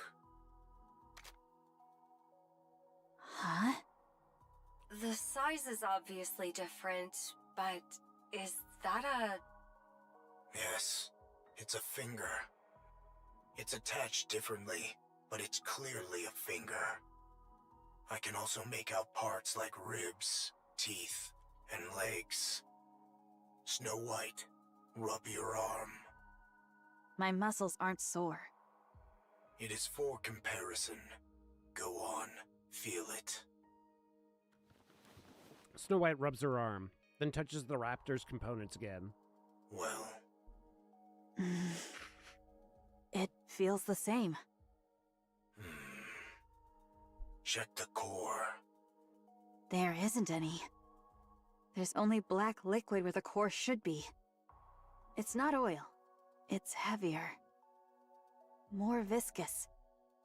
There's no core? Then where is it drawing power from? Secure a sample of the black liquid. We'll analyze its composition in Eden. Understood. Securing a sample. Nayuta's signature detected nearby. Looks like she's finally here. Nyota appears writing mantra. She looks around, frowning. What manner of disturbance is this? You're late. Try being on time next time. Did we not appoint this place for our rendezvous? Did thy impatience get the better of thee, that thou didst open fire? There is not a gain to be gained from raising a disturbance here. The rapture started it first. Nyota stares at the rapture wreckage. Pray, what in heavens are these? Pray indeed. Verily, my wife. All right, moving in. Ugh, what a hassle. It's over. Now, let us rest. A new encounter draweth nigh. The story will be rewritten into a tale that's happy and beautiful. Let's hurry. There is work to be done when we get back. Engaging with the enemy. This spot shall serve admirably. 'Tis inconspicuous, and affords a most advantageous vantage point. What are you playing at, Monk? Why did you insist on meeting near the lift, of all places? You couldn't pick a more dangerous location if you tried. It's a fair distance from the main structure, but that doesn't mean we're in the clear. I am not oblivious. You are exceedingly given to quibbling. Would I summon White Snow hither without due cause? Explain. Since the encounter with the Queen, I dispatched my remaining replicas to reconnoiter places of import. Wait, you have more clones left? Not combat units proper, but adequate for reconnaissance. I see. Oh. Nevertheless, my replicas have scouted locations upon the surface deemed of strategic import. Alas, none evinced any reaction of note. Nyota silently raises her finger and points off in the distance. She gestures to a towering structure that seems to pierce into the sky, the greatest construct humanity ever created. The lift. Save for that place, the orbital spire. You're getting a special reading from over there? Indeed. Observe closely. Lights kindle within. Venture nearer, and perchance a mechanical hum shall reach thy ear. No way! The orbital spire yet functions. The lift is... That means the raptures we saw earlier are being produced there? You speak of the new sort of raptures. That hath troubled me likewise. During my reconnaissance, raptures of the new sort were observed in considerable number. These new raptures were all manufactured within the orbital stations, yet the stations themselves are now ruins. I desire to confirm whether a connection doth exist between these two facts. So you want to scout the lift? Indeed. Fine. Then let's go. Much obliged. Wait. Snow White is the only fighting force Eden's got right now. I won't authorize her to conduct such a dangerous recon. It doth prove quite impossible for me to do alone. Thus, I venture to solicit a favor from thee.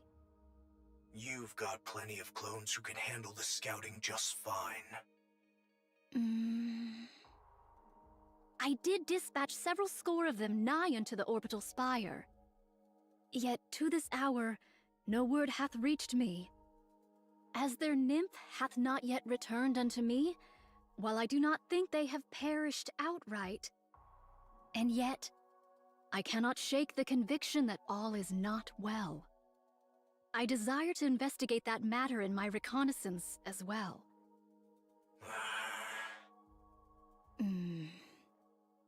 Put from thy mind the one who hath departed.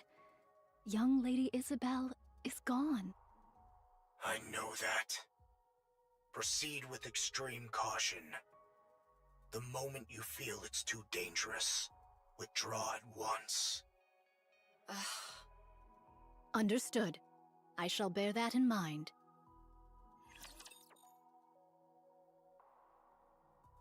I really hope that my goats If we don't can't get clinch the got. victory- Specifically, Nyuda. I can't live in a world without my Nyuda, dude. With all sins laid upon me for Hell hath no fury like a woman You're all awoken! getting on my nerves. Perfectly calm right now.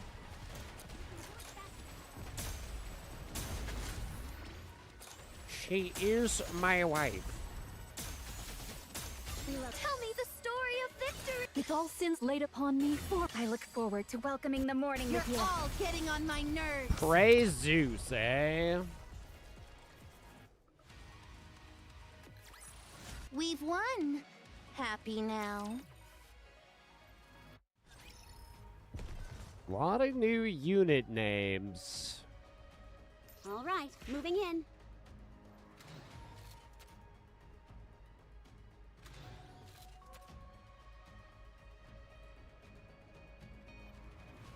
Art thou sure 'tis to that place I must go? Just had to make sure there was nothing else. No loot. The bubbles will show us the way.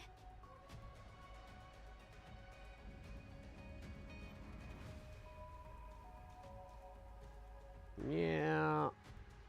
Yeah, chat. I don't know how I feel about all this. Engaging with the enemy. We've won. Happy now. Ugh, what a hassle. With this, we're one step closer. Let's hurry. A new encounter draweth nigh. I desire to draw nearer still, yet it proves not feasible. However, to venture any deeper would be to invite battle. Why avoid combat? I cast no doubt upon thy abilities, nor thy newfound powers, White Snow. Yet why spend that strength for naught? You have to pick apart everything, don't you? Sometimes the simplest option is the best one. And sometimes it is not. Hence why I am deliberating. Young Lady Cecil, wouldst thou be able to confirm the spread of raptures in the vicinity? There are far too many. There's no point even trying to count them all. Charging in would be a suicide mission. You're out of options. Fall back for now. We now know something's amiss here. That alone is a significant find. We'll pick this back up when arrives with the cavalry. Do you think the Queen is just going to sit around twiddling her thumbs? What? Nayuta, find a way to scout the area without getting drawn into a fight. This is not your call to make, Cecil. I'm the one in command here. Letting fear dictate our every move won't get us anywhere, Johann. Especially in a situation like this. With no way of knowing what the Queen is up to, we can't turn back now. Not after coming this far. What's wrong? Kong? Young Lady Cecil, can my voice reach thee? Ow. Particle density too low. You two, listen, can't. Find whatever, then back. Find whatever you can and then fall back. Understood? The line goes to static. Communications are completely cut off. Our communication equipment is functioning normally. This wasn't caused by elevated alpha particles. To lose contact within Eden of all places? A strange thing indeed. In any case, find whatever you can and then fall back. Words most ill-advised, and yet... Let's go. We'll avoid the areas where there are too many raptures. Playing it safe will gain us nothing. Very well. I shall entrust this matter to thee. My. They say people lose their heads when cornered. Guess it's true after all. Don't go rushing in now. You'll get yourself killed. Young Lady Mirror. Hello. Sword Warden. Who are they? Snow White, youngest member of the Goddess Squad. The 4th Grimm's model. The White Reaper of the Horizon. What an honor to have such a distinguished guest. Identify yourself. Pleasure meeting you. The name's Mirror. I'm an old friend of Nayuta's. Someone like her wouldn't have any friends, so who are you? Goodness. Quite perceptive, aren't you? Snow White reaches towards Mirror. Her hand passes through her. The point of contact crackles with static. You're just a hologram. Yes. You're the one who cut our communications with Johann and Cecil? Mm-hmm. Guilty as charged. I've nothing to gain from making my presence known, you know. Just what are you? I already told you. I'm Nayuta's associate. At the moment, yes, I'm acting as a spy and pretending to side with the Raptures. It's been a while since I've been greeted with such distrust. Nayuta, could you please say something? My character is in doubt before I've even had the chance to relay any useful information. Oh, she speaks the truth, White Snow. She is indeed my associate. It is likewise true that she hath taken to the Rapture's side, carrying out espionage. There you have it. Fine. I'll take your word for it. Much appreciated. Now then, shall I show you around? There is quite a lot I need to convey regarding the current situation.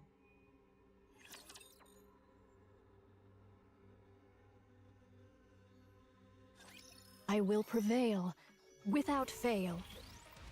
Is that Mother Whale? Tell me the story of victory! With all sins laid upon me, forward. Hell hath no fury like a woman awoken!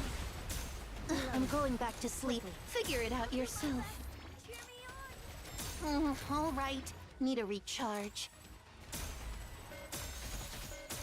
Tell me the story of victory! With all Mushroom sins laid upon me, Zeus? I look forward to welcoming the morning with Fire you. it will. Take them down quickly! They die so fast I barely get a chance to look at them, but they definitely look different. The story will be rewritten into a tale that's happy and beautiful.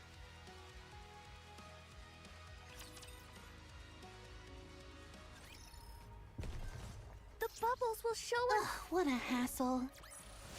Hath this sufficed to aid thee in thy journey? I will turn everything into bubbles. With this, we're one step closer. Let's go. A new encounter draweth nigh. With this, we're one step. All right. What a hassle. It's over. Let's hurry. There is work to be done when we get back. Oh, there it is. Breaking news. New reports suggest the lift may not have been initiated by Macilis after all, but by VTC. At the same time, a disturbing theory is gaining traction. Their so-called miracle can regenerate severed limbs and restore dead nerves. And it may already have been used to create something far more dangerous. A steel monstrosity. If that miracle is real, then it's not out of the question. So, what exactly are they trying to build? Are they planning to conquer the world using those ruthless machines that have been slaughtering humans? And is the united forces of humanity truly unaware of all this? It's time they gave us some answers. Art thou sure 'tis to that place I must go? I will turn everything into bubbles! Hath this sufficed to aid thee in thy journey, great hero? Art thou— Encounter. Hath this sufficed to aid thee in thy journey, great hero? I will turn everything into bubbles! After the battle at Eden, the first thing the Queen did was roam around, surveying the surface. She looked like some legendary hero, wandering the surface, riding atop Stormbringer. I watched to see how long she would continue in this vein. When she settled at the lift without warning, she began overhauling the derelict equipment within, turning it into Rapture production facilities. You would have me believe she hath built a factory? Yes, she converted everything in one go. Humanity's finest technology was already concentrated there, so there was plenty to work with, and the overhaul wasn't challenging. She tinkered away at it, then began to produce Raptures like it was nothing. Whence came the materials? Even the Queen cannot conjure something from naught. Oh. Seems like you figured something out. Let's hear it. Doth the Queen tear it all asunder? You've got it. The Queen was deeply dissatisfied with the current state of the surface after surveying it. So she made a decision. She would wipe the slate clean, since the surface wasn't one she envisioned. And just like that, she started producing Raptures at the lift. I see. She hath created Raptures that are unlike any known to us now. Yes. She used existing Raptures as raw material, and created entirely new ones. These newborns, shall we call them?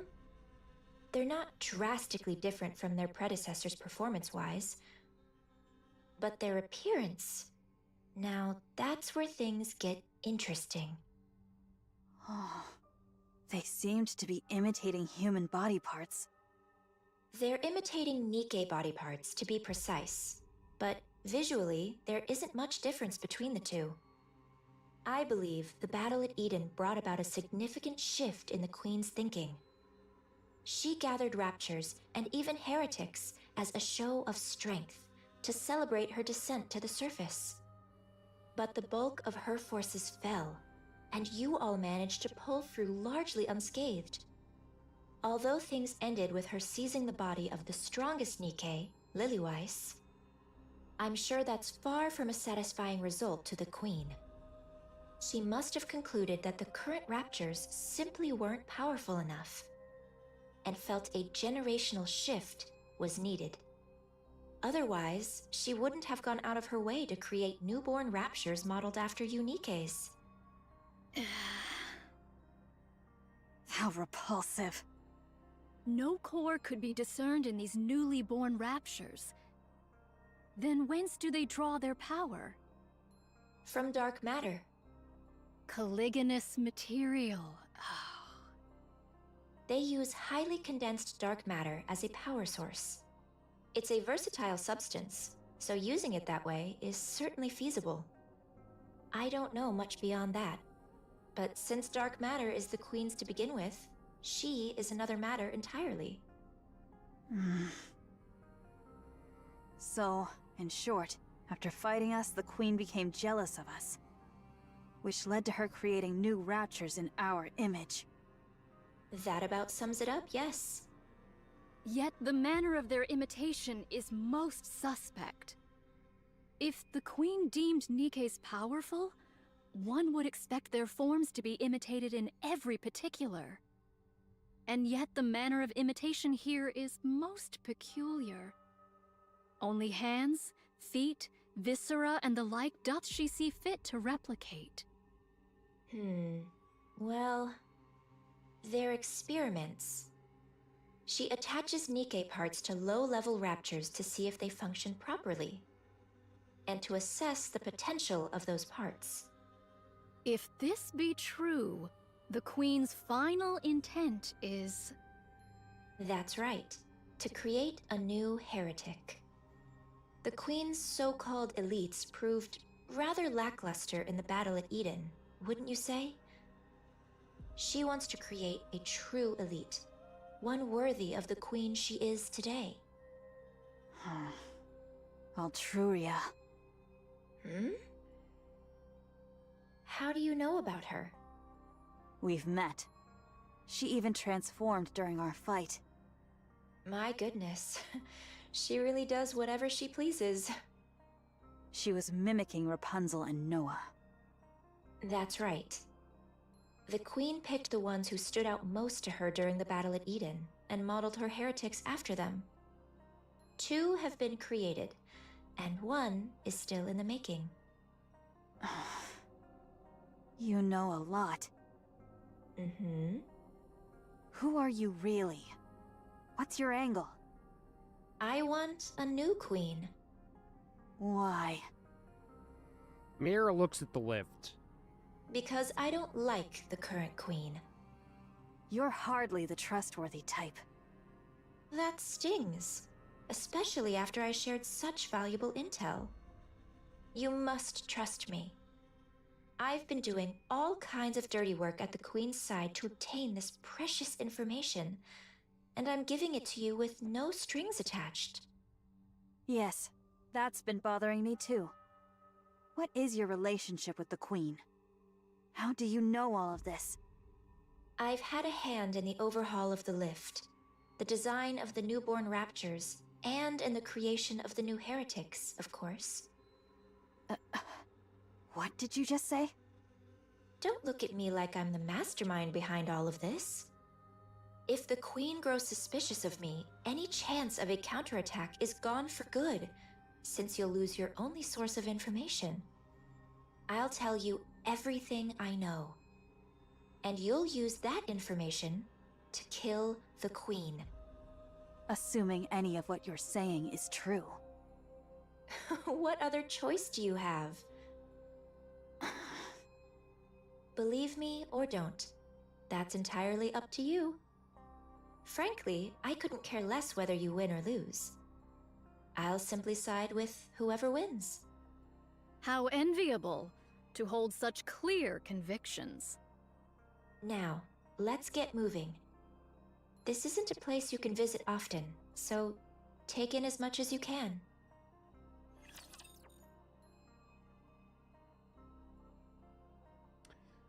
God damn. Time to show them what we're She's made of. basically swimming in those boobs.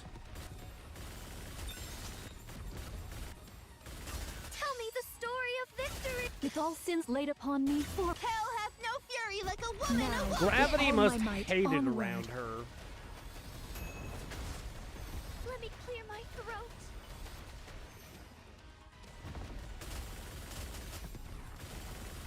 Tell me the story of victory. with all sins laid upon me, for I look forward to welcoming the morning with All you. gun ports open. Fire!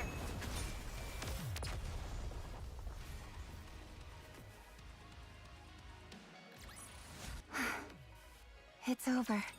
It's over Now, 9,000. Let us rest together, Commander. art thou sure 'tis to that place I must go? Trust me, Nayuda, I troubles will always show us the know. encounter.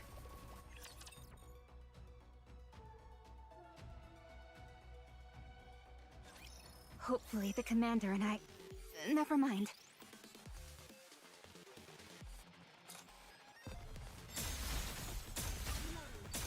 Tell me the story of victory. With all sins laid upon me, Hell has no fury like a woman awoken.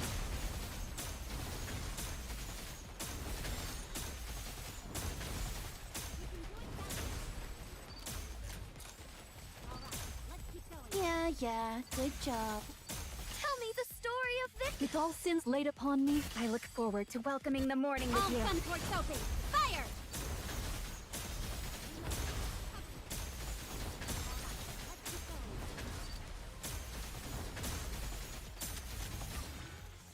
Tell me the story of Vic. With all sins laid upon me, Hell hath no fury like a woman awoken.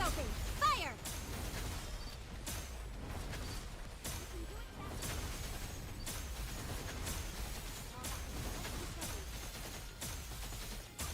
Tell me the story of Vic. with all sins laid upon me, I look forward to welcoming the morning You're with you. all getting on my nerves.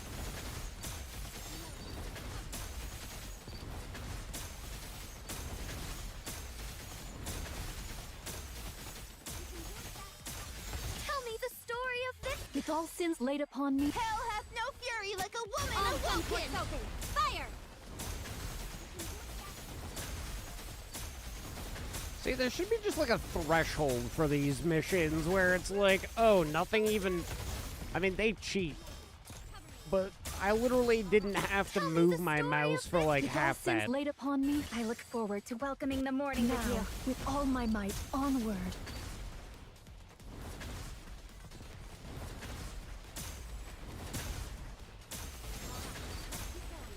I'm perfectly calm right now.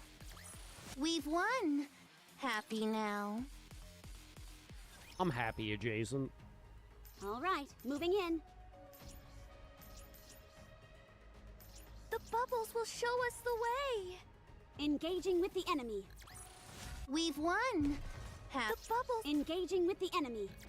The story will be rewritten into a tale that's happy and beautiful. Art thou sure 'tis to that? All right, moving in. Encounter. It's over. Now, let's go. Encounter. Ah, shit.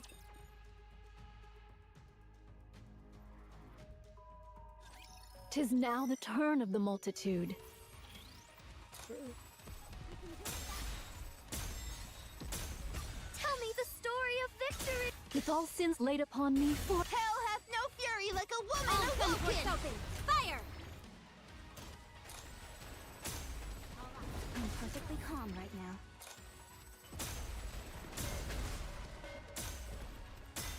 Tell me the story of victory. with all sins laid upon me, for I look forward to welcoming the morning with You're you. all getting on my nerves. See, that one looked pretty similar to what we've seen in the past. That one didn't look too different. We've won. Too different. Happy now.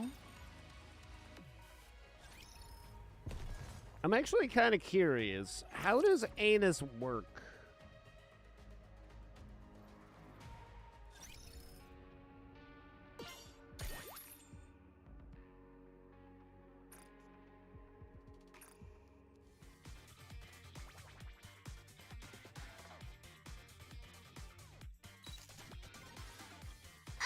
I'm so bright, it makes my eyes hurt.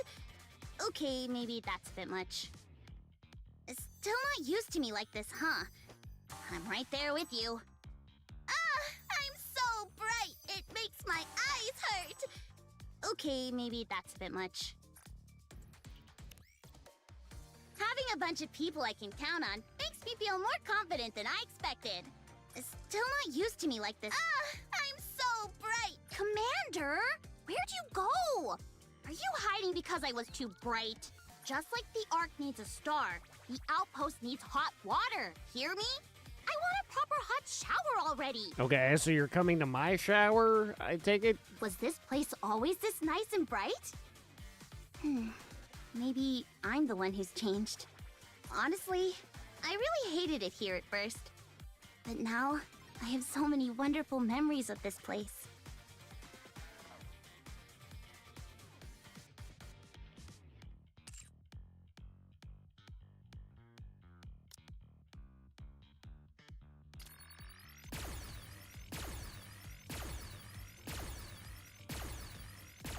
Wow, her butt doesn't even bop? Wait, what is going on here? She's like fully friggin'... She's bugged out?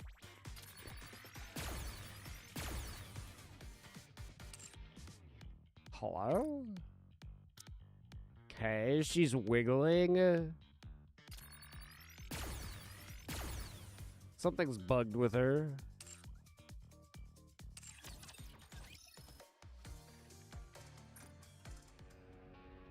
Oh, right. We can't even see the gotcha for her right now, either.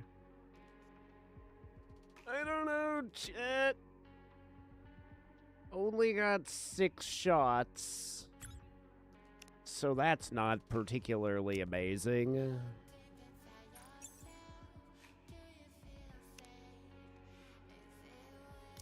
Any story stage one time? Oh, from this, okay.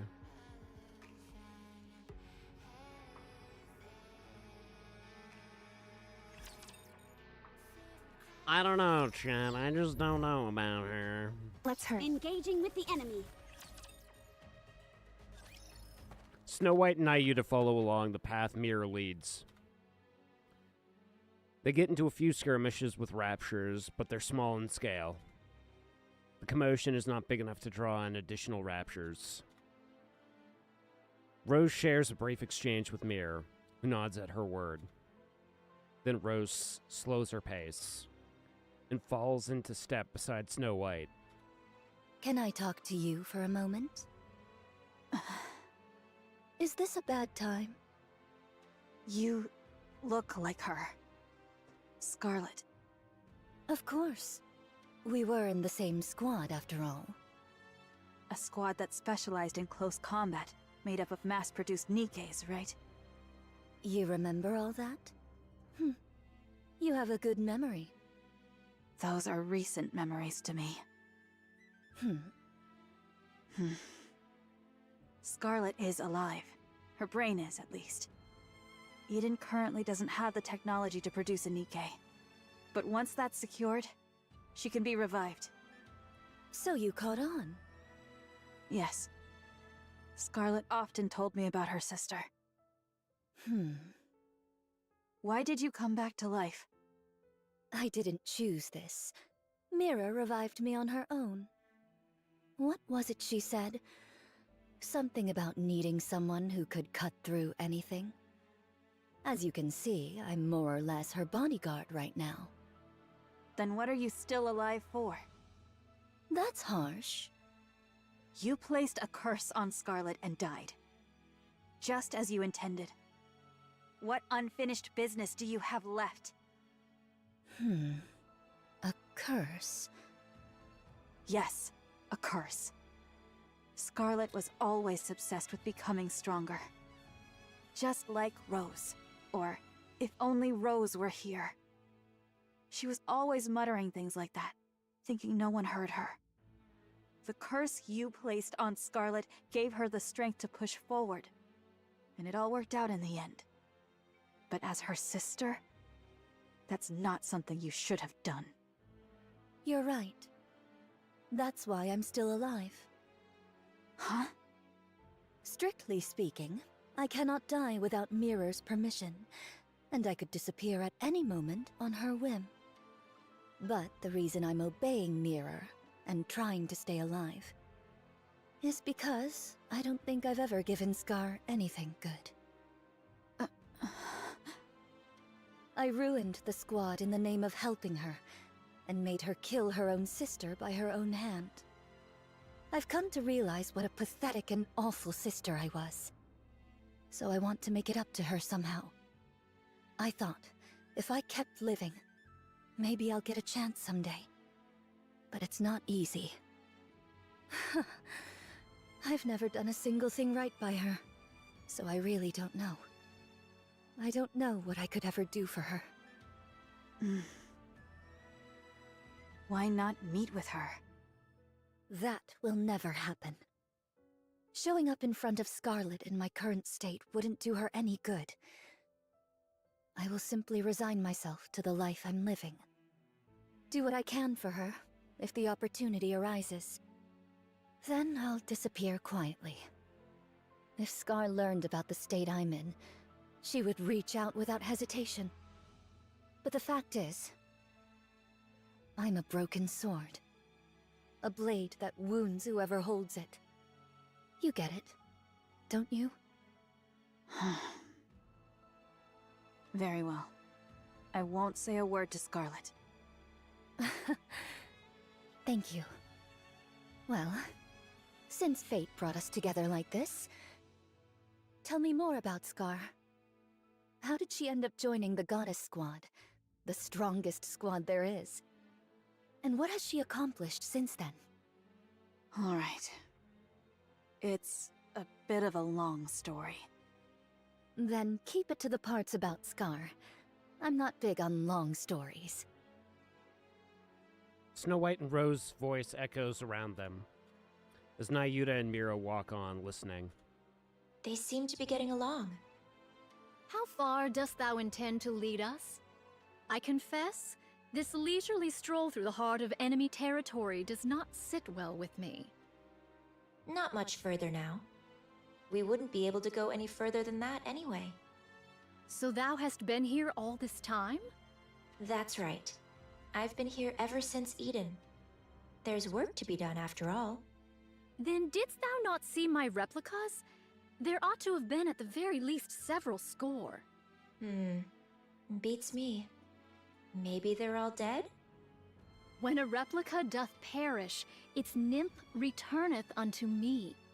Such a thing hath not occurred even once. Is that so? I haven't the faintest idea. I see. Is it still intact? Of course. That's why the lift is in operation.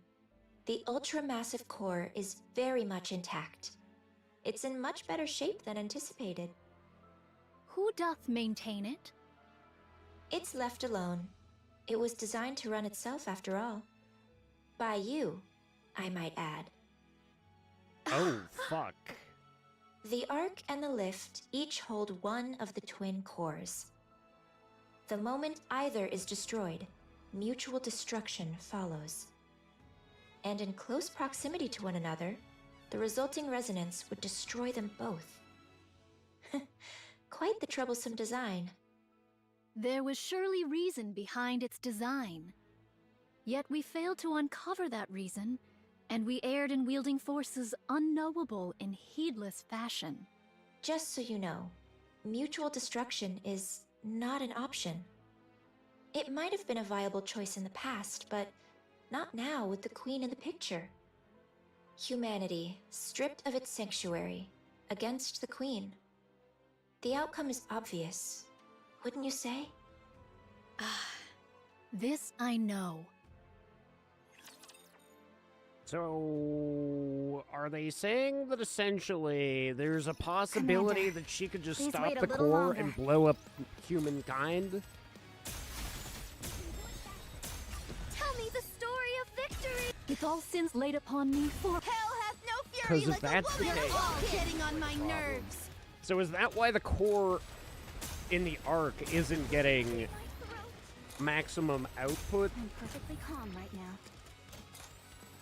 The Queen friggin' Tell me the story of victory. do some tampering? I look forward to welcoming the morning You're with you. all getting on my nerves. Being impatient.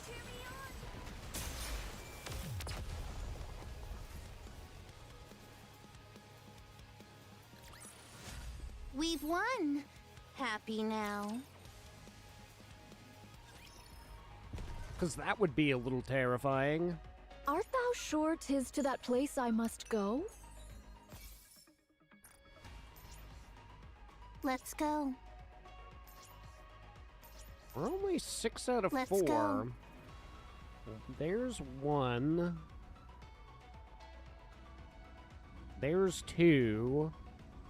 So 8, 9, 10, 11, 12. I counted that one, didn't I? Yes, let's hurry.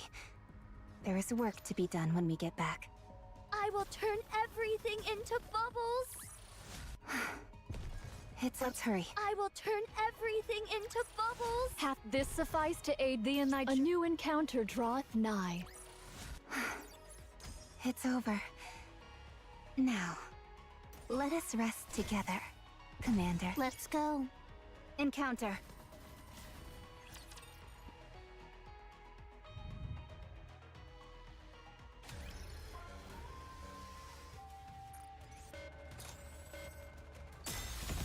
Tell me the story of Vic. With all sins laid upon me. Hell hath no fury like a woman awoken! Fire!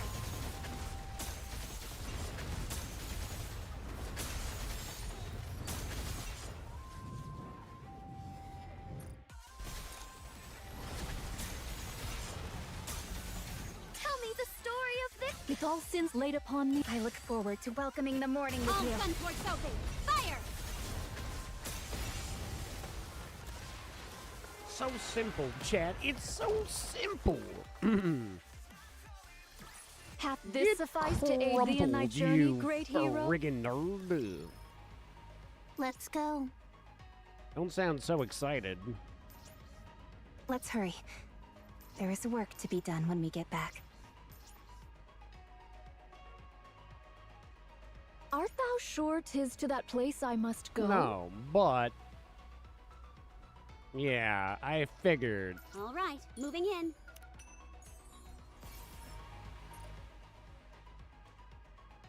The bubbles will show us the way. Let's hurry. Please. All right, moving in. Yes, Commander. Let's hurry. There is work to be done when we get back. All right, moving in. The bubbles will show us the way. Let's hurry. There is work to be done when we get back. Okay. Oh, yeah, there's one. A new encounter draweth nigh. The bubbles will... I will turn everything into bubbles. It's over. Engaging with the enemy. I feel like they could have made the quick fight button the bigger All right, of the two. this is as far as we go. I don't recommend going any further. We might get caught. By your efforts, we have come thus far without great peril. To know the lay of the land beforehand shall alone prove of great service. Take it all in before you return.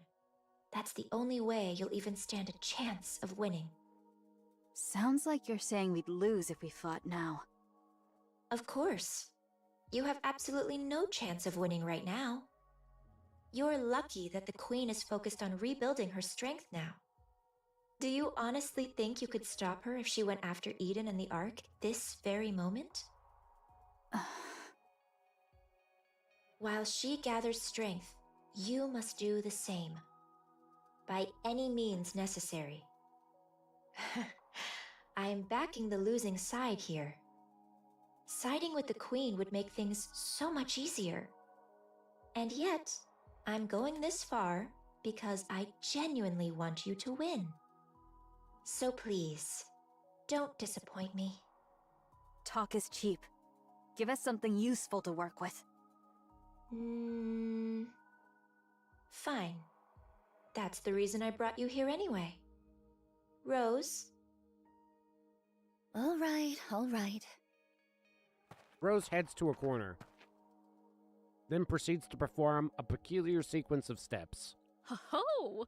Hast thou brought us thus far merely that Sword Maiden might unveil some secret dance techniques? Come to think of it, Red Hood did a tap dance the day we first met Scarlet. I told you we should have changed this. What's the harm? Besides, this way, no one will find out by accident either. The moment Rose completes her steps... Wait, what happens when she completes her steps? A human-sized container emerges. Optical camouflage, huh? Would you mind opening it? Bodyguard. I'm nothing but an errand girl. I have no physical body. I don't have much of a choice. Rose presses a button. With a hiss, the contents are revealed. Steel legs clad in red. Red shoes! I kept them safe, as you can see. I tried everything I could to make replicas with them, but they don't seem compatible with Rapture technology. Take them. Perhaps they'll come in handy somehow. This, shall prove of considerable aid. That's what I thought. And take one more thing with you. Rose, if you could. Rose retrieves a small bag from inside the container and hands it to Snow White. What's this? It's really heavy. It's a brain shelter. A brain shelter? Liberalio's head is inside. Oh my god, no way. What? I don't know what possessed Liberalio, or why. But she proposed to the Queen a dialogue with humanity. I'll admit, I had some hope myself. I figured it might get through to the Queen even just a little, given it was coming from her second daughter. But the Queen truly is a monster. Liberalio's words fell on deaf ears. Although, I honestly doubt dialogue was ever possible with her in the first place. She tore off Liberalio's head, frozen in ecstasy after meeting her beloved mother. She kept only the body that had the core, and tossed the head away like trash. That's what I retrieved. Yet heretics possess the capacity for regeneration by means of their core. There's no core in her head. Unlike in Devilia, Liberalio didn't do something as grotesque as implanting a core fragment in her head. But her brain is still alive. It should be enough to create a human imposter, at the very least. That is, when Eden has the technology to do so, of course.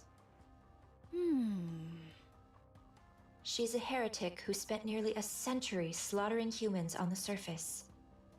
Such vast combat experience must mean she'll have a wealth of information.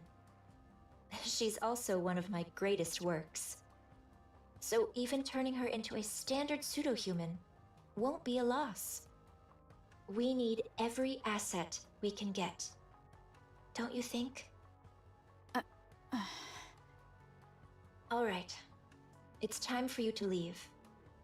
We stuck strictly to inconspicuous routes, but if we stay too long, we're bound to get caught. See them back safely, Rose. They'll start to suspect something if I'm away from my post for too long. Yes, yes. I guess the saying's true. When the cat's away, the mice come out to play. The Queen not present at this moment? Yes. Remember how I mentioned those new raptures use dark matter as a power source?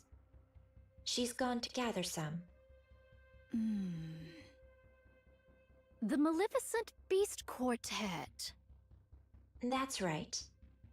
She went to steal the dark matter that the four beasts painstakingly scraped together. Uh-oh.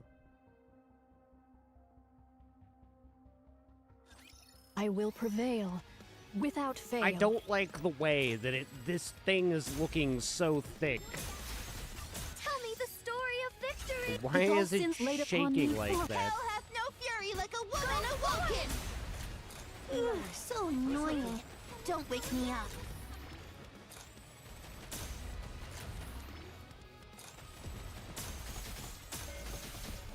Tell me the story of victory! With all sins laid upon me, for I look forward to welcoming the morning now, with you. with all my might, onward. I don't like that it's basically gyrating The story at will me. be rewritten into a tale that's happy and beautiful.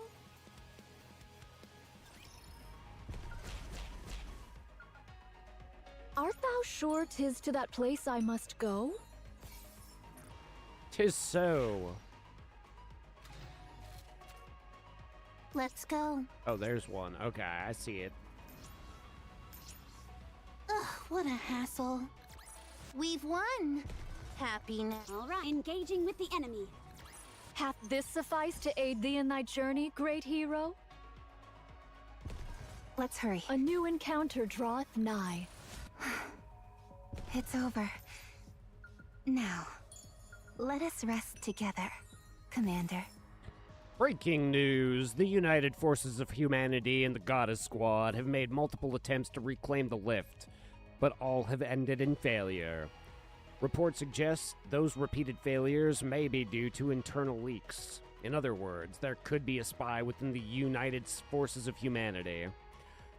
The lift is heavily defended by the Raptures, making any assault extremely difficult. Even so, the fact that not even the Goddess Squad has succeeded raises serious questions. If a spy is involved, it would explain everything. Countless soldiers and Nikkes are being sent to their death because somebody is working to protect the lift within. A human traitor is feeding intel to the Raptures. What could possibly be inside the lift that's worth hiding at all costs? People, it's time to wake up. We can't keep placing blind trust in the United Forces of Humanity. We have to find the spy. Let's go. A new encounter draweth nigh. The story will be rewritten into a tale of bubbles. Encounter. We've won. Happy now? Yes, Commander. Let's hurry. A new encounter draweth nigh. Look at it. Look at those friggin' thighs. Why is it like that? Who designed this fucking thing? Are you ready? Yeah, there's nothing in particular I need to pack. What about you, Bahamut? I, the incomparably clever Bahamut, am not yet finished preparing. I can't decide which book to take. What book? Don't you know? Books are nourishment for the mind. No matter where one goes, books are an absolute necessity. Bahamut. Why are you always reading books? Knowledge is a weapon, Levi. One must always keep it sharp. Your knowledge is a weapon, all right. Something you swing around that leaves people dazed. Precisely. It's gratifying to be surrounded by fellows who truly understand. I'm surprised you actually agreed to help the young man. I promised him I would. And from what I hear, something major happened. Come to think of it, you visited Eden before, right? So you're already familiar with this place? Sure, I've been there before. But I doubt they'll welcome me with open arms. What did you do? Let's just say we got off to a rocky start. We're doomed. We'll be lucky if we don't get intercepted along the way. Well, the young man probably gave Eden a heads up already. We should be fine. Yeah, I guess it'll be fine. It'll be fine. Right? Why? Are you nervous? I mean, kind of. I don't blame you. We've kept to ourselves this whole time without dealing with anyone else whatsoever. If it weren't for Grave, that might still be the case. Still, we got along well enough with Enichiro's group and the young man's crew, even if it was only briefly. Eden won't be any different. True. You're right. First meeting jitters are perfectly natural. But conversation is the cornerstone of evolution. New Speaking encounters about beget new jitters, dialogue, and the exchange the of titter new jitters knowledge. are incredible. I, the brilliant Bahamut, can hardly contain my excitement. I await the magnificent moment, my profound knowledge, and Edens converge. Oh my god, are you gonna make Are we more babies? seriously taking her with us? I'd say a fight's liable to break out before long. We have to bring her. What choice do we have? But what's taking those two so long? Yeah, They're running pretty late today.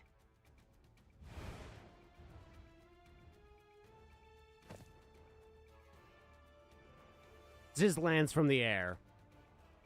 The girl hanging from Ziz's neck climbs down to the ground. It's fun. Seeing new places is nice, isn't it? Uh-huh. Go new place tomorrow? Tomorrow's my turn, right? I'll take you somewhere completely new. Yay, yay!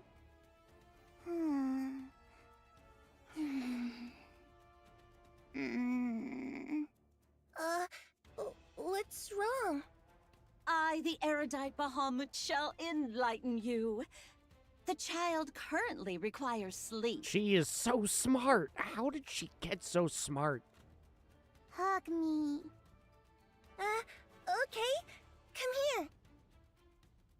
Ziz wraps her arms around the girl, and the girl buries her face into Ziz's chest. Fluffy. Feel good. Oh. Really? Like I said, tits are the better pillows. You can't go wrong. What do I do? I feel like I'm gonna cry. What's wrong? I don't know. Are you all packed? Packed? For what? We're leaving today, remember? Oh, right. We were going to Eden. I forgot. Hurry up and get ready. I'll hold her. Oh, okay. All right, come here. Leviathan reaches out towards the girl nestled in Ziz's arms. She stares silently at Leviathan. Her gaze travels downwards towards Leviathan's chest. Hard. No like. Oh, damn. Too flat, Leviathan. You little brat! Come here. I'll hold you. She's just like me.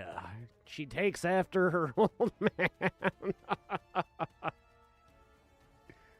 The girl settles into Behemoth's arms, tucks her head in and nuzzles against her. Fluffy! Yeah. Fluffy, isn't it? The girl turns her head and looks at Leviathan. Hard. Oh, I swear Levi. What? Bahamut looks at Leviathan, then nods silently. Stop nodding like you've got some secret. It's annoying. Do you want a boob job? Levi? What? What is it? Oh, I'm packed and ready. Let's go then. But she just fell asleep. Let's be quiet then. If she wakes up, we'll take turns transforming and giving her rides. If we don't let her ride while we're transformed, she'll throw a fit. Oh, okay. This is kind of fun. It's like taking turns driving on a road trip. I love her. She is perfect. This is a family trip, all right. Yeah. The four beasts walk on. Leviathan glances back. The White Ark, once a ritual space built for the creation of a queen. A place that has since become their home. It was wrecked by Liberalio, but even the process of restoring it was enjoyable. For some reason, Leviathan feels a twinge of regret. We'll be able to come back. It's our home, after all. Yeah, you're right. The four beasts continue onward. After walking for a long time, they stop. Before them stands the Thing, who looks at them with a smile. What is that? A human imposter? But something feels off. The Thing closes the distance in an instant. Her gaze locks on the girl in Behemoth's arm. Behemoth reflectively turns and shields the girl.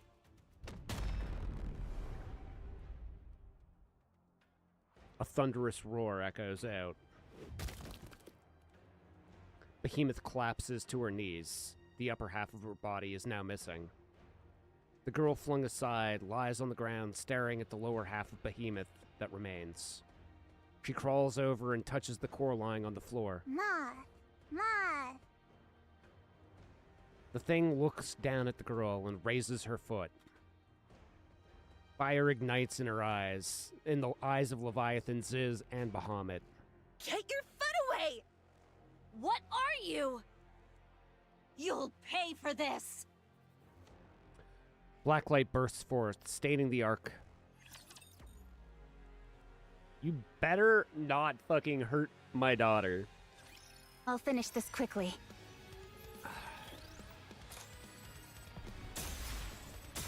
I swear to God. Figure it out yourself. Tell me the story of victory! With all sins laid upon me, for Hell hath no fury like a woman Oh, awoken! Fire! I'm perfectly calm right now.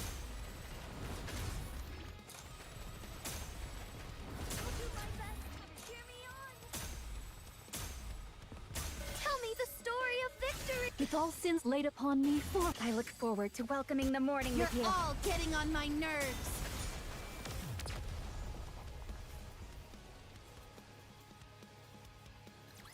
the story will be rewritten into a tale that's happy and beautiful. Let's hurry. Yoink. There is work to be done when we get back. Engaging with the enemy. It's over.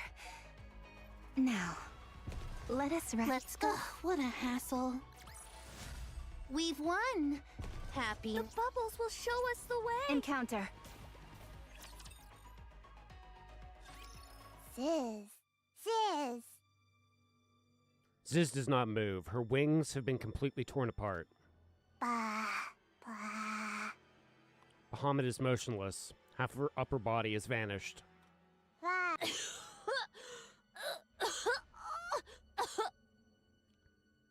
Leviathan's body is grotesquely contorted in several places. She writhes in agony. Bye. Hurt. Run! Oh, run! Go! Don't fight! Run away! Now! The thing steadies her breathing. She shakes off the dark matter clinging to her body. Her gaze sweeps across the 4 beasts scattered on the ground, then settles on the girl standing in the midst. You. Bad girl. The ground beneath the girl begins to turn black. It continues to spread wider and wider. As Leviathan sinks into the blackness, she desperately shouts. No! You mustn't fight! Run! The 4 beasts sink into the blackness created by the girl. Gigantic wings unfurl, and a drill shaft pincers rise up from the ground. The thing charges forward.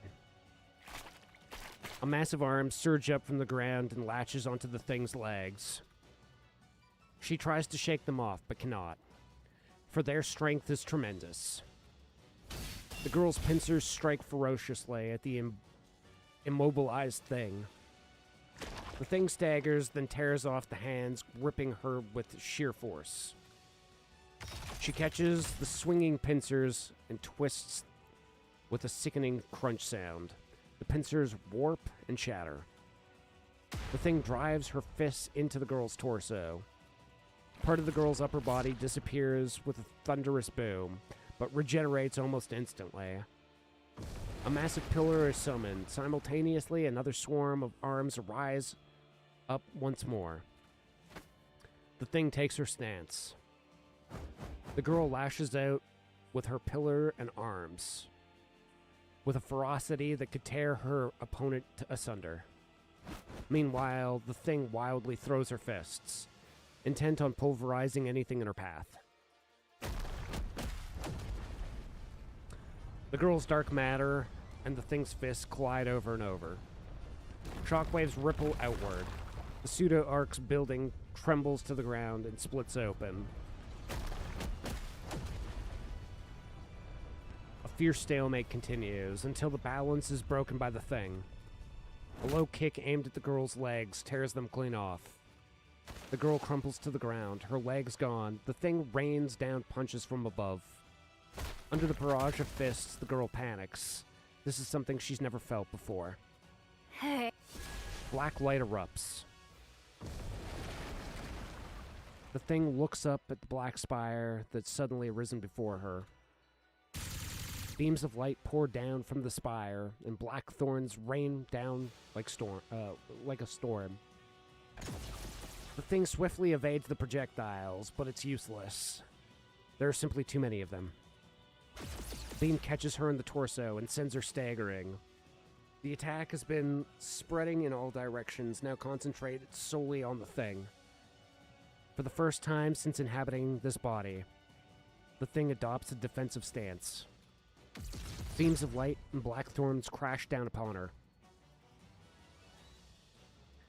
After raining down attacks for a long while, the girl looks downward. The thing is on one knee, staring up at her. Die. Massive pincers, pillars, and a drill shaft bursts from the spire, all of them pointed downward. The thing looks up at the colossal black spire looming before her. She shifts her gaze to her own body, then back at the spire, and back to herself. Fury spreads across her face. At that moment, Leviathan comes flying out of the black spire. Stop! Enough. No more fighting! Fly. The girl points at the thing. Bad girl. Die. No! Don't kill her! You don't need to do that! Leave the fighting to us. So just stop! All you have to do is sneak bites of grilled fish, hitch rides on us, and go for walks. Just snuggle up and sleep in our arms! You don't have to fight! She hurt you. Bad girl. We're fine. We're not hurting anymore. So don't. Let's just go. Let's go. Okay? Okay. The black spire disappears, and the four beasts are left floating in midair. Ziz! Yeah! Ziz's wings spread wide. She carries everyone and quickly takes flight. The thing watches them go with fury etched across her face. We almost died back there. Yeah, even after transforming. What was that thing? It looked like a pseudo-human. It certainly had the appearance of one, but it was unbelievably strong. What even was that thing? Even I, the ever-astute Bahamut, cannot say. Moth. Yes. Yes, you saved us. Thank you. Uh-huh. I scold bad girl. No more fighting, though, okay? No. Don't you dare do it! No. What the? Ugh! This kid is getting more defiant by the day! Who hurt my sisters? I'll kill them all. Don't like you hurting. Don't like bullies.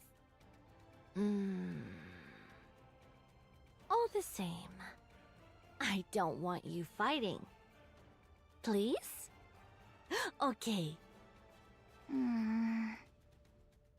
Maybe. My daughter is so cute.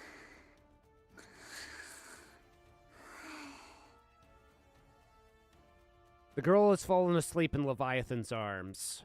Leviathan looks down at her with a troubled expression. Levi? Yeah? Why are you telling her not to fight? She's so strong. She might have won that fight earlier. You're right. She is strong.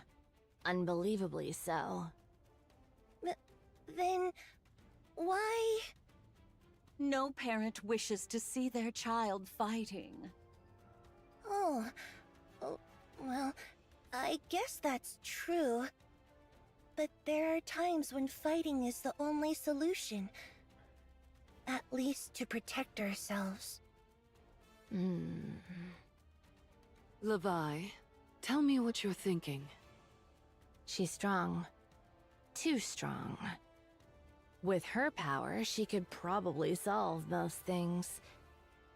She could take anything she wants, without exception. She won't even need to control her emotions. She could just unleash them alongside her power. And that can't happen. It mustn't. If she repeatedly uses her power every time she wants something, she'll turn into a real monster. But why not? Why don't you want her to become a monster? Is it because you promised Siren her power would only be used for good? That's part of it. That kid. We made her. She had no say in her creation. After selfishly bringing her into this world, we can't ask her to use her powers for our sake. We can't ask her to become a monster for us. But... damn it! Why are you crying? I didn't want her to fight. I don't know if we're even capable of it. But I wanted her to live in a world where none of that exists.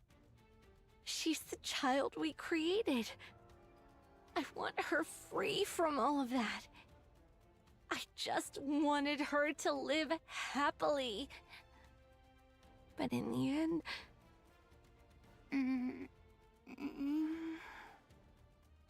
The girl wakes up. She lifts her head and looks at Leviathan. Why? Don't cry. She reaches out and wipes Leviathan's tears. This is why I keep crying.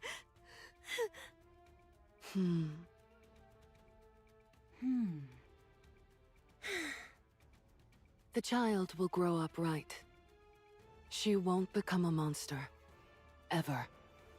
Yeah, we can do it. Let's make sure of that. Do you know what distinguishes a monster from something that isn't? It's the presence or absence of knowledge. I, in all my astonishing wisdom, will impart all my knowledge unto this child. I shall personally see to it that she becomes a person of intellect. Oh, she's doomed. I can already tell this is going to end badly. Well, as long as my daughter is a boob person, Time to show them what we're made of. she's got great taste.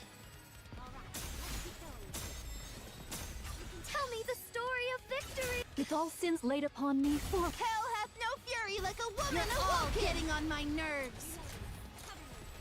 I'm going back to sleep. Figure it out yourself.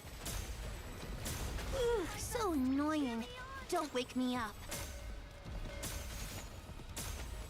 Tell me the story of victory! with all sins laid upon me, for I look forward to welcoming the morning with now, you. with all my might, onward. I couldn't be more proud of my daughter, Chad. It's over. Now, let us rest together. She Commander. likes massive titties. Let's hurry. There is work to be done when we get back. Wait. Oh, 13 and 14 are back there. Art thou engaging with the enemy? With this, we're one step closer. Ugh, what a hassle. With this, we're one step closer to our dream. The bubbles will show. Engaging with the enemy.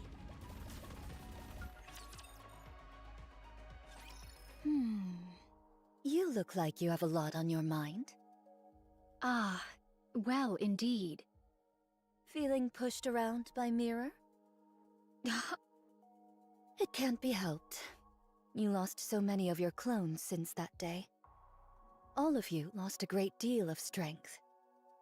Meanwhile, the Queen got a clean slate. And Mirror's been glued to her side, watching everything unfold. There's bound to be a gap in our intel, don't you think? Mirror wants to see where things are at for you all. Whether you truly have the power to stand against the Queen. Stand against her? No, we're going to kill her. She wants to make sure it's not all talk. If you have what it takes to be the ones who kill the Queen, Mirror will offer even more help than she does now. But if you're not... No doubt she shall cleave to the Queen's side without a moment's hesitation. That much I know. Right. So don't disappoint her. She's devious, but incredibly capable. Having her as an ally is always an advantage. Art thou not speaking rather too much? Oh, don't you worry. Mirror probably sent me to see you off just so I'd tell you all this. She loves making others do the talking for her. She fancies herself a puppet master, pulling strings from the shadows. She's devious to the core, that Mirror. On that, I concur. Nayuta. What troubleth thee? Explain how you came to know this Mirror. She says she's helping us, but she's more like a Rapture strategist than anything else. With how she talks about creating Liberalia, she's clearly been around for a long time. That means she had a significant hand in humanity's destruction. How did you end up allied with something like that? What a predicament. If I were to lie, wouldst thou let it pass? Fine. I'll believe it even if it's a lie. What an even greater predicament this is. 'Tis a simple enough tale. When mine replicas did roam the surface in great numbers, seeking a means to fell the Queen, 'twas young Lady Mirror who first approached me. By means of a nearby rapture, she did drive a corrupted thorn into me. What? Fortunately, I am possessed of some small skill in the handling of nymph. Should the corruption be minor, I may address it by excising only the corrupted nymph. The drawback is that much information is thereby lost, yet I at least evade utter corruption. Young Lady Mirror witnessed this and did propose a deal. Having observed mine replicas that did linger nearby and the treating of my corruption, she divined the extraordinary nature of my ability and put forth her proposal.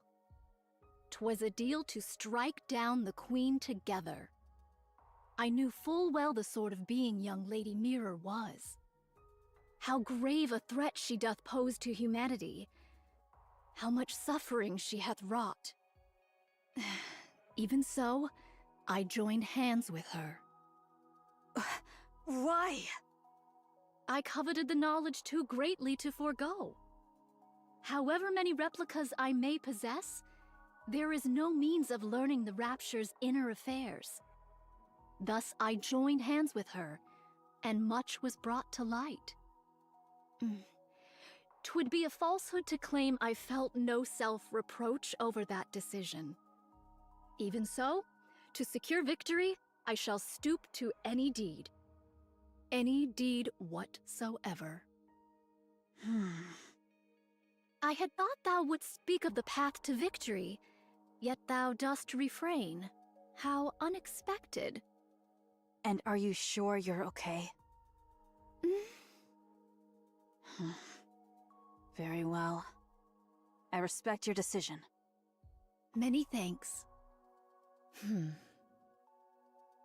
We're here. There's an underground tunnel from this point that'll get you out quickly. Stay safe. And if Scarlet happens to wake up, don't mention me. That matter will not be resolved so swiftly, but very well. All of you, get moving. Huh? Ego Vista has caught your Damn it. Huh? Huh?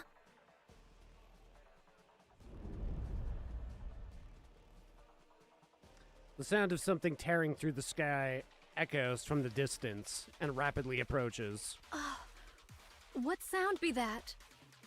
This complicates things on so many levels. Let's evade for now. We can't exactly run from something if we don't know what it is. Just run.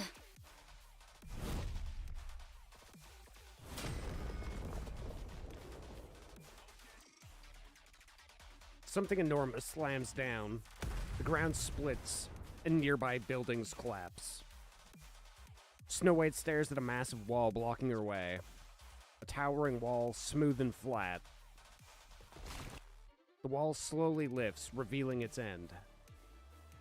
It tapers gradually to a point. A sword? A sword?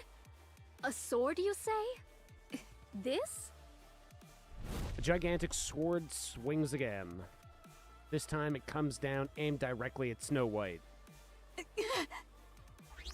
7 dwarves unleashes fire. An explosion hits the descending blade, knocking it off course. Snow White quickly takes to higher ground.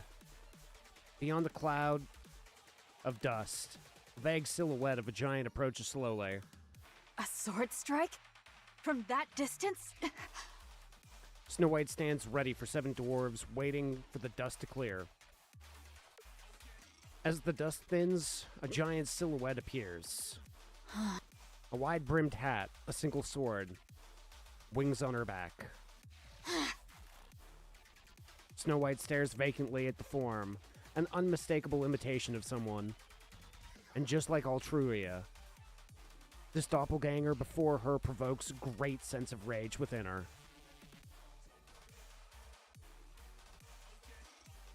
This is sacrilege. A desecration of her comrades who risked their lives in battle. Snow White's eyes blaze as she clenches her teeth. Without any further hesitation, she unleashes her attack. I'll kill you! I'll kill every single one of you!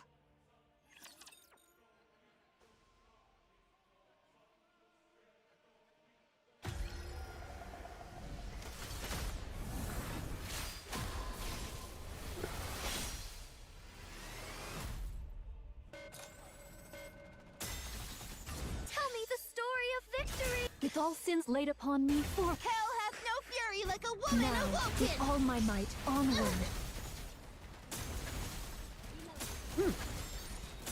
Looks like her health bar is going down pretty rapidly. Tell me the story of victory! With all sins laid upon me, for I look forward to welcoming the morning You're with you. all getting on my nerves!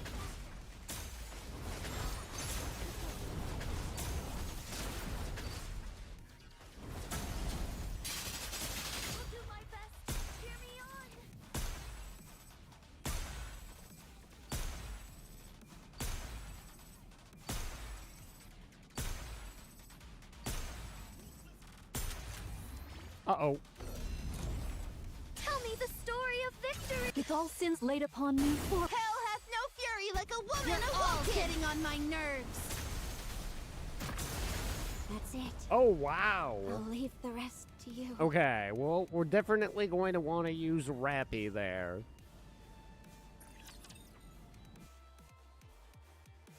I didn't think about that.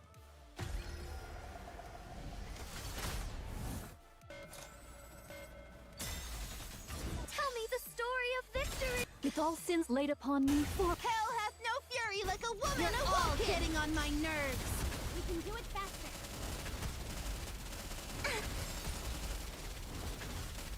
All right, let's keep going. Tell me the story of victory. With all sins laid upon me for— I look forward to welcoming the morning with you. Ooh, that almost killed Rappy. Okay, that did kill Rappy.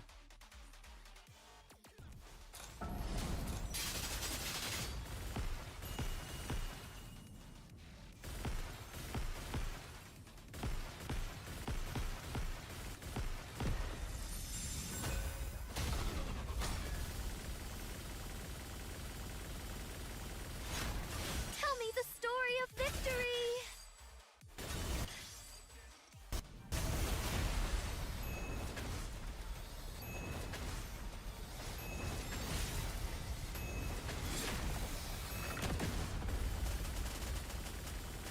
Tell me the story of victory. With all sins laid upon me for— Full speed ahead. Aegis Now, cannon, with fire! all my might, onward. It's okay, we didn't need Rappy. We've won. Happy now.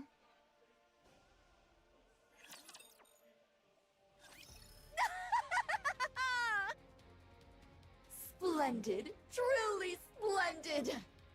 You don't have boobs? Fuck you. Never have I fought so earnestly, not since the day of my birth. No, admittedly, I am newly born into the world. Stop laughing. Young Lady Scarlet's and Young Lady Isabel's weapons.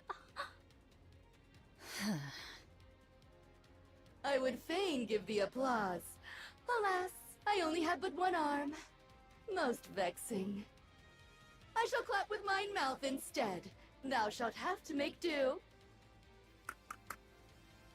You lunatic! I must confess, transforming doth dull the pleasure of the slice of mine blade. 'Tis less like a cut and more a bludgeoning. Only in this body can I truly feel the joy of cutting something down. A poorly made thing, this body.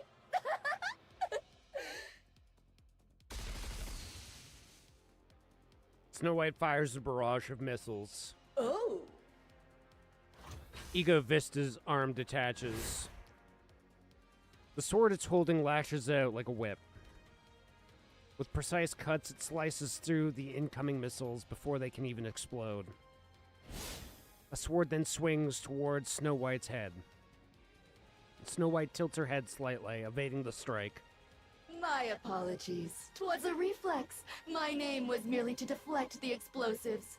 Though thou art not blameless either, attacking in the midst of conversation. Doth such conduct not violate the way of the sword? Spare us the falsehoods. 'Tis plain to any soul that strike was aimed with intent. Nay, nay. 'Twas a mere mishap, as I said. Ego Vista vanishes, then lands between Nayuta and Snow White. Ambushes are not my specialty. The sword swings wildly. Nayuta and Snow White both block and evade, but are grazed and sliced. Blast! Ugh.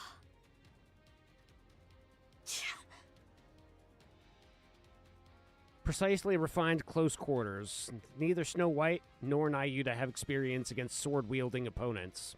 They couldn't have. Against Raptures, gunfights are standard. Some Raptures do engage in close combat, but their attacks are nothing more than straightforward physical aggression. But Ego Vista plays mind games. She targets blind spots and vital points. Nayuta knows self-defense, but not at a level to face a master like this. Against a master of the blade, neither can mount a single counterattack. Sword meets sword. Rose blocks Ego Vista's strike. Well, well. If it isn't Mirror's puppet, what exactly dost thou think thou art doing? Who knows? Perhaps facing a sword wielder after so long stirred my spirit. A hollow hollow husk with no blood to boil. What rubbish doth thou speak? Rich words coming from something that imitates humans. Their blades clash. From a distance, Mirror watches. This is no good. Ugh. They really are completely helpless. Even with half their forces remaining, they're struggling this much against a single newborn heretic. Altruria's retreat was likely due to that strange wall. These new raptures will just keep getting better. The Queen will secure the dark matter, and those half-baked things aren't going to pose an obstacle to her. Eden is still devastated, and the Ark shows no sign of mobilizing. On top of that, Marion's gene is now in the Queen's hands. I've decided. It's a shame to abandon everything I've invested, but the Queen is on a whole other level. Perhaps her descent was the problem from the start. There's no other choice. This is the right call. What a waste. Both Marion and the Ark. Such a shame. After all that effort I've put in, the Queen obtaining a new body was the deciding factor. Otherwise, she could have been stopped. Right. Time is infinite.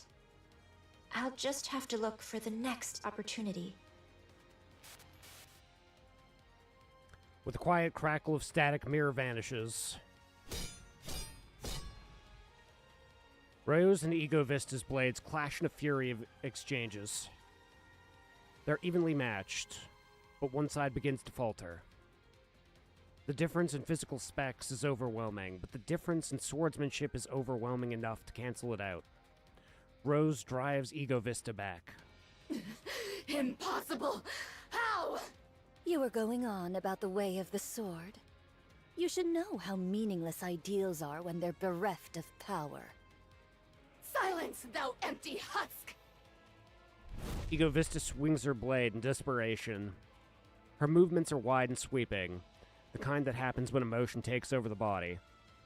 Rose ducks and raises her blade. All she needs to do is lightly deflect the charge forward to pierce the core. As expected, nothing beats Scar's swordsmanship.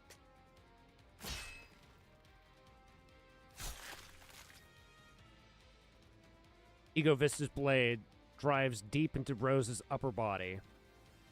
Rose collapses. A pity. The sword was too worn, too frail to endure mine strikes. That it should end thus, I find it nothing short of regrettable. Snow White levels her gun at the stunned Ego Vista. She glances towards Nayuta to call for backup, but sees her staring into the distance, her face frozen in horror. We are undone. Just as I feared. We ought not have joined hands with an outsider. Snow White follows Nayuta's gaze. Dozens of red glowing orbs hurtle towards Nayuta. Mantra! A thunderous roar echoes in the distance, sending vibrations rippling through the air. The sound slowly draws closer. Nayuta, what's happening? Mount Mantra and make haste. Retreat, I say. Nayuta! When my replicas perish, their nymph returns unto me. The scores of replicas whose whereabouts were lost here have failed.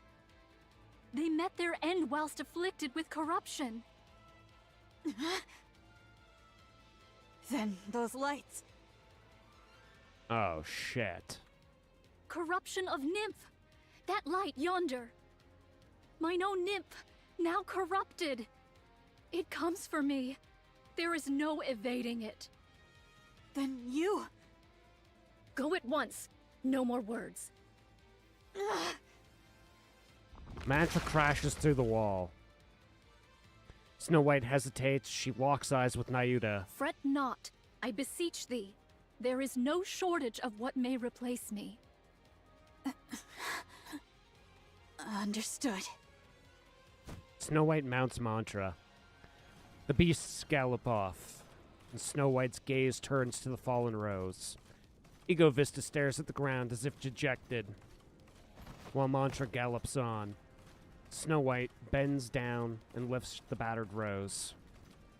With Snow White and Rose aboard, Mantra leaves the area in an instant. Nayuta watches the ominous red lights converging on her. Mirror? Things shall not unfold according to thy will. Nayuta presses her palms together. Light bursts from her body. Though mine original self be forfeit here, there is no want of replicas to succeed me. Ego Vista's blade smashes into Nayuta's face, sending her tumbling across the ground. Nayuta's vision swims as she was struck by the flat end of the sword. Ugh. Self-destruction? How terribly boring. Mirror! I've had my eye on you for quite some time. There's no better material for a puppet than you. I've always coveted you for that. Ah, I should mention about your clones. I've already taken care of them, in case things came to this. Injecting corruption directly into your body would be pointless. You would only cure yourself. But even you cannot withstand this much corruption being planted in your nymph. Traitorous scum! Don't look at me like that. I believed in you and cooperated with you in good faith. But I'm simply too disappointed. Please know that my feelings were genuine before. Vile wretch! I swear I shall! Sorry, but you should know. I'll do whatever it takes to win, too. The red lights enter Nayuta's body. She struggles, but goes still after a moment. A short time passes. The red-eyed monk rises to her feet. How do you feel?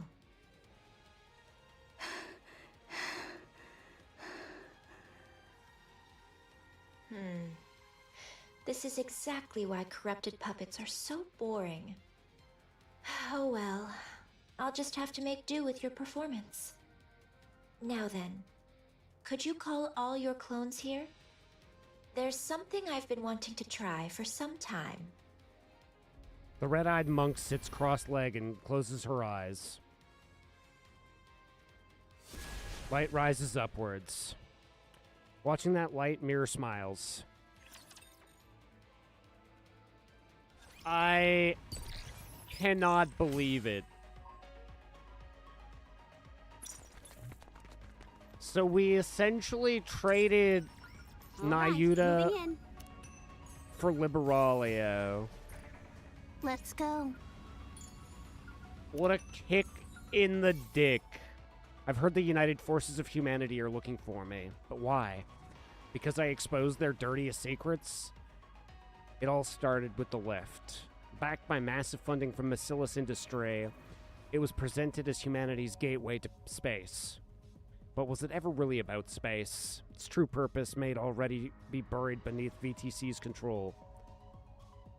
Bacillus's money and the United Forces of Humanity to cover up. Which means nothing can be trusted.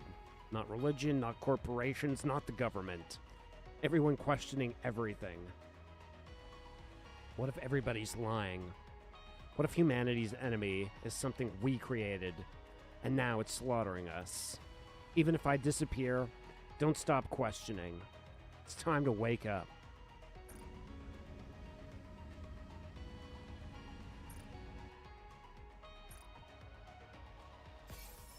What an absolute mindfuck, dude. Anise continues to be the lamest.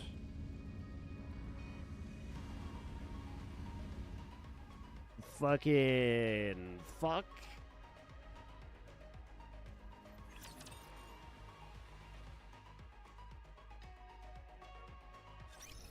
Fucking fuck, dude.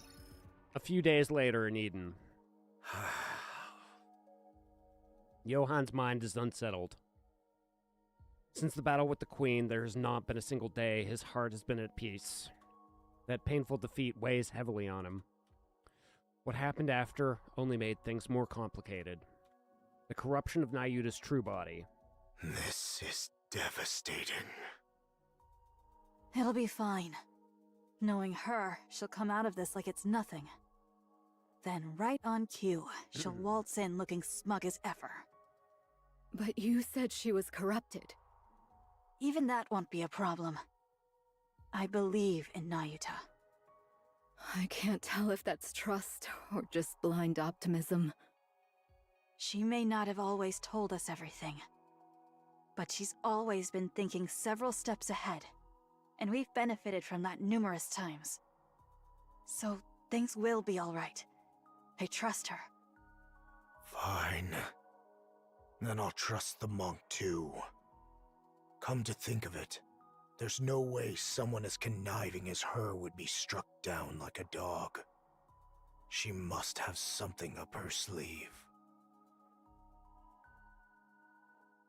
The Rapture strategist called Mir. The newborn Raptures the Queen is said to be creating. The new heretics like Altruia and Ego Vista. There may even be more. There probably are. Liberalia, who arrived in Eden with only her head remaining. Rose, severely damaged, now unresponsive, with only her brainwave still active. An unidentified weapon dubbed Red Shoes. So many new unfamiliar things keep converging in Eden. Johan is conservative by nature. He's not accustomed to accepting things he doesn't have full grasp on. His years spent on the surface have only pushed that tendency to an even greater extreme. Johan steps on something. He frowns and slowly lifts his foot. Sticky black liquid stretches beneath his boot and the floor. Johan's head hurts. He's afraid to open the door before him. But he can no longer ignore the noise coming from outside. After taking a short breath, Johan opens the door. Hey, I told you not to eat every single thing you find. Sis gave me. Who? Was it Ziz? Huh? No, it wasn't me. Then who was it? Oh, sorry. I gave it to her. Wait, what? Was I not supposed to? She refuses to eat her meals because she keeps snacking all the time. Come on. Kids should be able to eat what they want. You can't go through life just doing whatever you want. Sometimes you have to do things you don't want to do. Wow, you're being all philosophical all of a sudden. This is certainly heavy. See? It's too heavy for you to lift, isn't it? I said it was heavy. I didn't say I couldn't lift it. Wow. A pseudo-human like you could lift my pincers? It's no big deal. It's your turn. You want me to lift your weapon? I could do that with one hand.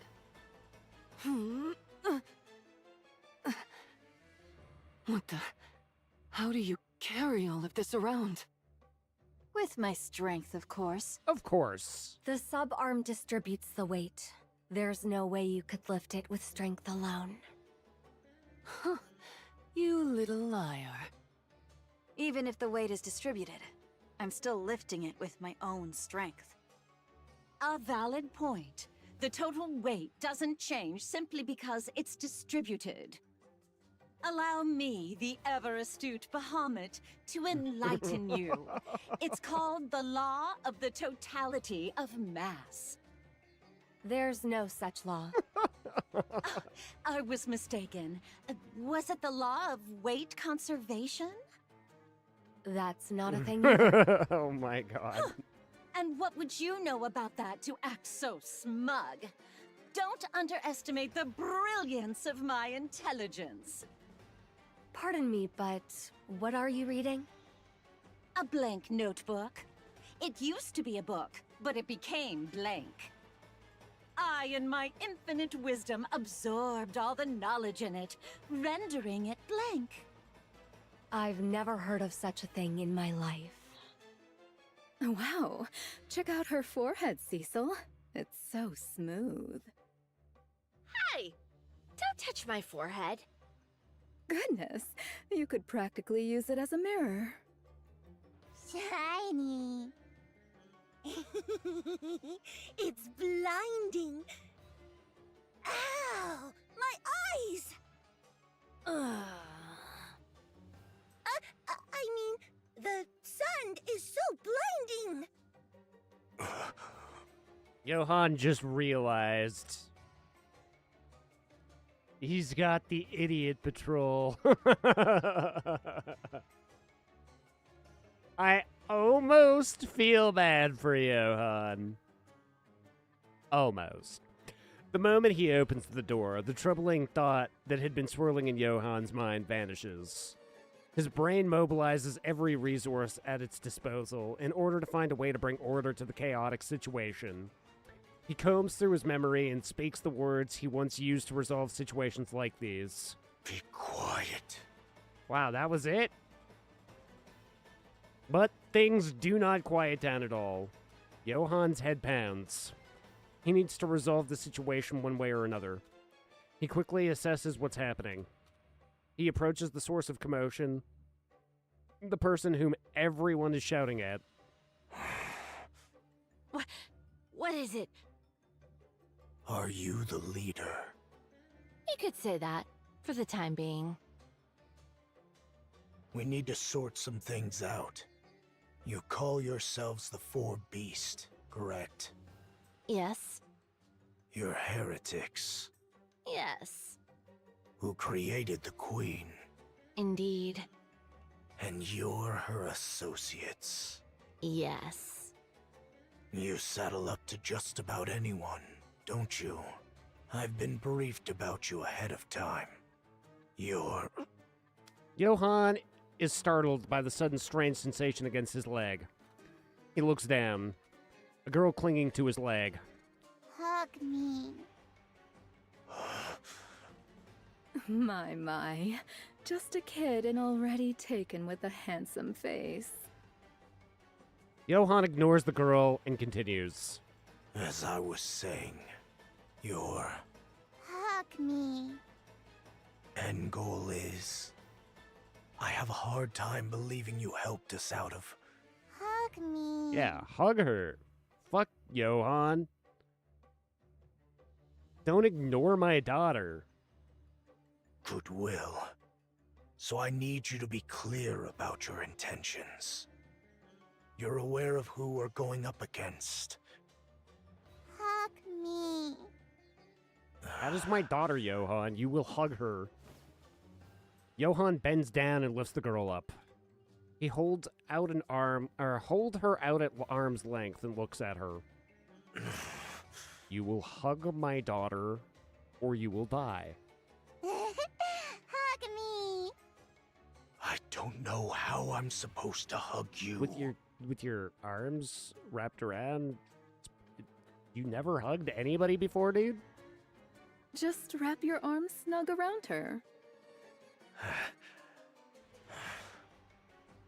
Johan brings the girl into his embrace with a stiff, awkward movement. She falls asleep almost instantly. She's asleep. You're right. She'll sleep in just about anyone's arms. Unless you're too flat. Let that sink in, Leviathan.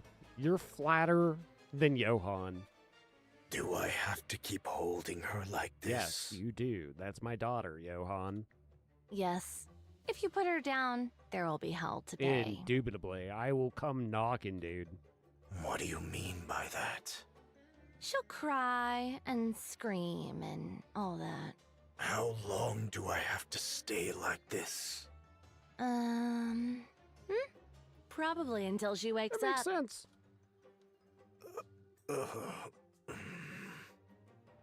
Johan looks down at the sleeping girl in his arms. The thought that had been tormenting him moments ago is completely gone. Focusing all his attention on holding the girl, Johan stood frozen in place. This is the first time Cecil has ever seen this side of Johan. She bursts out laughing in the end. All right. I have a clear picture of what's going on. We'll cooperate. Do I need to remind you of who we're up against? There's no need. We've met her.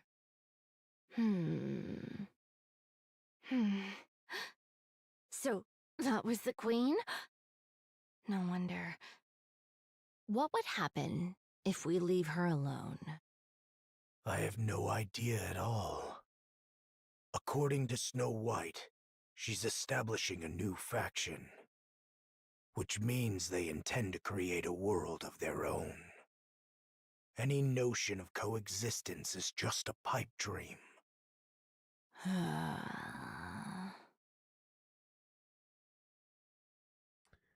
Leviathan stares at the girl asleep in Johan's arms. That's reason enough. We're in. Good. So we just wait until the young man contacts us? For now, yes.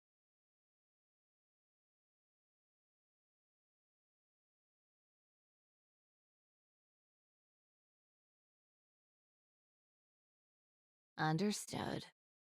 We'll wait then. Isn't she heavy? No, I've gotten the hang of it. I see. The girl suddenly wakes up. She slips out of Johan's arms and runs off. Hey!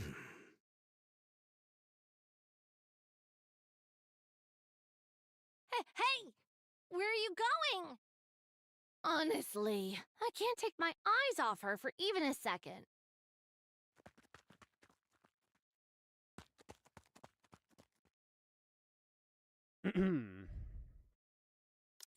Leviathan chases after the girl. Johan rises and follows. Without the slightest hesitation, the girl runs through Eden. Something about her path she's taking strikes Johan as strange. The place she's heading to is clearly... The girl quietly stares at Marion, lying there as if she's asleep. She waves her hand in front of her face, but Marion does not wake. She reaches out and places her hand on Marion's chest. No heartbeat can be felt. The girl takes a step back and places her hand on her own chest. She feels 2 heartbeats. The girl continues to stare at Marion. Oh my god, is my little daughter gonna fucking save my other daughter? My wife daughter? I shouldn't say it like that. That was fucking weird.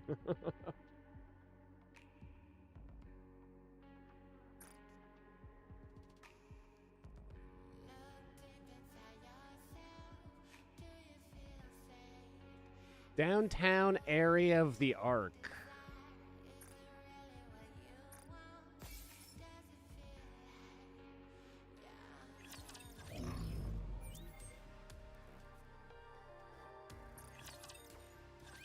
Fire!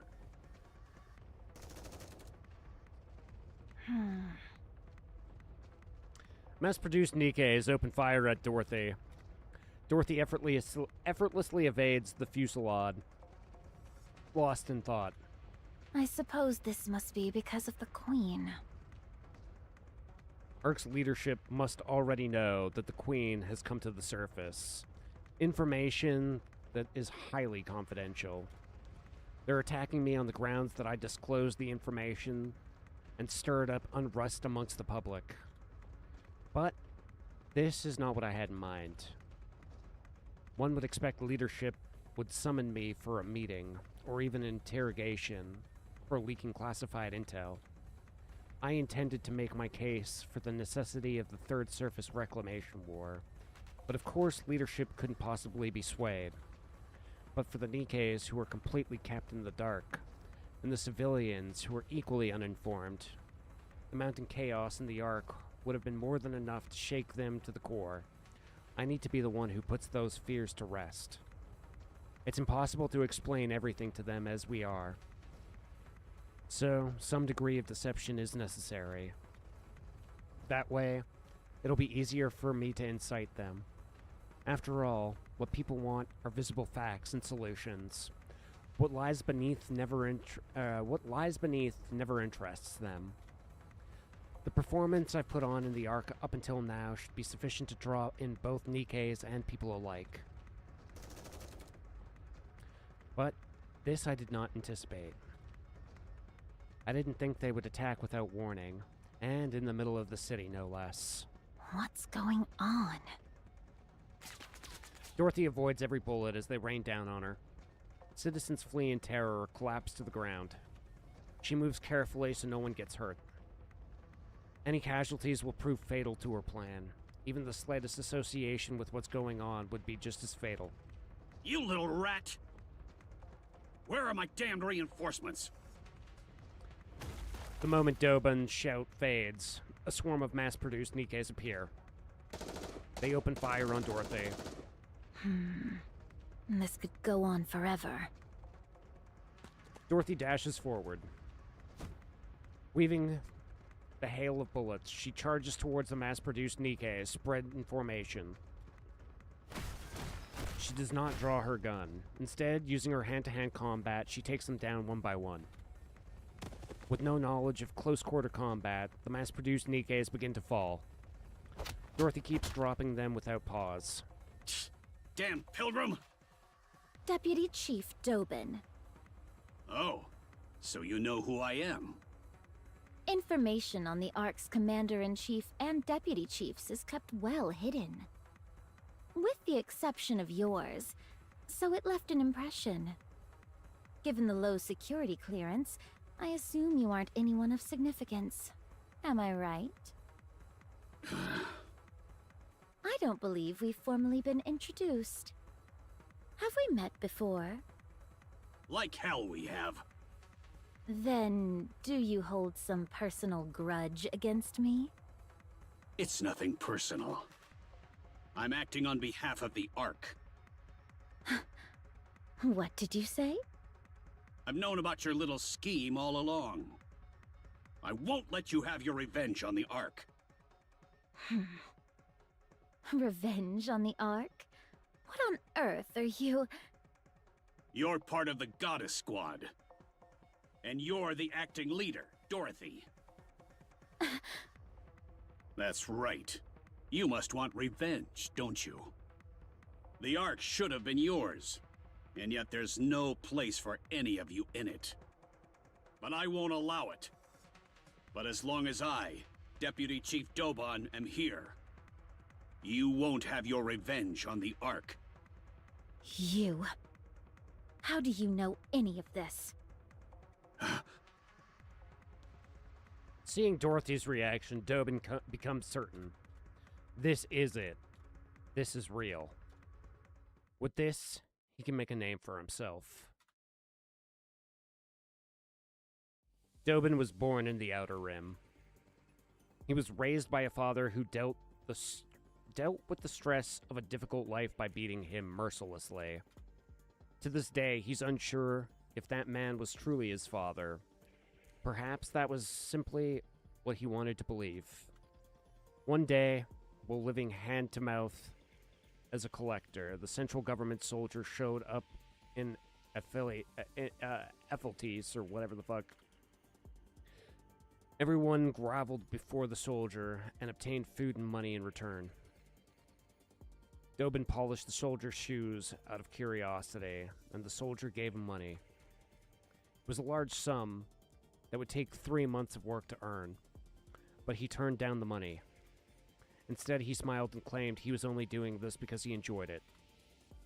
The soldier took an interest in this young boy from the Outer Rim, one who expected no compensation. The soldier stayed in Effelties for a month, putting Dobin to work as his errand boy. Dobin served the soldier wholeheartedly, and on the last day the soldier said to him, come to the Ark and serve me there. And so Dobin received an identification chip from the soldier and headed to the Ark. 1 month was all it took. The identification chip that everyone in the Outer Rim could only dream of had come to him. Simply because he served an unnamed soldier for a month. It didn't take long for him to realize that everything he so desperately desired in the Outer Rim was easily obtained in the Ark. Dobin lived as a citizen of the Ark before becoming a soldier. One day, an opportunity arose for him to tour the Outer Rim, which he accepted without hesitation. He did so because he found himself missing his hometown. The moment he crossed the partition, however, Dobin was horrified. Had this place always been this filthy and dark? Someone approached him and polished his shoes. It was the man he used to call father. The man repeatedly bowed and polished Dobin's shoes, but had no idea who Dobin was. Dobin ground the man underfoot, then fled the Outer Rim. He was ashamed of what he had come from. He despises himself for ever considering this place home, and for missing it even briefly. From that day on, Dobin became vitriolic in his disdain for the Outer Rim. He believed that if the Outer Rim disappeared, his shameful and disgusting past would disappear along with it. He proposed a policy targeting the Outer Rim to the central government. The policy called for isolating the Outer Rim and designating it as a dumping ground. The central government approved the proposal and gave Dobin full oversight. From the central government's perspective, the Outer Rim had always been a headache, but abandoned or not, it'll still be a place where people live. But the policy Dobin presented treated the Outer Rim as a place bereft of inhabitants. If things went wrong, all blame would be pinned on Dobin. From the central government's perspective, there was no reason to refuse. The Outer Rim began to turn into hell. Dobin soon gained recognition for his role in resolving the troublesome matter, and rose to a high-ranking position. From then on, Dobin directed the troublesome and unsavory matters to the Outer Rim. The place descended further into hell.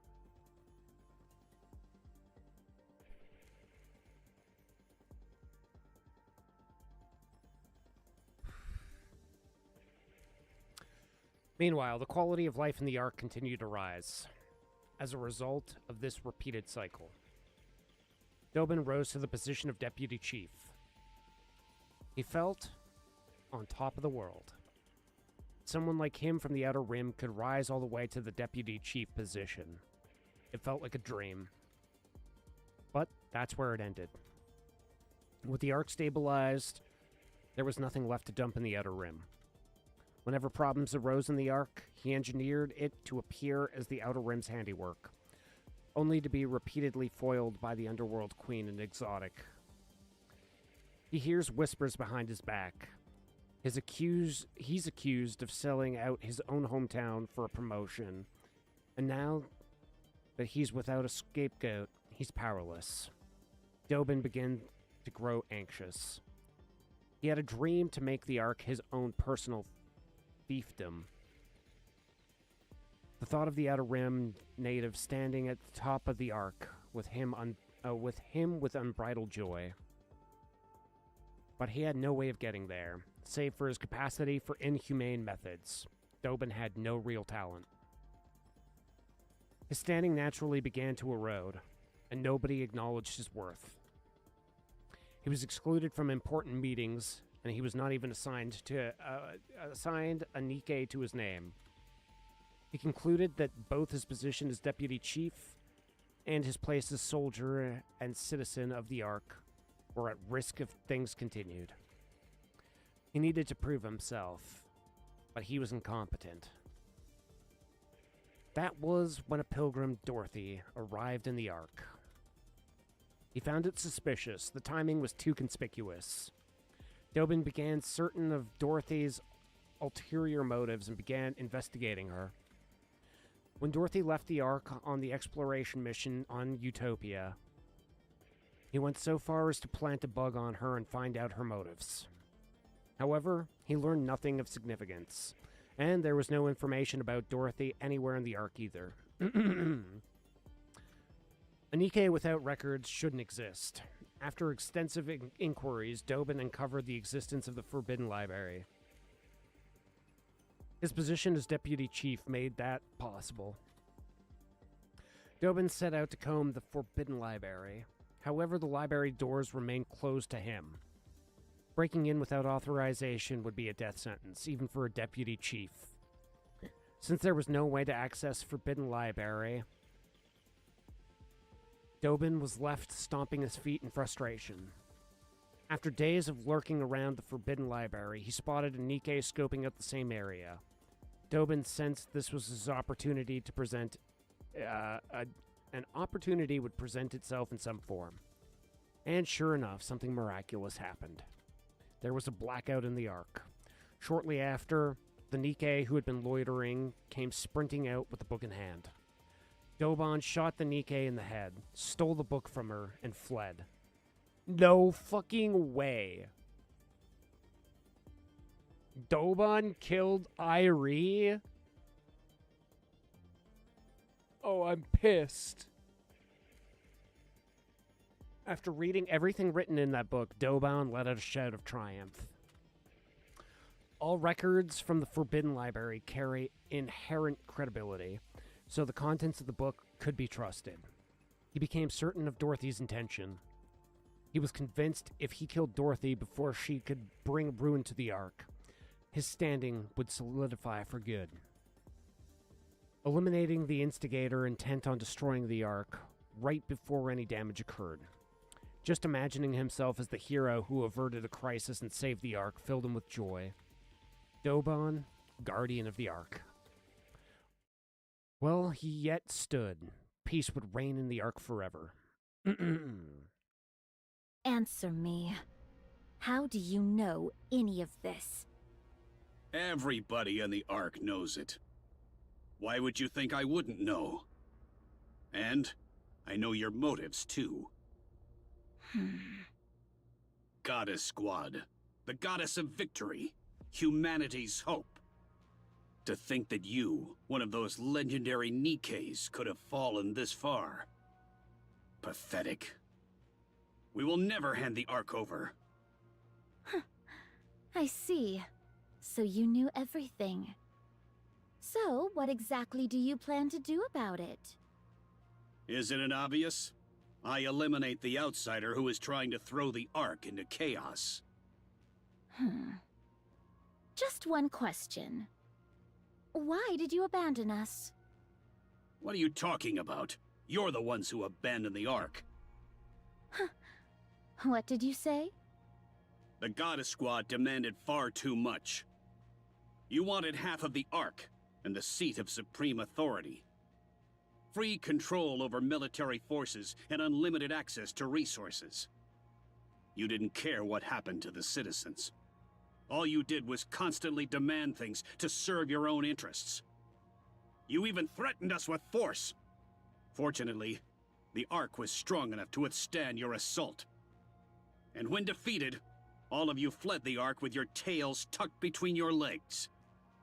Despite all that, to honor your contributions, the Ark elevated you to myth, enshrined you in monuments, and passed down your legend through the generations. Instead of gratitude toward the Ark, this is how you repay us? Have you ever seen us in person?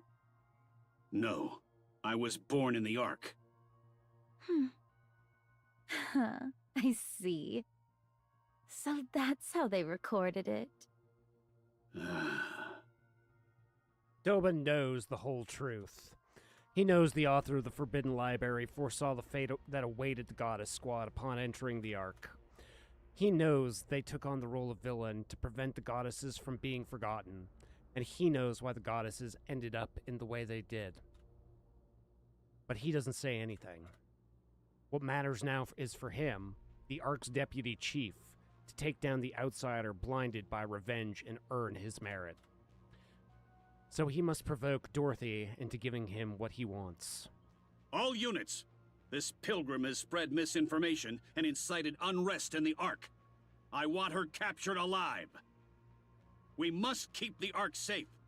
We cannot allow an outsider to ruin everything we've built. You really do have a way with words. It's a battle of falsehood against falsehood. The official narrative regarding the Goddess Squad is as Dobin says. Then Birmingham's passive treatment of her makes sense, but it doesn't matter. The people whom Dorothy must appeal to are not those in power, but the Nikkes and the ordinary citizens. Dorothy holds irrefutable proof of that the Queen has ascended. Whatever Dobin says about Dorothy's true intentions will crumble before the undeniable physical disaster looming ahead. Both lies will come into light one day, but Dorothy is confident of her victory. God damn. If the truth is great enough, even the small lies mixed in have a way of becoming truth. To ensure that she'll come out on top when the decisive moment arrives, Dorothy decides she must first take control of the public sentiment. Dorothy once again cuts through the mass of produced Nikkes. Escaping would be easy, as would subduing them.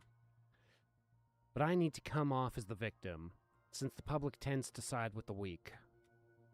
I'll give them just enough of a fight and take some hits, but under no circumstances will I use my gun. And there must be absolutely no casualties. I must appear as somebody targeted by the central government for telling the truth. Dobin's actions will give the Nikkes and the citizens the confirmation they need. Confirmation that the central government has been deceiving the Ark. Why don't you take a nap? Dorothy drives her knee into the abdomen of the mass-produced Nikke. The Nikke bends at the waist and groans. At that moment, the mass-produced Nikkes explode, sending fragments scattering everywhere. Huh? The Nikke beside her charge with a shriek and lunge at Dorothy, trying to grab her. Dorothy reflexively dodges and breaks the Nikke's stance. The Nikke staggers, then detonates. Oh my god, dude.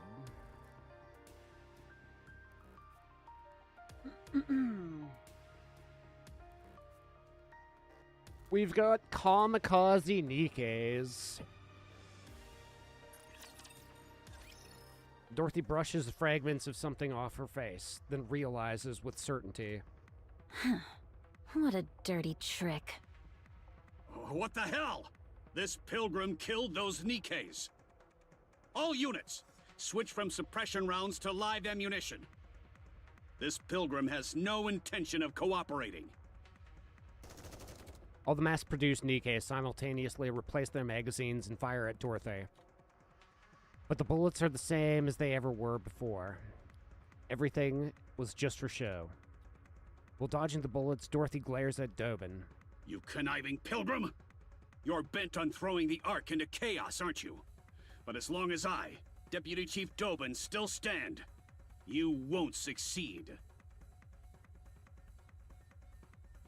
His stentorian shouts are clearly meant to be heard by everyone. Dorothy feels the rage boiling from within. Do you have a death wish? You'd even lay hands on a human? No matter how intensely you despise the Ark, isn't this going too far? Looking at the loathsome man before her, spouting drivel, she considers perhaps breaking one of his legs. She could stage it as an accident. Maybe it looks like he fell on his own. A mechanical sound echoes from above. Dorothy looks up. Rappy and I land together. Abroad 7 Dwarf 0. We assess the situation.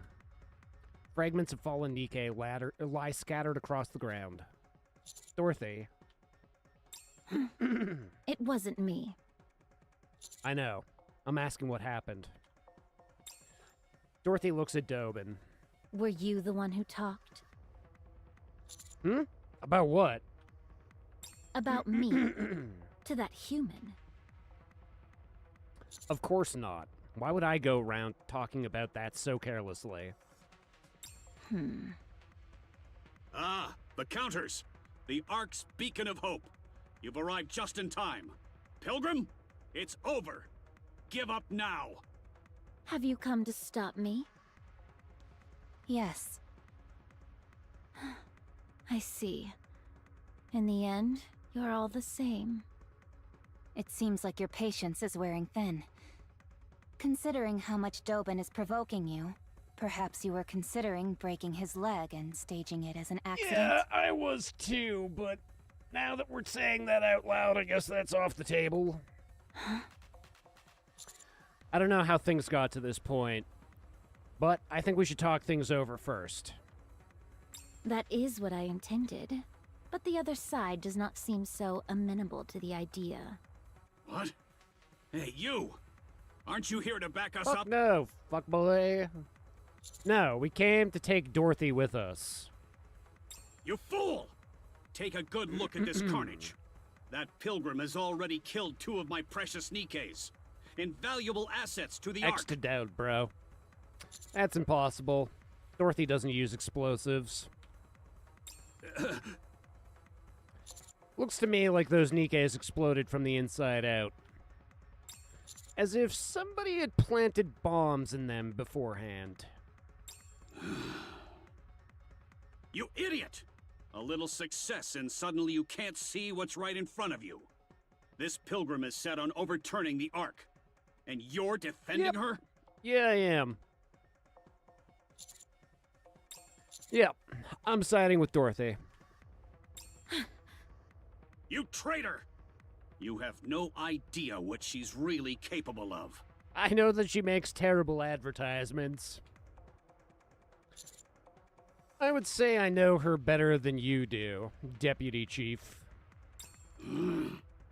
Filthy traitors! A lot of you! I'll see you all court-martialed and hanged. You say I don't know her true colors? It's you who doesn't. I'll show you what kind of creature that pilgrim really is. Come out! At Dobin's gesture, the formation parts. Numerous mass-produced Nikke step forward. They're all produced Product 23 model Nikkes. All of them remove their visors to reveal a familiar necklace around their necks. No way. Memories from aboard the Utopia come rushing back to me. The image that held Dorothy captive. A name surfaces. Pina. No, something's different. The mass-produced Nikkes who stepped forward each wear anxious expressions. They glance around nervously, their gaze is wavering. They're all individuals.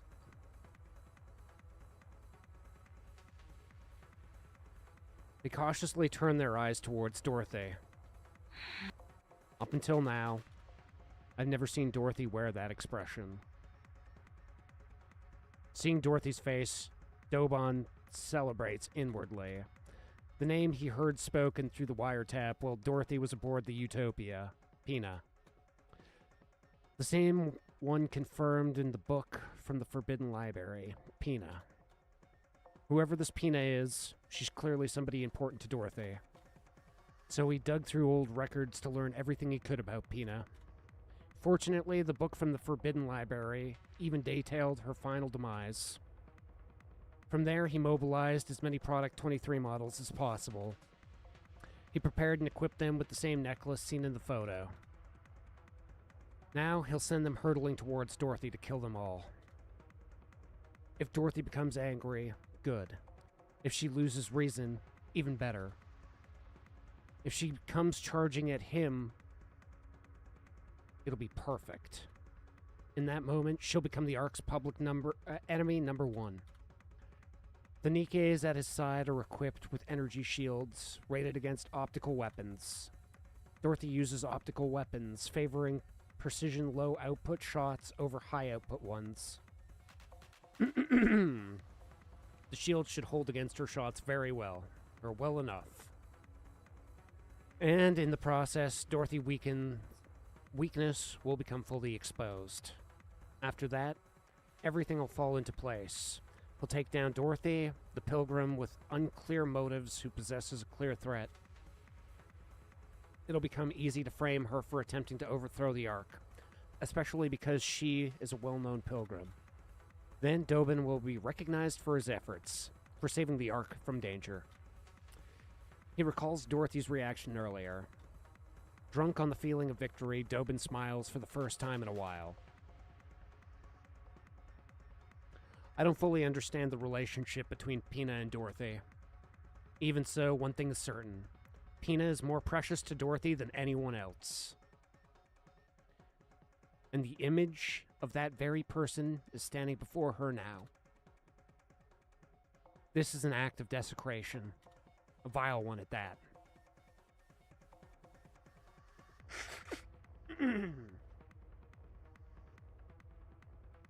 It's trampling with muddy feet onto the sacred space of a stranger's cherished memories. Go.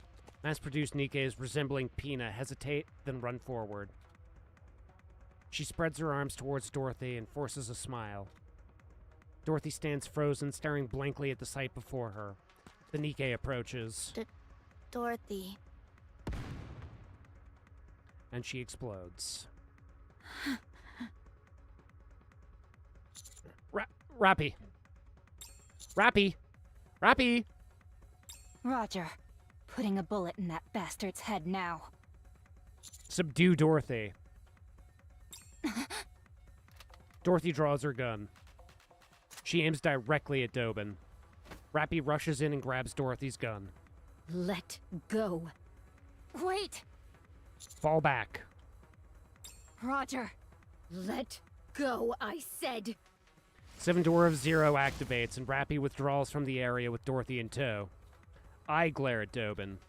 You fool! What do you think you're doing? Traitorous scum! How dare you protect the Ark's enemy? You. Don't expect your death to be clean. What? I run in the direction Rappy and Dorothy flew off towards. Anus, Neon. Change of location. What? But we're almost there! Then where do we go? Head towards the hospital. I'll send you to the exact location later. Okay. See you later, Master! I cut the transmission and break into a full sprint. Jesus motherfucking Christ, I gotta pee, chat.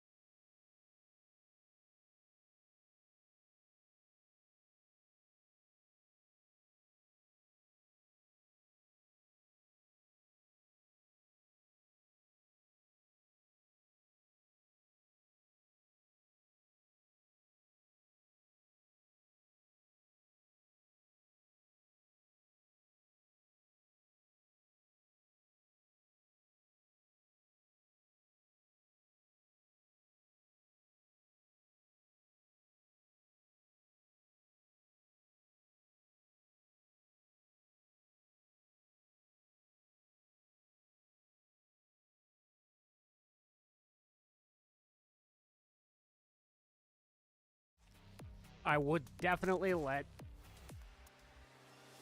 Dorothy kill Dobin. I sprint in the direction that Rappy and Dorothy are headed. The only problem is, I don't know her exact location either. There. Rappy tumbles across the ground. From a distance, I catch sight of Dorothy pulling away. Commander! Rappy, are you okay? Take cover! Dorothy fires wildly. I quickly hurl myself to the side. The optical rounds scrape across the ground. She fired her gun? She's lost her mind! Dorothy approaches rapidly in a low flight. Rappy unleashes a volley at her, but she rolls clear of every shot. In the same motion, Dorothy fires back with an optical rounds. Wait, if I get shot, I'll die. The same goes for me. Rappy and I roll out of the way as heat grazes our bodies. Dorothy walks slowly towards us. Do you intend to keep going? I prefer not to. But if I stop, you'll go back and kill Dobin. That's right. There's no reason to let him live. Stop this. You said you would take over the Ark. If you do this, all of your plans will fall apart. Everything you have prepared till now will become meaningless. Everything I've prepared. It has already been ruined. Nothing is left. Dorothy, why are you doing this? I have nothing left now. The place we thought was paradise refused to let us in, and the new paradise we built cast us out. That's right. I have given up all hope. Because there's nothing else I can do. After inciting the humans and Nikkes of the Ark to leave with me, I wanted to create another paradise. That trivial thing. That was the only form of revenge I had left. That was the only thing left I could take from the Ark. I've tried to endure all this time because it was all I had left. But what I can't endure is that. Dorothy, come with us. Let's defeat the Queen together. You're asking me to join forces with the Ark? No. You heard what happened from Snow White herself. What was done to me, to us. I'll never forgive the Ark for that. I'll convince them. I'll make sure that you're compensated for everything that you've suffered. You know that would never happen. Dorothy levels her gun at me. You idiot! Anise is here! Neo Neon has arrived! Anise and Neon jump down from the building and land loudly behind Dorothy. Dorothy hurriedly turns to pull the trigger. Anise's hand blocks the optical round aimed at Neon's head. Whoa! Oh. Did you just... I just... Dorothy steps back. Were you trying to kill her? No, I wasn't. I'm sorry. Dorothy! Hey! Are you okay? Are you okay?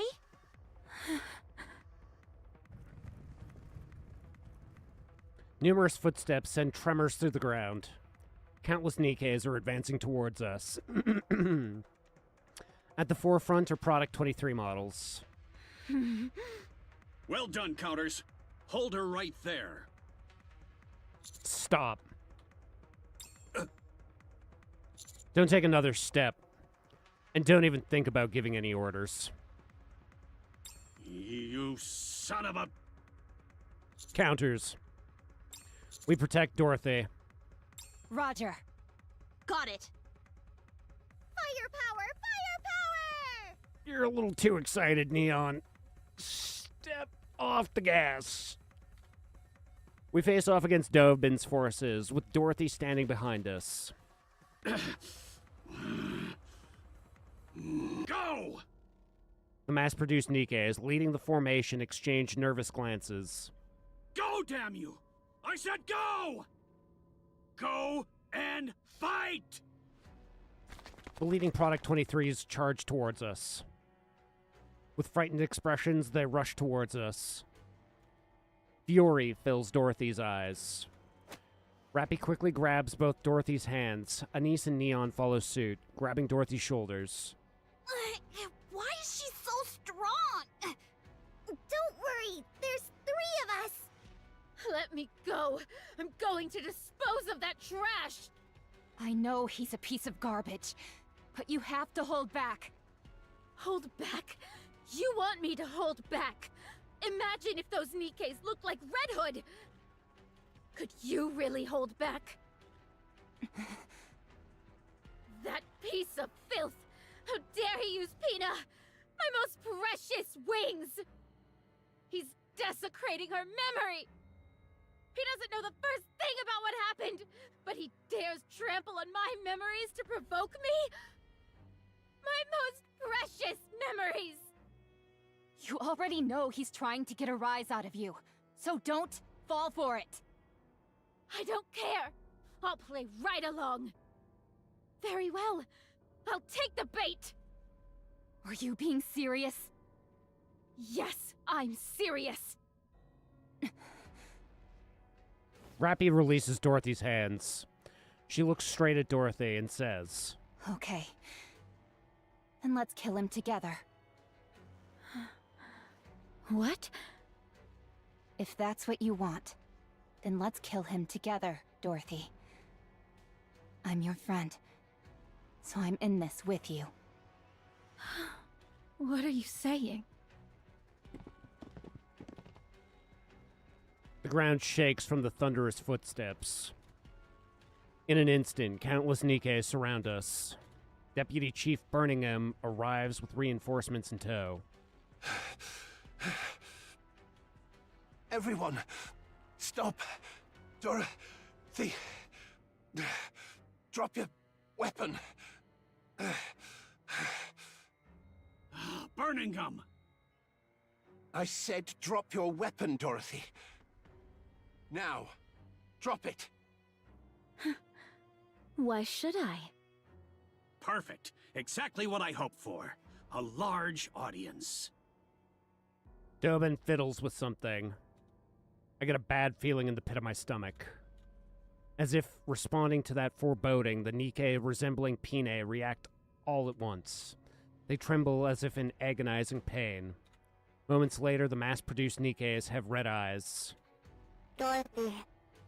Dorothy. Dorothy. Dorothy. Dorothy. They begin calling her name in metallic, distorted voices. Are they corrupted? Go on then, Pilgrim.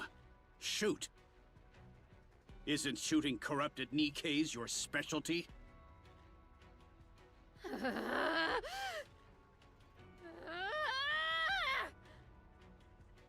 Dorothy shakes everyone off and raises her gun. No, Dorothy! Haha! Yes! Shoot! Shoot and reveal your true nature. Several mass-produced Nikke shield Dobin. Dobin laughs. It worked. She took the bait. Dorothy's gun trembles. She glares at Dobin, her face filled with rage. A hole opens in Dobin's head. Oh my god! Now I'm scared! Was it fucking Rappy? Who did it? Oh my god, was it Birmingham? Imagine if it was Birmingham with the 1911. Dobin collapses to the ground. Red spills from his head and stains the ground. His body lies motionless. He dies instantly. Damn it. Chaos erupts, Nikke's and citizens alike scream. One of the Ark's highest authorities, a deputy chief, is dead. Dorothy, what have you done? It wasn't me. I turn my head. Smoke rises from Deputy Chief Burningham's gun. Deputy Chief?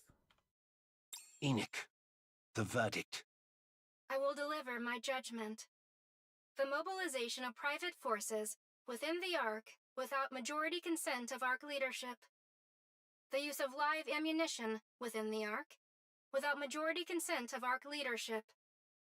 The use of explosives within the Ark without majority consent of Ark leadership. The meaningless sacrifice of Nikke's in the process. Furthermore, the misuse of classified research data pertaining to corruption without majority consent of Ark leadership. All of the above actions resulted in considerable disorder within the Ark. I hereby deliver judgment on Deputy Chief Birmingham, who carried out summary execution on Deputy Chief Dobin, the party responsible for the aforementioned offenses. Jesus. On the basis that Deputy Chief Dobin's actions could have further destabilized the Ark's already turbulent situation.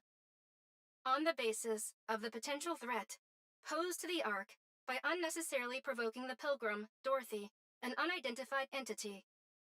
Furthermore, on the basis that Deputy Chief Dobin held no meaningful influence over the Ark's current operations.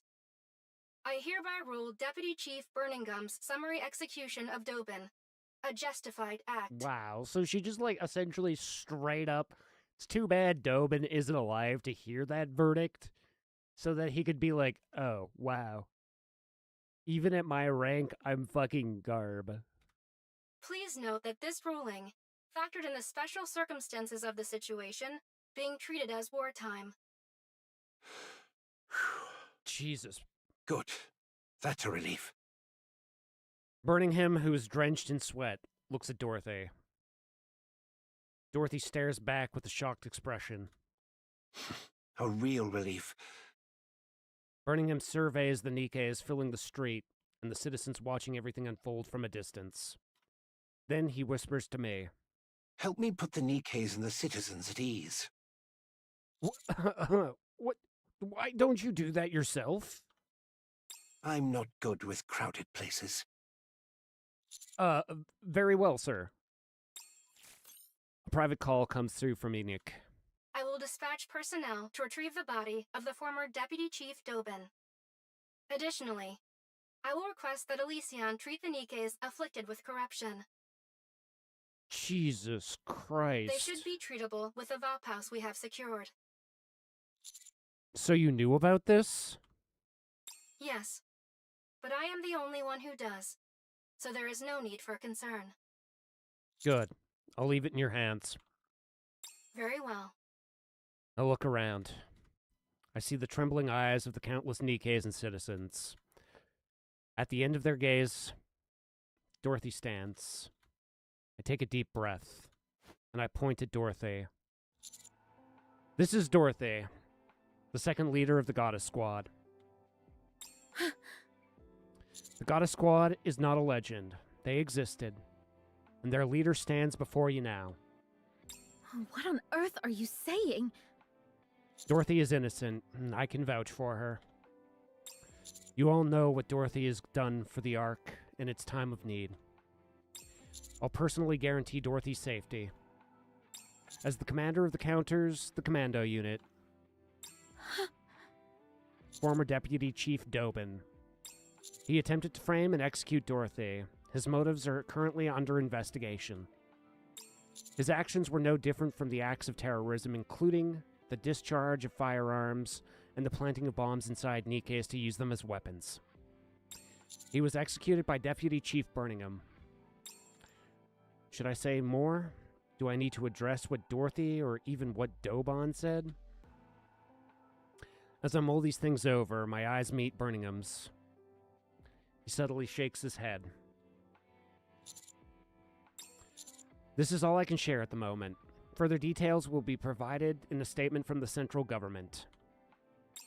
From here on, please follow any directives issued by the central government.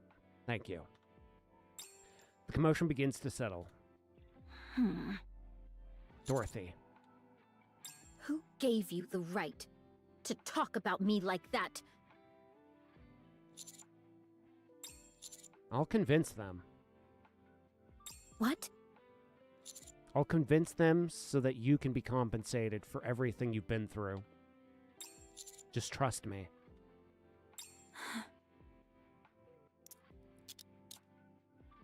Handcuffs are placed on Dorothy's wrists. Wait! This is just for show. She did discharge a firearm in city limits after all. Besides, do you really think this metal scrap can actually restrain her? Yeah, of course not.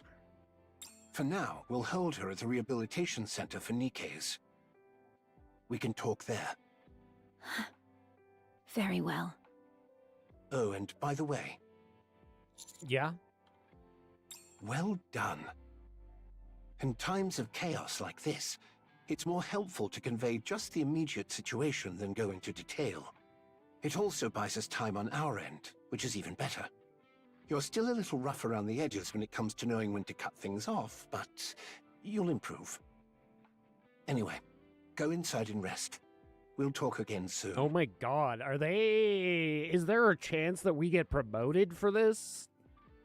Understood. Thanks, sir. Dorothy. Yes? Behave yourself, and don't cause any trouble at the rehabilitation center. I'll hook you up with some outside food. Any magazines you want, just say the word.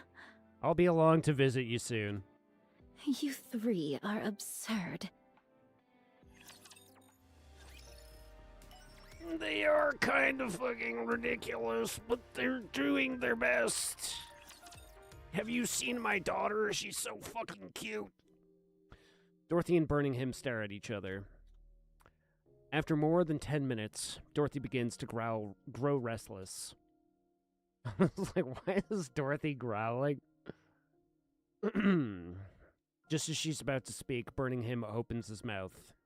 You were too hasty. Inciting Nikkes and citizens to rise up toward a third surface reclamation war. Did you really think that would work? All of you were dragging your feet. It was frustrating. So the Queen really has descended? Yes, she has. Then the destruction of Eden must be true as well. And you really are Dorothy of the Goddess Squad? Yes. Right. I've known that all along. What? I knew you were Dorothy of the Goddesses from the moment we first met. I knew those in the Ark regarded us as legends, but I didn't expect a deputy chief of all people to buy into it. When we first met, you asked me something. You mentioned someone's name and asked if I knew it.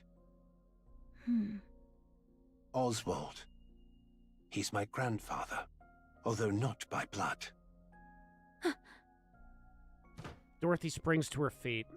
You! Please sit. Causing a scene won't help anything. I'll explain. That would be wise. Dorothy sits back down. I doubted you. I wasn't convinced that you were truly Dorothy from the Goddess Squad. I saw through your true intentions of either destroying or taking over the Ark early on. But I couldn't bring myself to dispose of you. According to my grandfather's records, you were the most radiant goddess of victory of all. My grandfather Oswald. He allowed himself to be disgraced in order to protect you all. What are you talking about? After Operation Ark Guardian ended, the Ark deliberated over what to do with the Goddess Squad. They were certain you would wield influence far beyond the central government.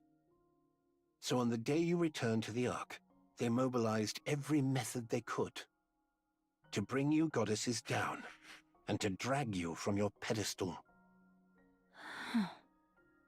No one adored the Goddess Squad more than my grandfather. He held a high enough position to oversee the entirety of Operation Ark Guardian. So he abandoned the Goddess Squad. Because it was obvious to anyone that they would be destroyed if they returned to the Ark. You honestly expect me to believe that? I know. There's no evidence of it. But back then, the central government was filled with the likes of Dobin. If you're going to lie, you should at least get your story straight. What you're saying contradicts Dobin's account considerably. Dobin was lying. Do you really expect me to believe you on your word alone? There's nothing more I can say. Dobin lied to provoke you. That's all there is to it. Then how did he know how Pina died? My grandfather apparently listened to every conversation in that temporary camp. He recorded it all in a book. He heard everything? Yes. It seems he originally intended to wait longer, since moving too hastily could have exposed him. But after what happened to you, he moved up the schedule. Because he feared the goddesses would crumble. Why didn't anyone say anything? If what you're saying is true, why did he abandon us instead of telling the truth? Because even if he told you that entering the Ark meant you would be placed on trial, destroyed politically, and buried under false charges, you would still insist on coming to confirm it for yourselves. That was how deep your trust in the Ark ran, after all. If he'd told you that there was a problem in the Ark, and that he'd contact you later, you would never have left the Ark's entrance. Because your concern for the Ark ran that deep. From my grandfather's perspective, he needed a lie that was convincingly realistic. A lie that would keep you away from the Ark. Even if it bred hatred, rage, or a thirst for revenge. Even if it meant you would one day return to exact that revenge. He wanted to make sure you never wished to set eyes on the Ark again. Then why didn't he call us back afterward? The Ark had long been dominated by VTC, and VTC would never have tolerated your existence. There was nothing he could do, since they were too powerful. So my grandfather filed a false report saying the Goddess Squad had deserted. Later, after VTC was destroyed, the situation improved. But too much time had passed at that point. There was no way to find any of you. Then that means you knew what we went through. You knew my true identity when I came to the Ark, so that means you knew of my objectives too. Then why did you stay silent? Did you want to humiliate me? As I said before, I doubted you. It was far too obvious that you had come to the Ark for revenge after being abandoned like that. So I kept watch this whole time, to determine whether you were the Dorothy of the past, or the Dorothy of the present, blinded by revenge. And I came to a conclusion. Your grandfather would have been heartbroken to see what became of the Dorothy he once knew. But you know what? The only reason I'm this way is because of you. I'm sorry. Dorothy freezes. What did you say? I can't speak for the entire Ark, but I apologize. I didn't come here for an apology. Dorothy, what do you want from the Ark? The Ark. I want to seize it and get my revenge. No. You cannot. As I said, I reached a conclusion after observing you. And my conclusion is this. You won't act against the Ark. I could reduce the Ark to ruins right now if I wanted to. Perhaps. But you won't. You had the power, the ability, the charisma, and yet you didn't.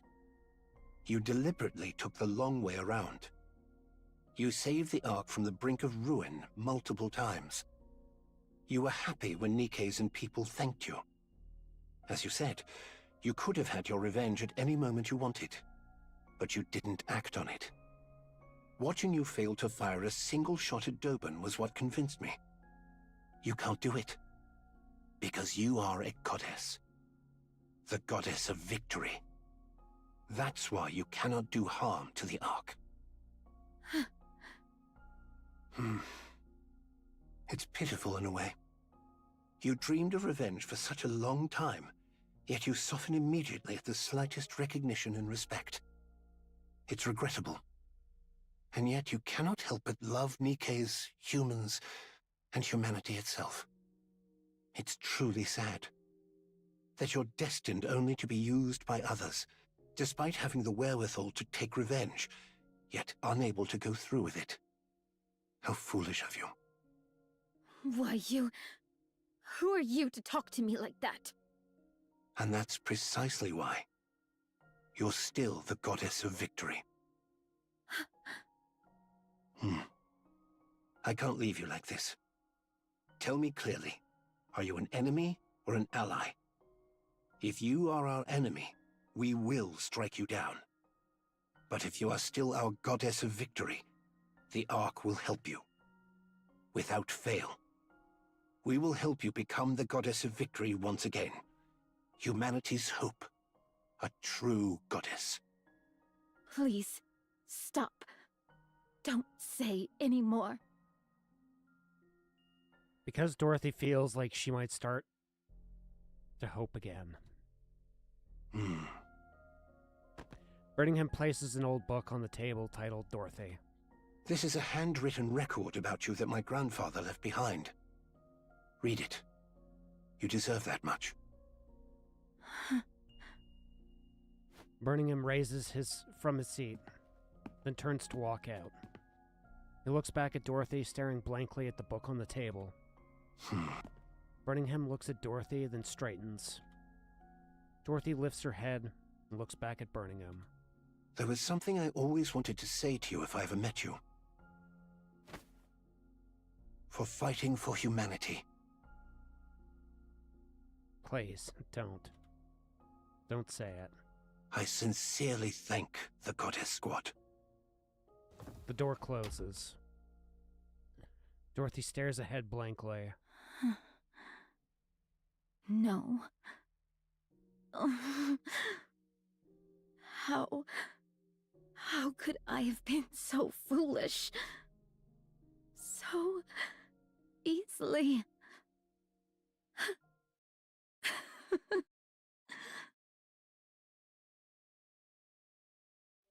That evening, Dorothy reads the book Birmingham gave her. The final page is filled with nothing but words of guilt towards the goddesses, which Dorothy stares at blankly through the entire night. When morning comes, she hears that a high-ranking official from the central government has requested a visit. She doesn't want to go because it's certain to be an uncomfortable meeting. Even so, she gets to her feet. Dorothy sits in a chair in the visitation room. Her visitor is yet to arrive, but Dorothy is relieved as she still wrestles with her feelings. A short while later, she hears a door opening behind her.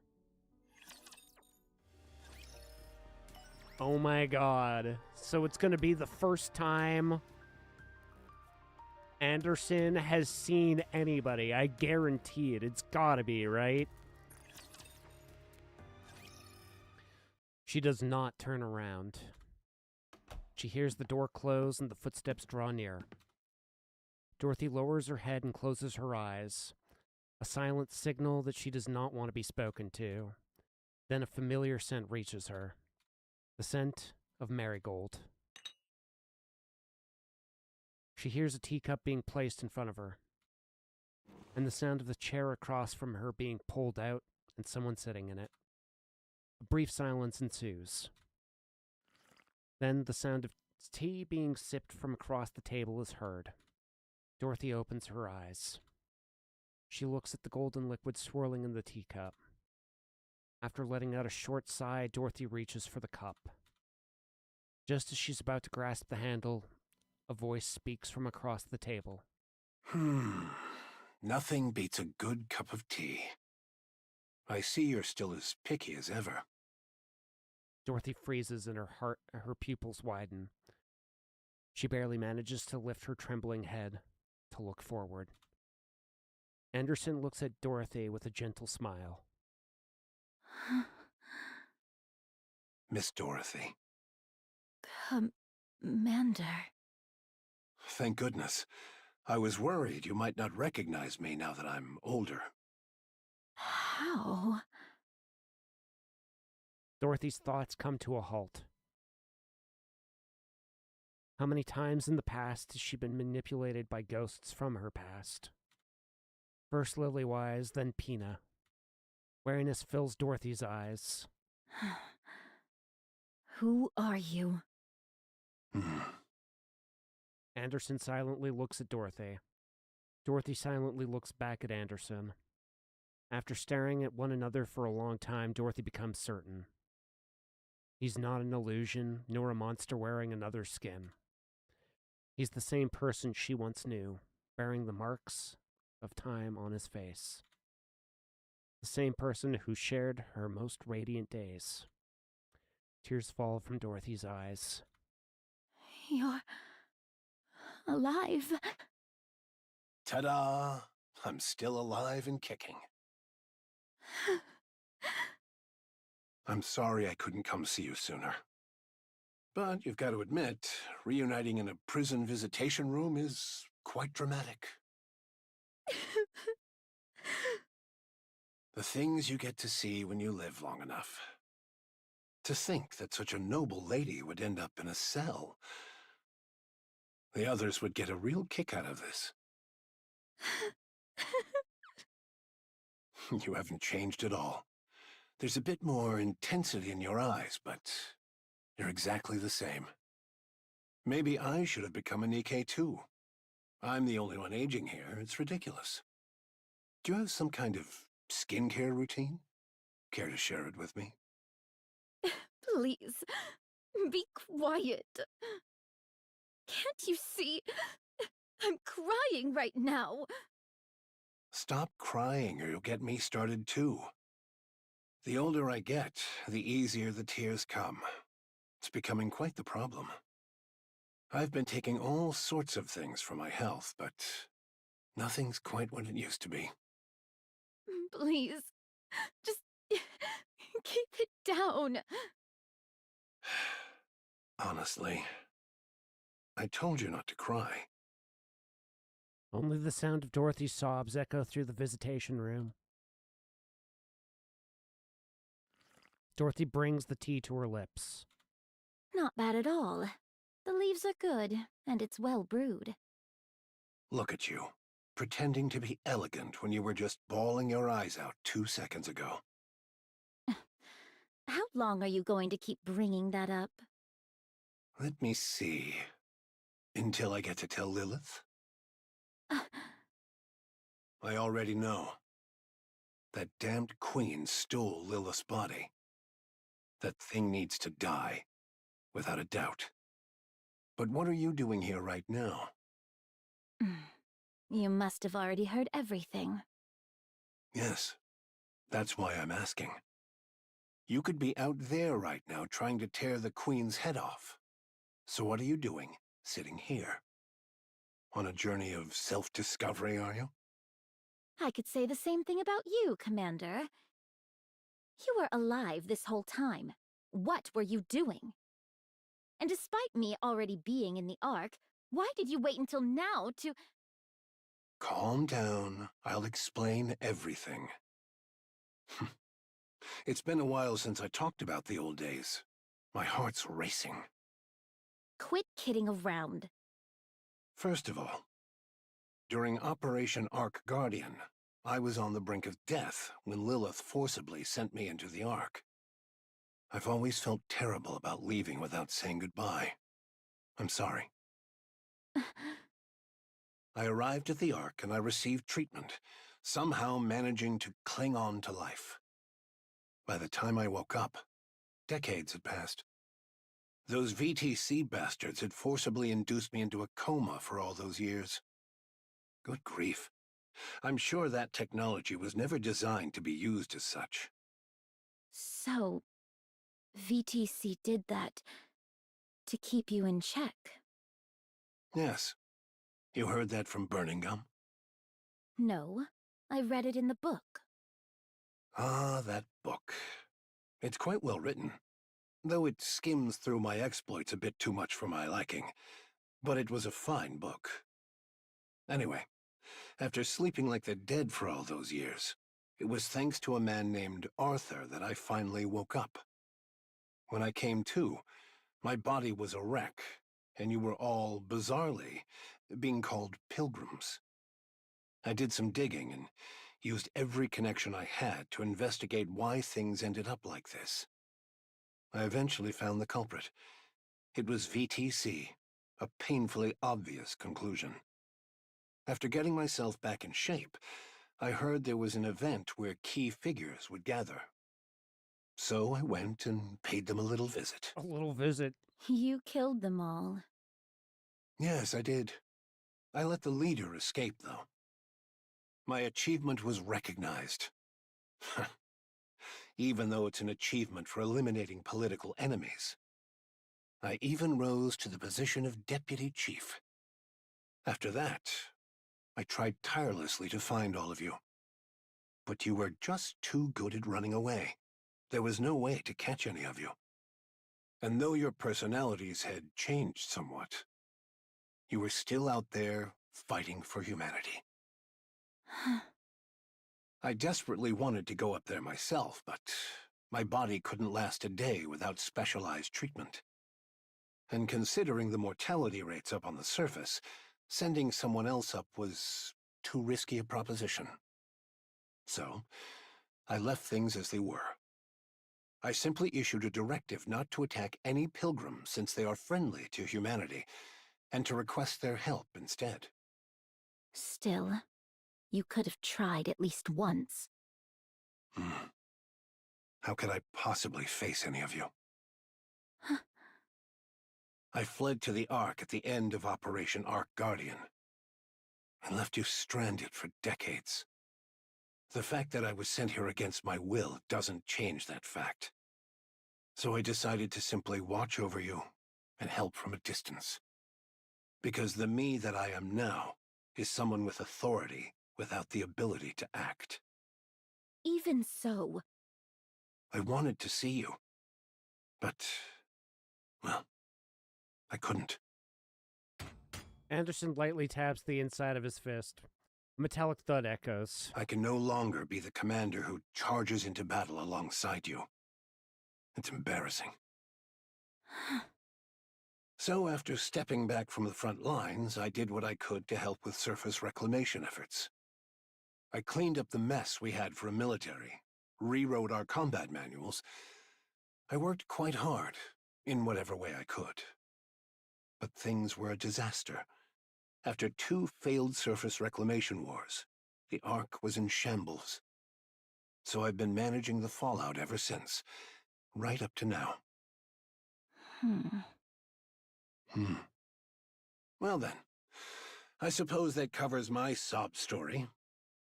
You're wondering why I never came to see you after you got to the Ark, aren't you? After all, you made such a flashy entrance, appearing like an angel from above. There's no way I wouldn't have known. Yes. Let's hear it. I knew everything about your situation. I knew better than anyone why you'd come to the Ark. That's why I stayed away. What on earth are you saying? Because if you had asked me to destroy the Ark together, I would have agreed. I would have smashed the Ark with you and cheered for Eden.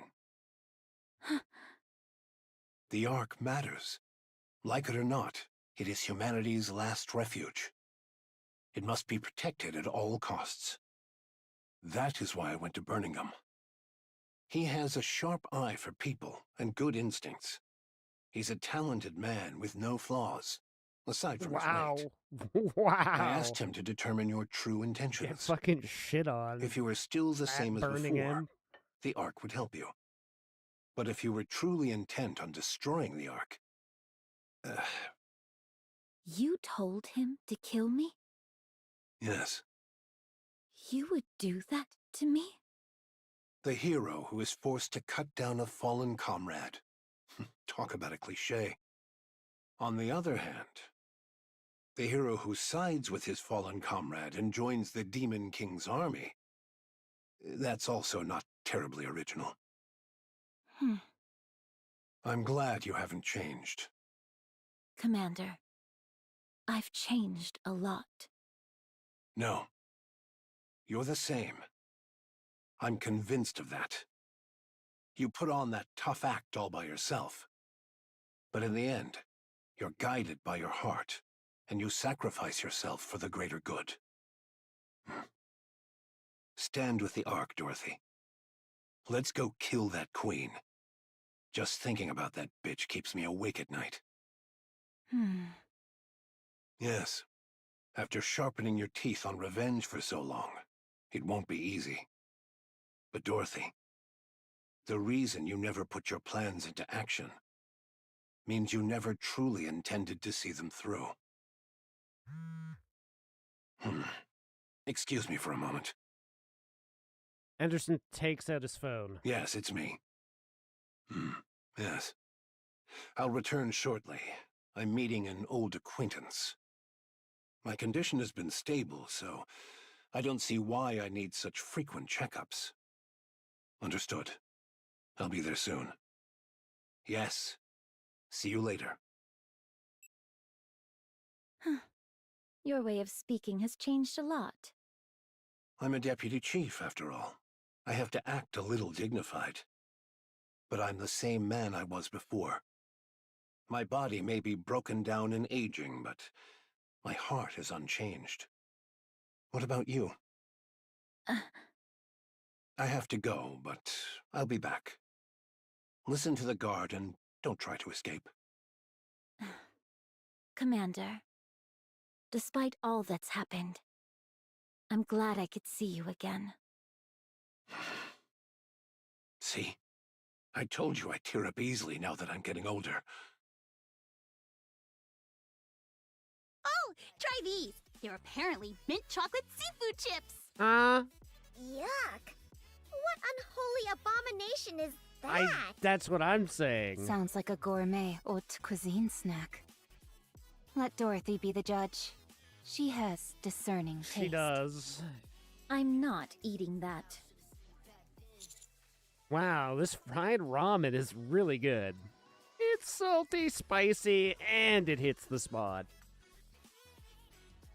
It's good. I think it tanked because of its name. Change that, and it would be a hit. Why did you buy so many dumplings? The shop's grill was fired up to the max. With firepower like that, it can't taste all that bad.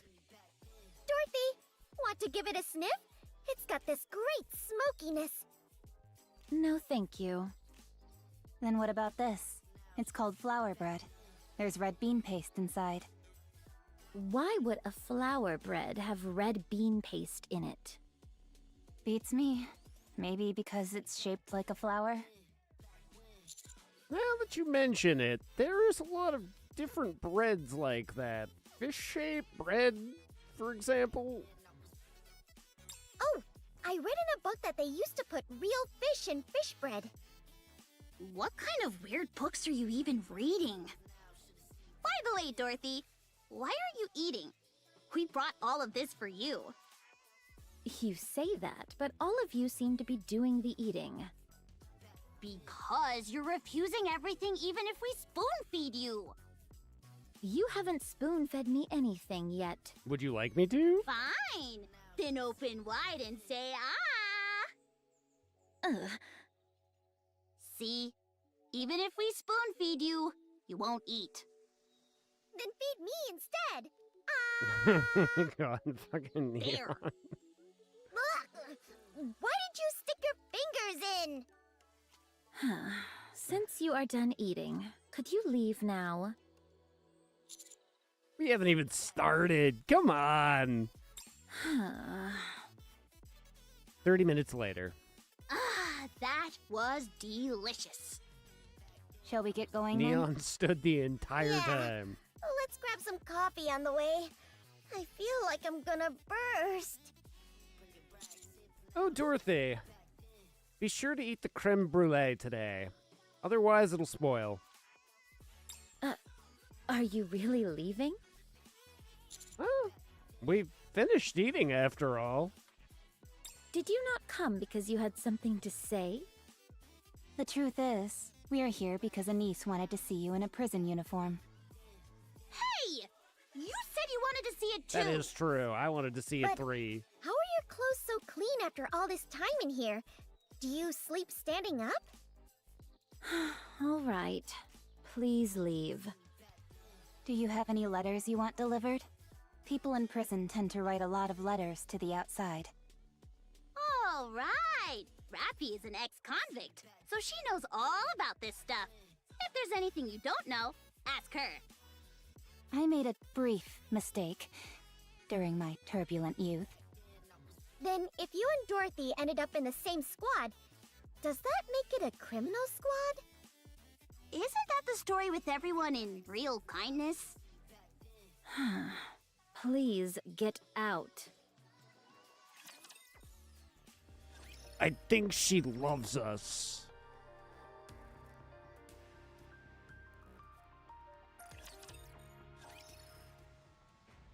In the central government's main conference room. All right, let's go over the situation. The most pressing issue is the Ark's power source. It's only operating at 20% of its former output, and that number continues to decrease. Second is the matter of Dorothy's sentencing. The incident was severe enough to cause casualties. On top of that, it really rattled the public. Speaking of, we've got an open deputy chief position now. Anyone have any candidates in mind?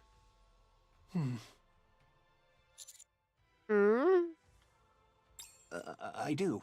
It's still a little early to say, though. Very well.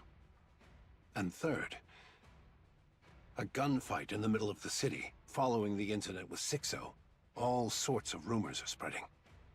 Public confidence has taken a serious hit. We need to gradually resolve this, but we're out of ideas at the moment. The Ark's power source is the most critical issue. The Ark's infrastructure will gradually become paralyzed.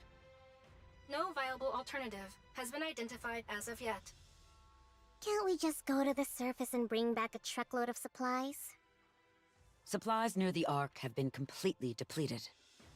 We'd need to venture much farther, and the risk and time required increase sharply the farther we go. Also, it's not just a matter of supplies.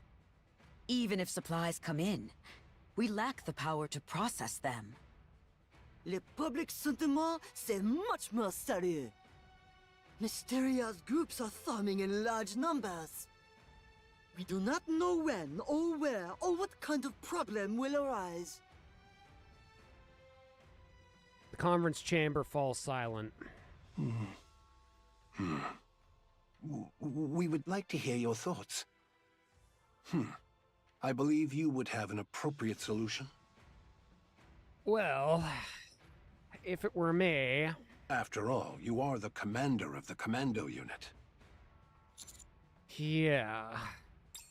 Everyone looks at me. Bearing the weight of expectations, I open my mouth to speak. I propose the Third Surface Reclamation War. Silence falls over the chamber once more. I press on.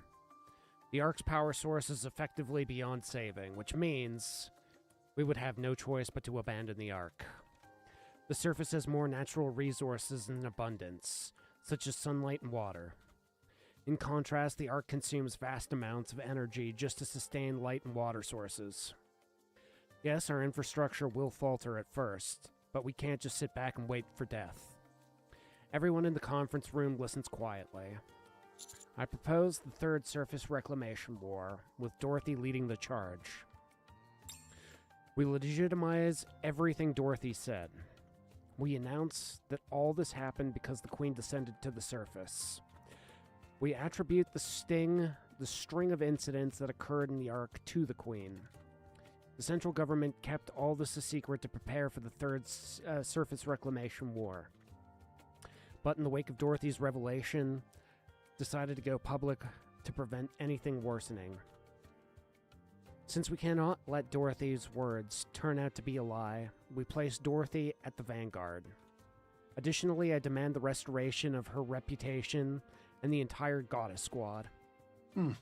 That last request seems rather personal. I won't deny it. Do you think Dorothy will go along with this? Of course. The Third Surface Reclamation War? Are you out of your mind? The Raptures are infinite. How long are we going to bang our heads against this wall? The Raptures are no longer infinite. What? It's been confirmed. The Raptures are now finite in number. Enoch verified it. What are you saying? Ugh. To summarize, the Ark can no longer serve as humanity's home. The Queen has descended. The Raptures are no longer infinite. With Eden's new technology, our equipment production outpost is sufficient. The Ark's strength is at its peak, and our comrades on the surface will be a great asset to us. The time for the Third Surface Reclamation War is now. If we don't do this now, it'll be impossible later. I agree. We haven't even put this to a vote yet. I'm fully in agreement. We're talking about surface reclamation. Doesn't just the thought of it make your heart race? This is the moment Elysian has been walking the tactical path toward. Onward, AZX! Onward, Admire! Onward, Wings of Victor! Pipe down, Miss Tactical. Whew, my apologies. I got a bit carried away there. Will this be another large-scale surface deployment? That remains to be seen, but it's unlikely. In many ways, this may well be our last opportunity. Right? Fine. I'll run a check on that function then. It's been maintained pretty consistently, so there shouldn't be a problem. Much appreciated. What? You didn't know? No, I don't know everything. The Ark can rise to the surface. Wait, what? It's not called the Ark for nothing. It can float. That's what it was designed and built for. Wait, the Ark can rise to the surface? Yes. How many times do I have to say it? It rises. It can go up. I can't believe that? Enoch, if you would. Yes. I will review the feasibility, timing, and probability of success for the Third Surface Reclamation War. How long will it take? The report will be ready within 1 month. Good. I'll leave it to you. All right. We need the 2 other deputy chiefs to agree on this. A matter of this magnitude requires a unanimous decision. There's no need to worry. The Commander-in-Chief is still in the same state. The remaining 2 have delegated full authority to me. I see they still have no interest in the Ark. I'd like each of you to begin your research and preparations with the Third Surface Reclamation War's execution in mind. Un moment. What is it, Mustang? You're announcing the Third Surface Reclamation War maintenant? Oh no, certainly not! Public morale is at its absolute lowest. To declare war in the middle of this would be catastrophic. I would not be surprised if une revolt occurs. But we have no proper alternative. Our only choice is to push forward. C'est moi! I have the ideal solution! We hold un grand concert to celebrate the third surface reclamation war! Yeah, nothing gets me ready for war like Strip a away the sweet solemnity and concert. march toward a better tomorrow for all of humanity. Et voila! That's how we present le festival! Moi excels at this! The crème de la crème, in fact! Mais it will cost beaucoup de money! This won't end with just one concert, no! We open concert after concert! Encore, encore! We will captivate the souls of every Ark citizen! Absolument! Entertainment! So what makes people forget their pain and anxiety? Very well. You'll have the central government's backing. I'll leave that part in your hands. C'est bon! Therefore, Commandant, Yes. TT Star must be the premier act at the third Surface Reclamation War Festival! They must be our numéro un! Absolument! Oh my god. Anus will hate that, which makes me love it even more. Oh. Ooh. Anus will hate that shit. See, this is already later than I really planned on going with this. How many more friggin' segments can there really be?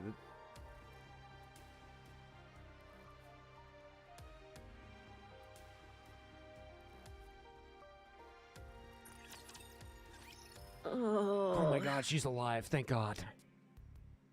Are you with us? Ma'am. Call me instructor. Oh, instructor. I hear you looted the Forbidden Library during the blackout. And that you smuggled out a book about Dorothy.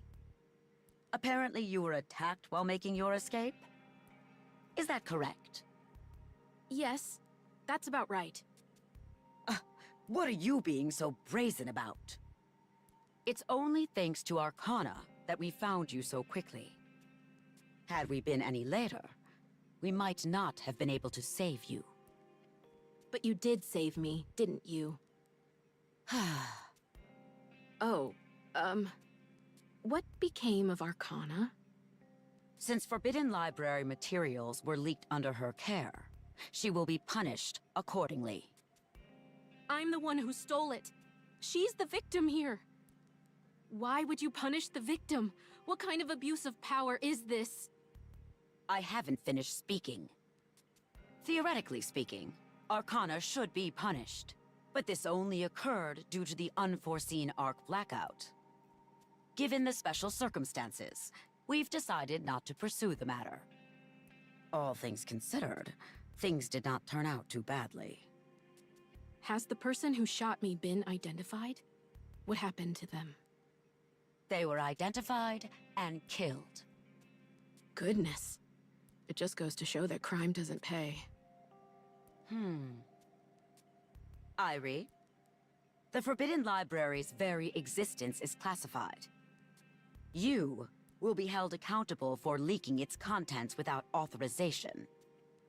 I've got a question. You're not listening to a word I say. Fine. What is it? What were Dorothy's true intentions? To take revenge on the Ark. But she never actually acted on it. What drove her to seek revenge? Because the Ark used Dorothy and the Goddess Squad before discarding them. I see. You seem pleased. Yes. I'm with an inspection unit. Exposing the dirty secrets of others is the reason for my existence. And now, oh my... To think, I've now exposed even the Ark's darkest secret! I love it! I knew there was a reason I didn't quit this job. Go on, tell me how brilliant I am. Yes, you are brilliant. Woohoo! Which is why you will be undergoing a memory wipe. Pardon? Don't worry. Only the information pertaining to the Forbidden Library will be erased. But knowing you, you'll find your way back there someday. Oh, that's no problem then. Any chance you could put it off for a while, though? I'd like to savor this feeling a little longer. Fine. As you wish. By the way, where is Avastar? Why isn't she with you? Oh, Avastar is currently the manager of those pop stars. Where did Elysian go so wrong?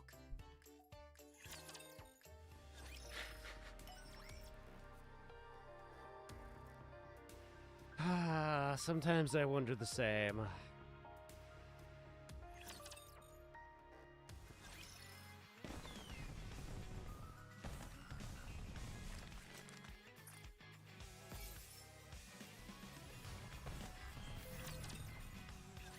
So... TT Star's comeback concert has been upgraded once again? Yep. And it's the first step in preparation for the Third Surface Reclamation War.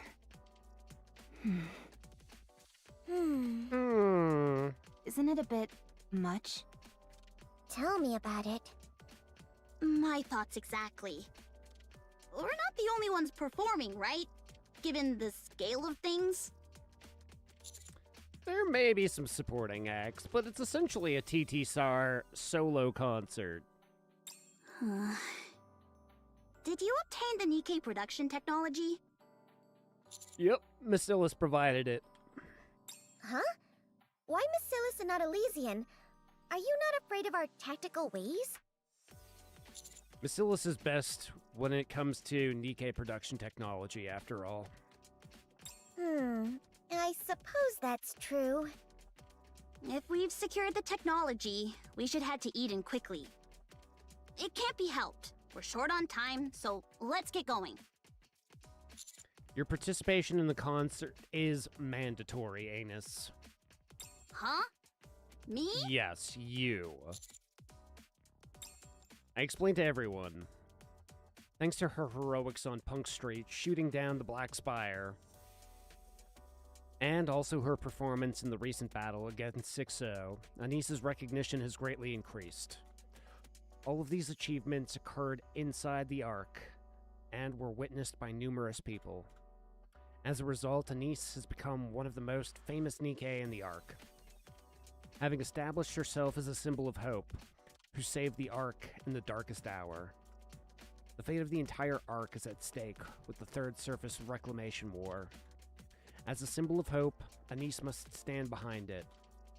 Since she has past experience as a pop star, it's the perfect opportunity. That is the position of the central government, and of Tetra. A symbol. Me? Yeah, you. Don't do what Pretty did. Or do what Pretty did? Honestly, I would have preferred Pretty to you, but that fucking... it's the dice that we rolled.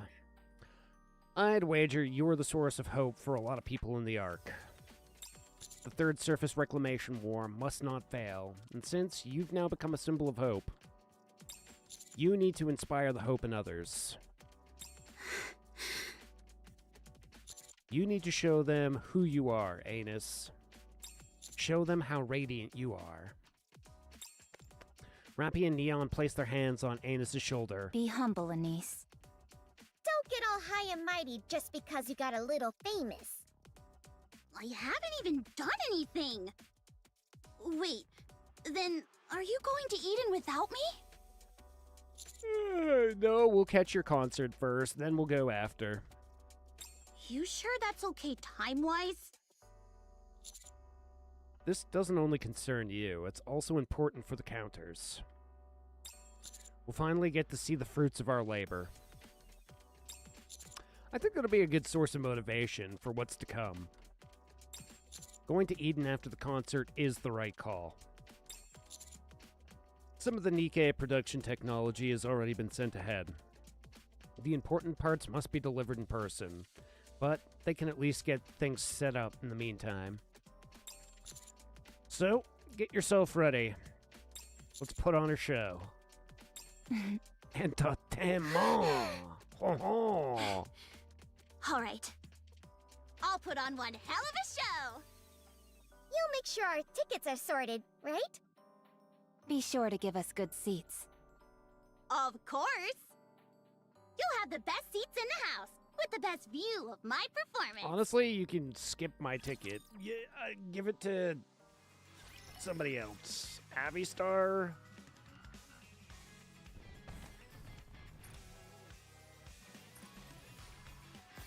Okay, well now that we've made it through all that,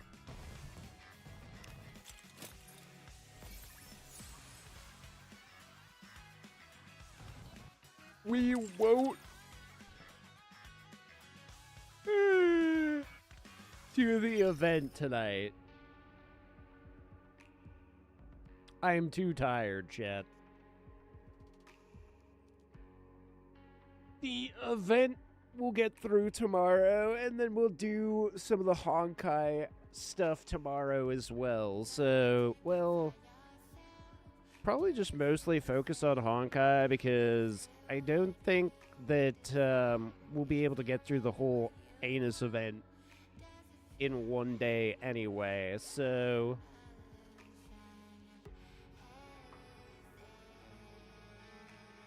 we'll see how things play tomorrow, but I think that it'll be mostly a Honkai day tomorrow. Anyway, thank you, you beauties, for hanging out. I will catch you tomorrow. Have yourself a wonderful evening, my beauties. Peace.